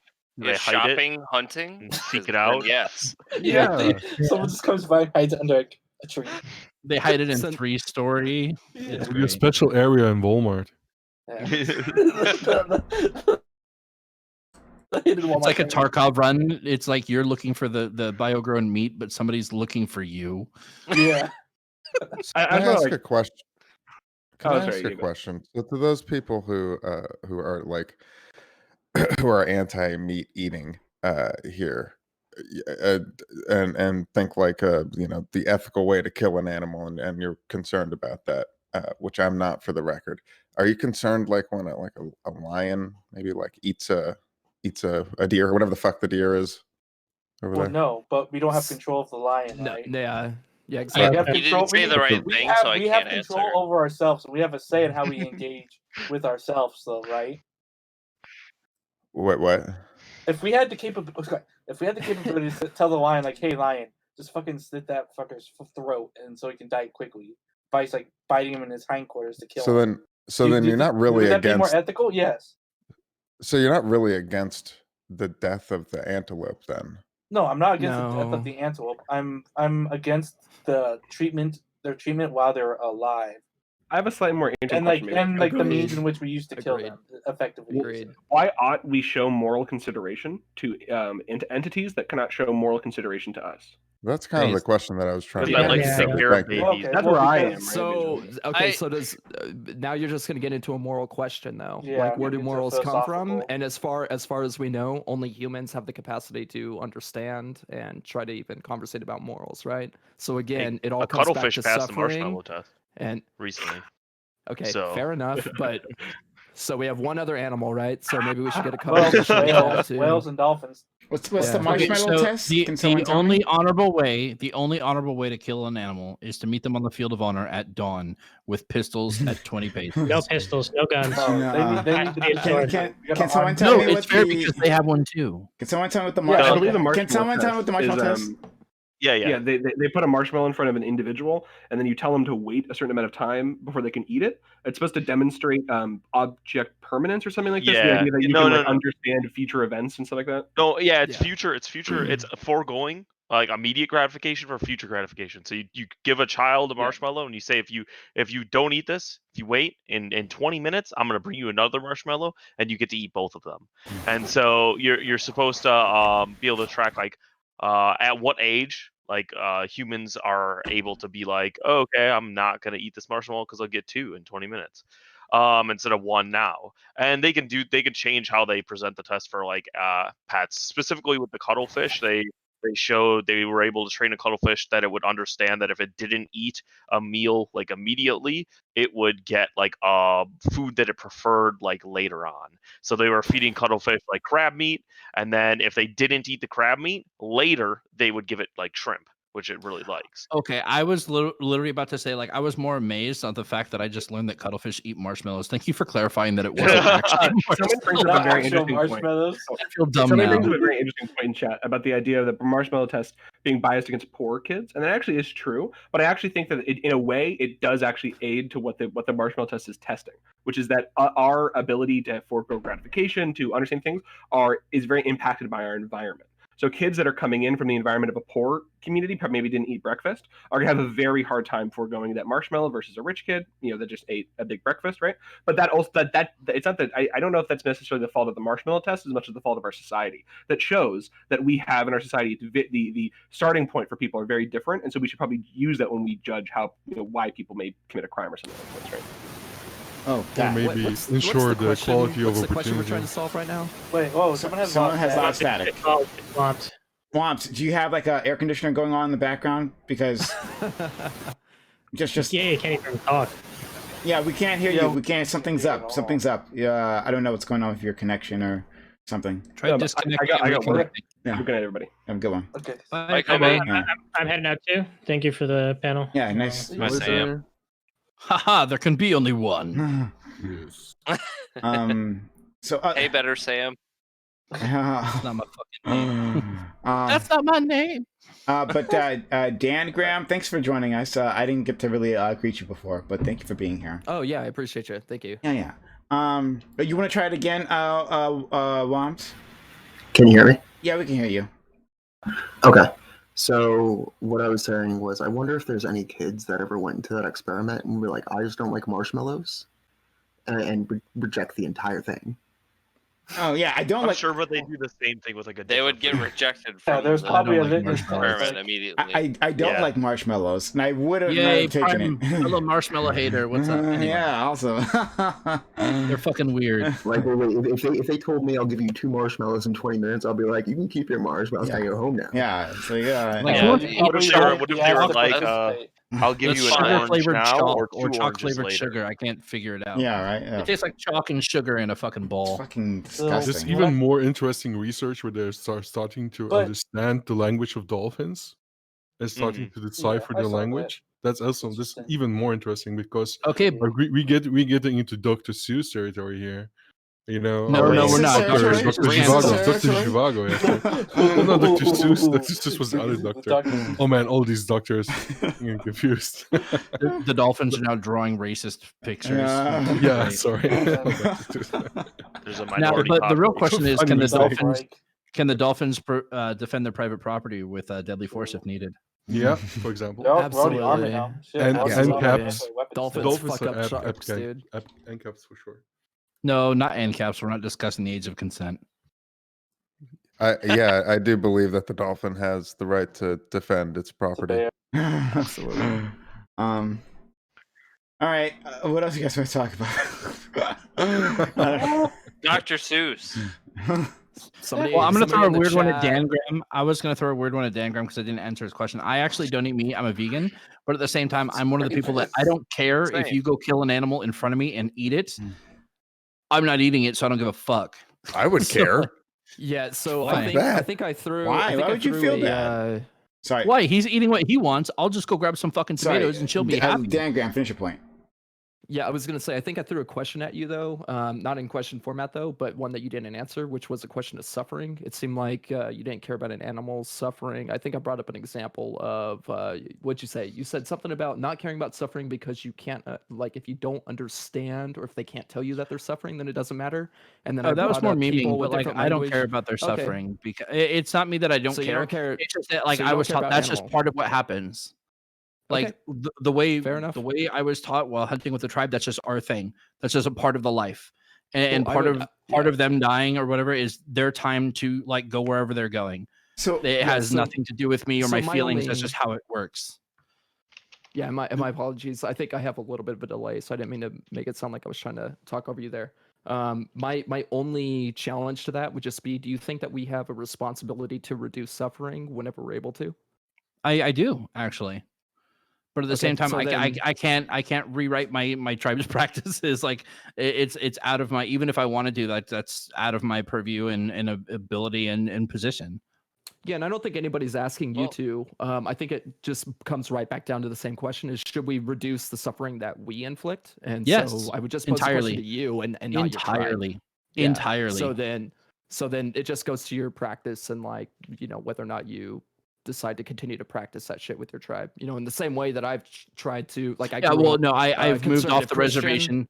I moved Yeah, off and the I reservation, moved it. joined the military, and like Yeah. I do my own thing now. And I've totally migrated away from like my upbringing as well. And yeah, so exactly. So okay. So cool. Dan Graham, so are you saying are you a vegan or vegetarian? No. Honestly, I've been exploring that idea a little bit more open. Okay. The unfortunate side is like I would do it if I could afford to, but I just No, you first can of all, I afford love it. meat. No, that's such bad that's reason. that's Yeah, not bad a reason. viable argument anymore. The cost, Do you like guys, this do you, is I'm sorry. this Do you was guys know like the amount of money that's in my bank account and stuff, or my job It, situation what right I'm now? saying is I that know if how you can much it afford, costs if to you be can afford fast food, if you can afford fast food, if you can afford other types of food, you can Okay. find other options in the same So what kind if of dollar amount. what if we're okay? What if we have a nutrition mindset, right? So we're trying to like actually meet a certain like nutritional goal, right? So we have those goals. Are you talking and about so the those Micro protein or goals? macro? Honestly, I think it's just easier to be like, I am not ready to go full vegan than to make the argument that it's like, oh, I can't Sure. afford it. Like Yeah, if I you I don't think I it's it, fine if you don't want to fully right. go like So if that's you fine. Don't make it a like you can't afford it argument. That's silly. if you think if you think I'm being dishonest about the not being able to afford it thing, then You can sure. afford it. Except Is the thing. I've done okay. it. Like Oh, I've done okay, it, awesome. and Are you talking now about I'm your actively concern? doing it. Yeah. Are you So talking your recently, concern being macronutrients or micronutrients? Both. So I've started to learn about nutrition. So my life has been changing a lot recently, right? So some people, right, like I have a nice microphone Okay, right guys, now, or yeah, let's say hello. nice, let's Thank say you. USB. So somebody Bye, might say like, Disco. oh, he can afford like a microphone and a camera to chat, but he can't afford to be vegan, right? Which might be some of the similar thoughts. But literally, my financial situation has changed over the last 2.5 months.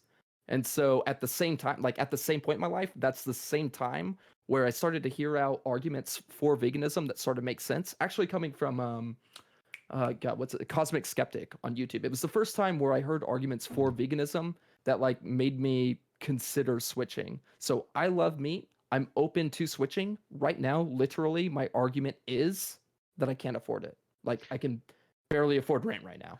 I Over the mean, last 2 I months. would just Like that's focus just on a it. better diet. Like you don't have to be vegan to have like a healthy Yeah. diet. Yeah, Yeah, that's it's by Exactly. far, and And it's not that, and that's necessarily what I'm the doing. only I'm thing. using what I absolute? have right now. So So, guys, but this is not don't an you find interesting it to be topic. absolutely insane that you can't afford to eat vegetables when No, meat objectively takes more energy to produce?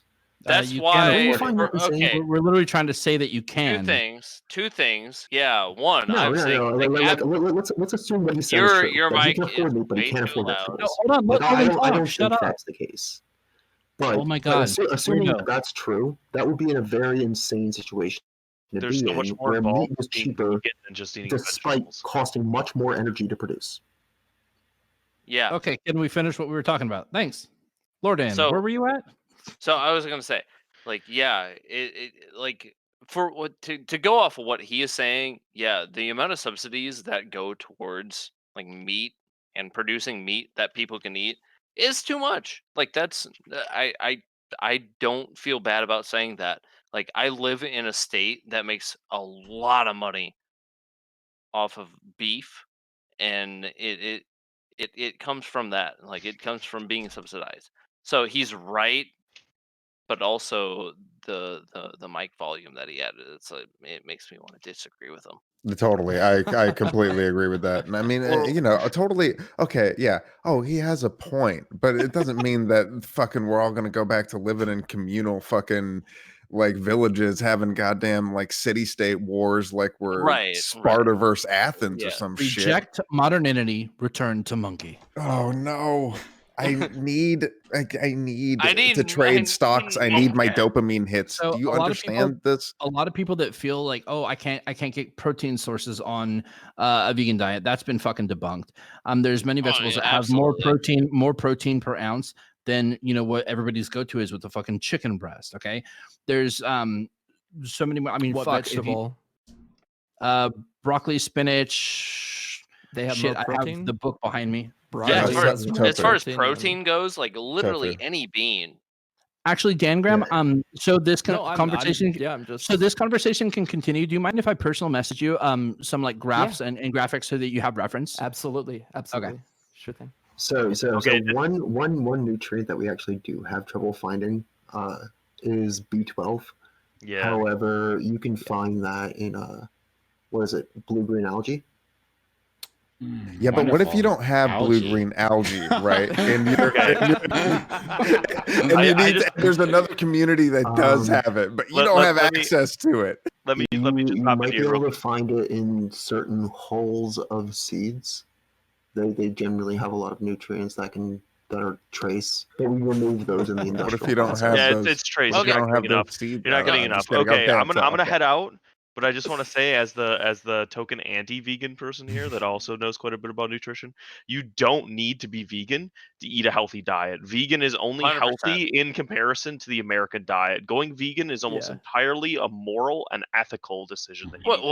Whoa! I wholly disagree with immoral, but it's No, it definitely is not necessarily amoral or ethical. He's saying amoral. It's a moral question. Yeah. It is a moral decision. So basically, people who say MORAL. Okay. Okay. It sounded like it was immoral, but okay. But I didn't say immoral. You didn't say that. So here's the rational argument for veganism. In no ecology will you find the biomass of the predators exceed the biomass of the prey. This planet cannot support 8 billion carnivore humans. It can't. I knew it. It's literally not possible. Okay, That's immediately not applicable. That's to not human my beings. point at all. Okay, so the generally, No, but I'm saying there is also a rational argument for why you should eat vegetables. No, nothing is truly sustainable. Nothing is truly sustainable. So how do you- universe dies. The universe dies to heat death, dude. Hold on, I just nothing. apparently we exist in a one of- dichotomy where one you of- either have to eat nothing but meat or be a vegan. So- This is news to me. That's what he described, right? Am I one of insane the or like? rules of thumb is it takes about 10 calories of vegetables to produce 1 calorie of meat.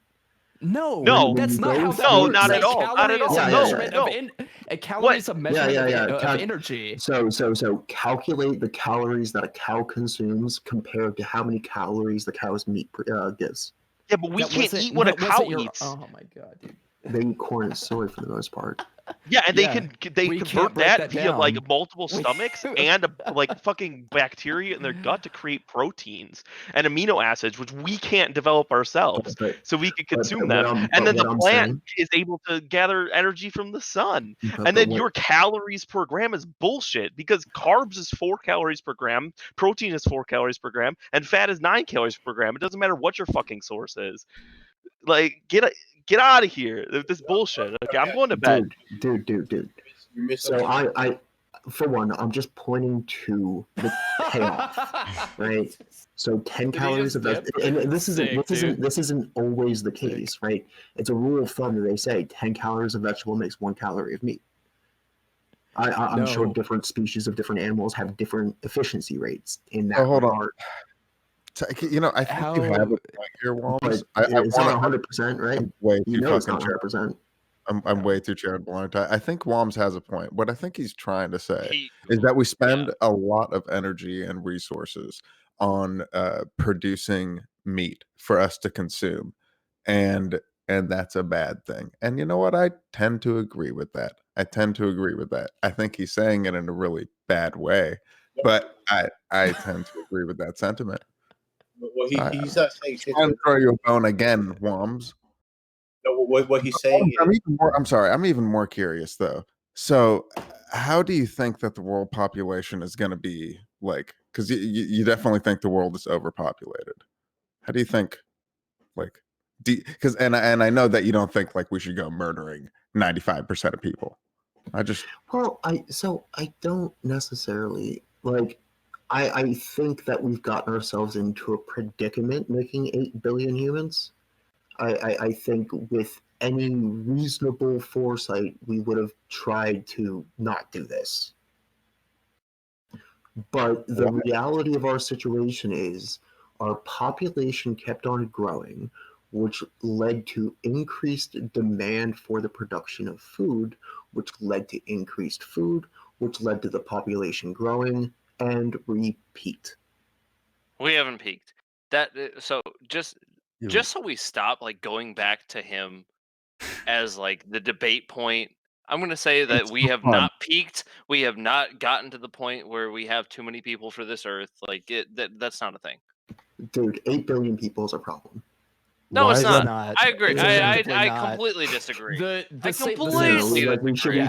shouldn't have gotten ourselves into the situation in the fucking first No, place. you're wrong. The same scientists who give you the climate science that you like, and I'm on board with all the climate science too. But those same scientists are also a part of the consensus who say that 8 billion is not too many. So okay. There's two things I wanted to talk about. When he was talking about the calories, basically what he's saying is you have to feed this animal for like a whole year. So all the food that you're using to feed this animal, if you added that up and took all of those calories and then look at the amount of calories you get when you slaughter that animal, it takes about 10 times as much food as you fed that animal than what you actually get when you eat the animal. No, yeah, Like that's simple.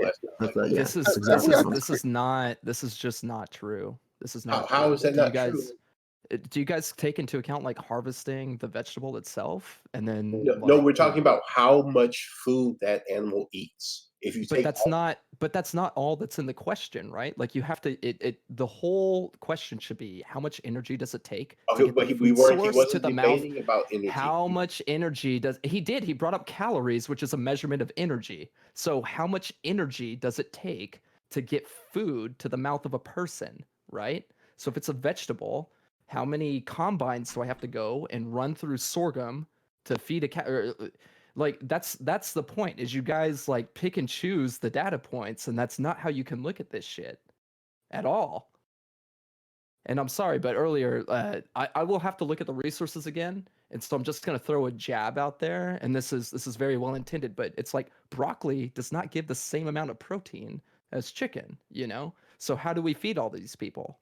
Okay, but how much like broccoli's worth of chicken do you need Uh, to feed the chicken to make chicken a thing so that you can feed to people? hold on. Significantly less. No, that's wrong. That's not wrong. That's not You wrong need at all. you need like the First of all, like, we don't feed chicken. We don't feed chickens obviously you don't broccoli feed chicken to start. broccoli. Yeah, we but feed like them grain, right? okay, but how much grain do you need to feed to chicken to get to like the same level of like okay, Are we now talking we have about Are we talking about the nutrients that are produced, or? yeah, the amount of nutrients that you give to chicken throughout its entire lifetime before you're ready to like harvest it or whatever they call Okay. it to get that meat from the chicken. And then like what it gives to the person that eats that amount of chicken minus the bones. Compared to what other food group? Like what food No, are we no, no, comparing? no. Just You can't what do just you compare. get from You that? can't just compare Okay, veggies. okay, Dan Graham, let me make it simple for you. It's kind of a weird hypothetical. Okay, let's say the amount you weigh now, right? Let's say you weigh 160 pounds, right? A year ago, let's just say hypothetically, you still weighed 160 pounds a year ago, right? Okay. So if you were an animal, A year ago, you were 160 pounds. That means if we were to eat you, we get 160 pounds of nutrients, calories, whatever, how you want to quantify it. But to keep you alive for a whole year, we had to feed you for that entire year. But now, a year later, you still only weigh 160 pounds. So all that food we wasted keeping you alive when we could have fed someone else for a whole year. No, weight So is not a I measurement. actually pulled up a number Hold for on. this. Wait, I was given a So hypothetical. the average man Jesus Christ has about 125,000 calories worth of energy in their body. That's 60 days of a 2,000 calorie diet. 62. Weight is not a measurement of health. So and talking Well, now about you're switching one. it to a different thing. No, I'm not. I'm answering the hypothetical that was You just were given to asking me. on calories. Yeah. I brought up- So I have about 125,000 calories in my body, give or take, right? Okay. That means I am eating my entire body's calorie content every 62 days, give or take. The problem is health is not a question of calories either. Otherwise, I could just spoon feed myself fucking bleached sugar all day long. That's Sure. the point. I know. It's a balance. Is that your point, though? No. I'm just talking about energy payoffs, right? I'm just answering question after question, you right? would So we probably already assume the same thing of a cow, where it's consuming its calorie content in probably like less than a year. No, okay, no. My only point was that this idea that it takes and correct, like I don't remember what your argument was, but like your basic argument is it takes far more resources to produce like calories per pound of meat from a cow than it does to do so with vegetables, right? Or resources. Maybe I shouldn't say energy, but just resources. And my point is like to get the same amount of food to humans, right? Or the same amount of nutritional value, I should say, it's a lot closer than what you're portraying it to be. Like the amount of resources it takes to feed the 8 billion people that are on the planet, if we were to just do so with meat, it's a lot closer than what it is with just vegetables. So I'll disagree with that, but it would be far easier to feed 8 billion people with vegetables than it would with meat. I would say it's impossible to feed 8 billion people with meat. well, apparently it's not. If it was that's easier, not then the America point. would be doing it. If it was easier, then That's America. not true. Oh my God, that's it's not true at all, Dan. It's Come on, are absolutely you true. kidding me? It's Oh absolutely my God, true. Are you kidding me? That is so are stupid. you No, literally it's less trying to get rid of profitable. people's burgers? Do you really think that America doesn't eat more meat than any other Oh country my on God. earth? This is my Are you point. Is kidding? if it was easier to feed people with vegetables, then guess what? There would be a McDonald's that somehow like fucking they'd pour salt all over fucking bell peppers or something and make them taste it's good. Because, Yeah. It's because no, that's not the part why. Like, one, it's less profitable. Two, it's not what a majority of the people want. Yeah. What do you think the people want? Fucking to eat beans and lettuce and shit. Why is There's it less- societies. why Hold on, is hold it on. No, less- Dan Graham, why hold is on, it hold less on, hold on. profitable? I'm I down wish. with that, but most of the Why is society it- in why America is is less not. profitable? Why Dude. is it less profitable? Because of the way that the Marketing. Guys, farm industry has just some numbers for this. The United States of America is in fact the biggest meat consumers. Easily. Yeah, At and 98.60 kilograms per person per year, as of 2017. Fucking insane. Australia's number 2, Argentina's number 3, Uruguay's number 4, and so on. I probably eat more than that. Definitely, actually, I should almost certainly. That's more just than the that. average, Hey, man. Womps, can you say like what Australia is? They were second, right? Australia eats 94.61 kilograms per person per year, as of 2017. Honestly, I thought it would be like half of what we do. No, real close. That's still insane. Like that's still like way too much. But yeah, that It is too much. I agree. I mean, I'm a You vegetarian know, personally, in India, they eat 3 kilograms per person per year. right. mostly. Although I do Okay, eat meat. sometimes. honestly, imagine a world where India, like per capita, ate what we do in meat. Like They couldn't. like, yeah, this world wouldn't exist. Like you Dude, can't. you'll never find a food chain where the meat eaters make up a majority of it. That is an unstable food system, and it will fall apart quick. I'm trying to I mean, we understand. we don't exist in that world still. It's just like we have these systems that allow for meat to be produced at a cheap rate for people to buy. But it's And when those systems stop working, you know what the Yeah. price of meat's gonna do? It's Oh, gonna it's gonna skyrocket. skyrocket. Yeah. Just like oil. When oil starts to become a problem, the price is gonna start to go up because they're gonna realize, oh fuck, peak oil. But guess what? Oil is like at its lowest price in decades, buddy. I'm just saying. But like oil's So- only Oh, useful I'm because bringing it people back. use it. So I do want to point out that meat consumption in the United States was 120 kilograms per person per year in 2009. It dropped by 22 kilograms per person in 8 years. Okay. Well, this is extremely fun. Everyone, thanks for being here. This has been amazing. This has been a thing that's happened. Come back tomorrow. We'll have a thing. We'll talk. We'll have another open panel. The day after that, we're going to have our primetime morale. Maybe some big guests, or maybe not. I don't know. I promise you nothing, as always. But someone suggested that I rate this new person, so we'll try it. I don't know. It'll be fun. But thanks all for my panelists who are here and previously who came around. Let's try this new person, Proudly Radical. That'll be great, I think. I don't know, maybe. I'll be on Proudly Radicals. I'll be on Proudly Radical stream on Friday night. Oh, that's pretty Just wanna cool. point that out. Sure. Anyway. Tomorrow. Off you go.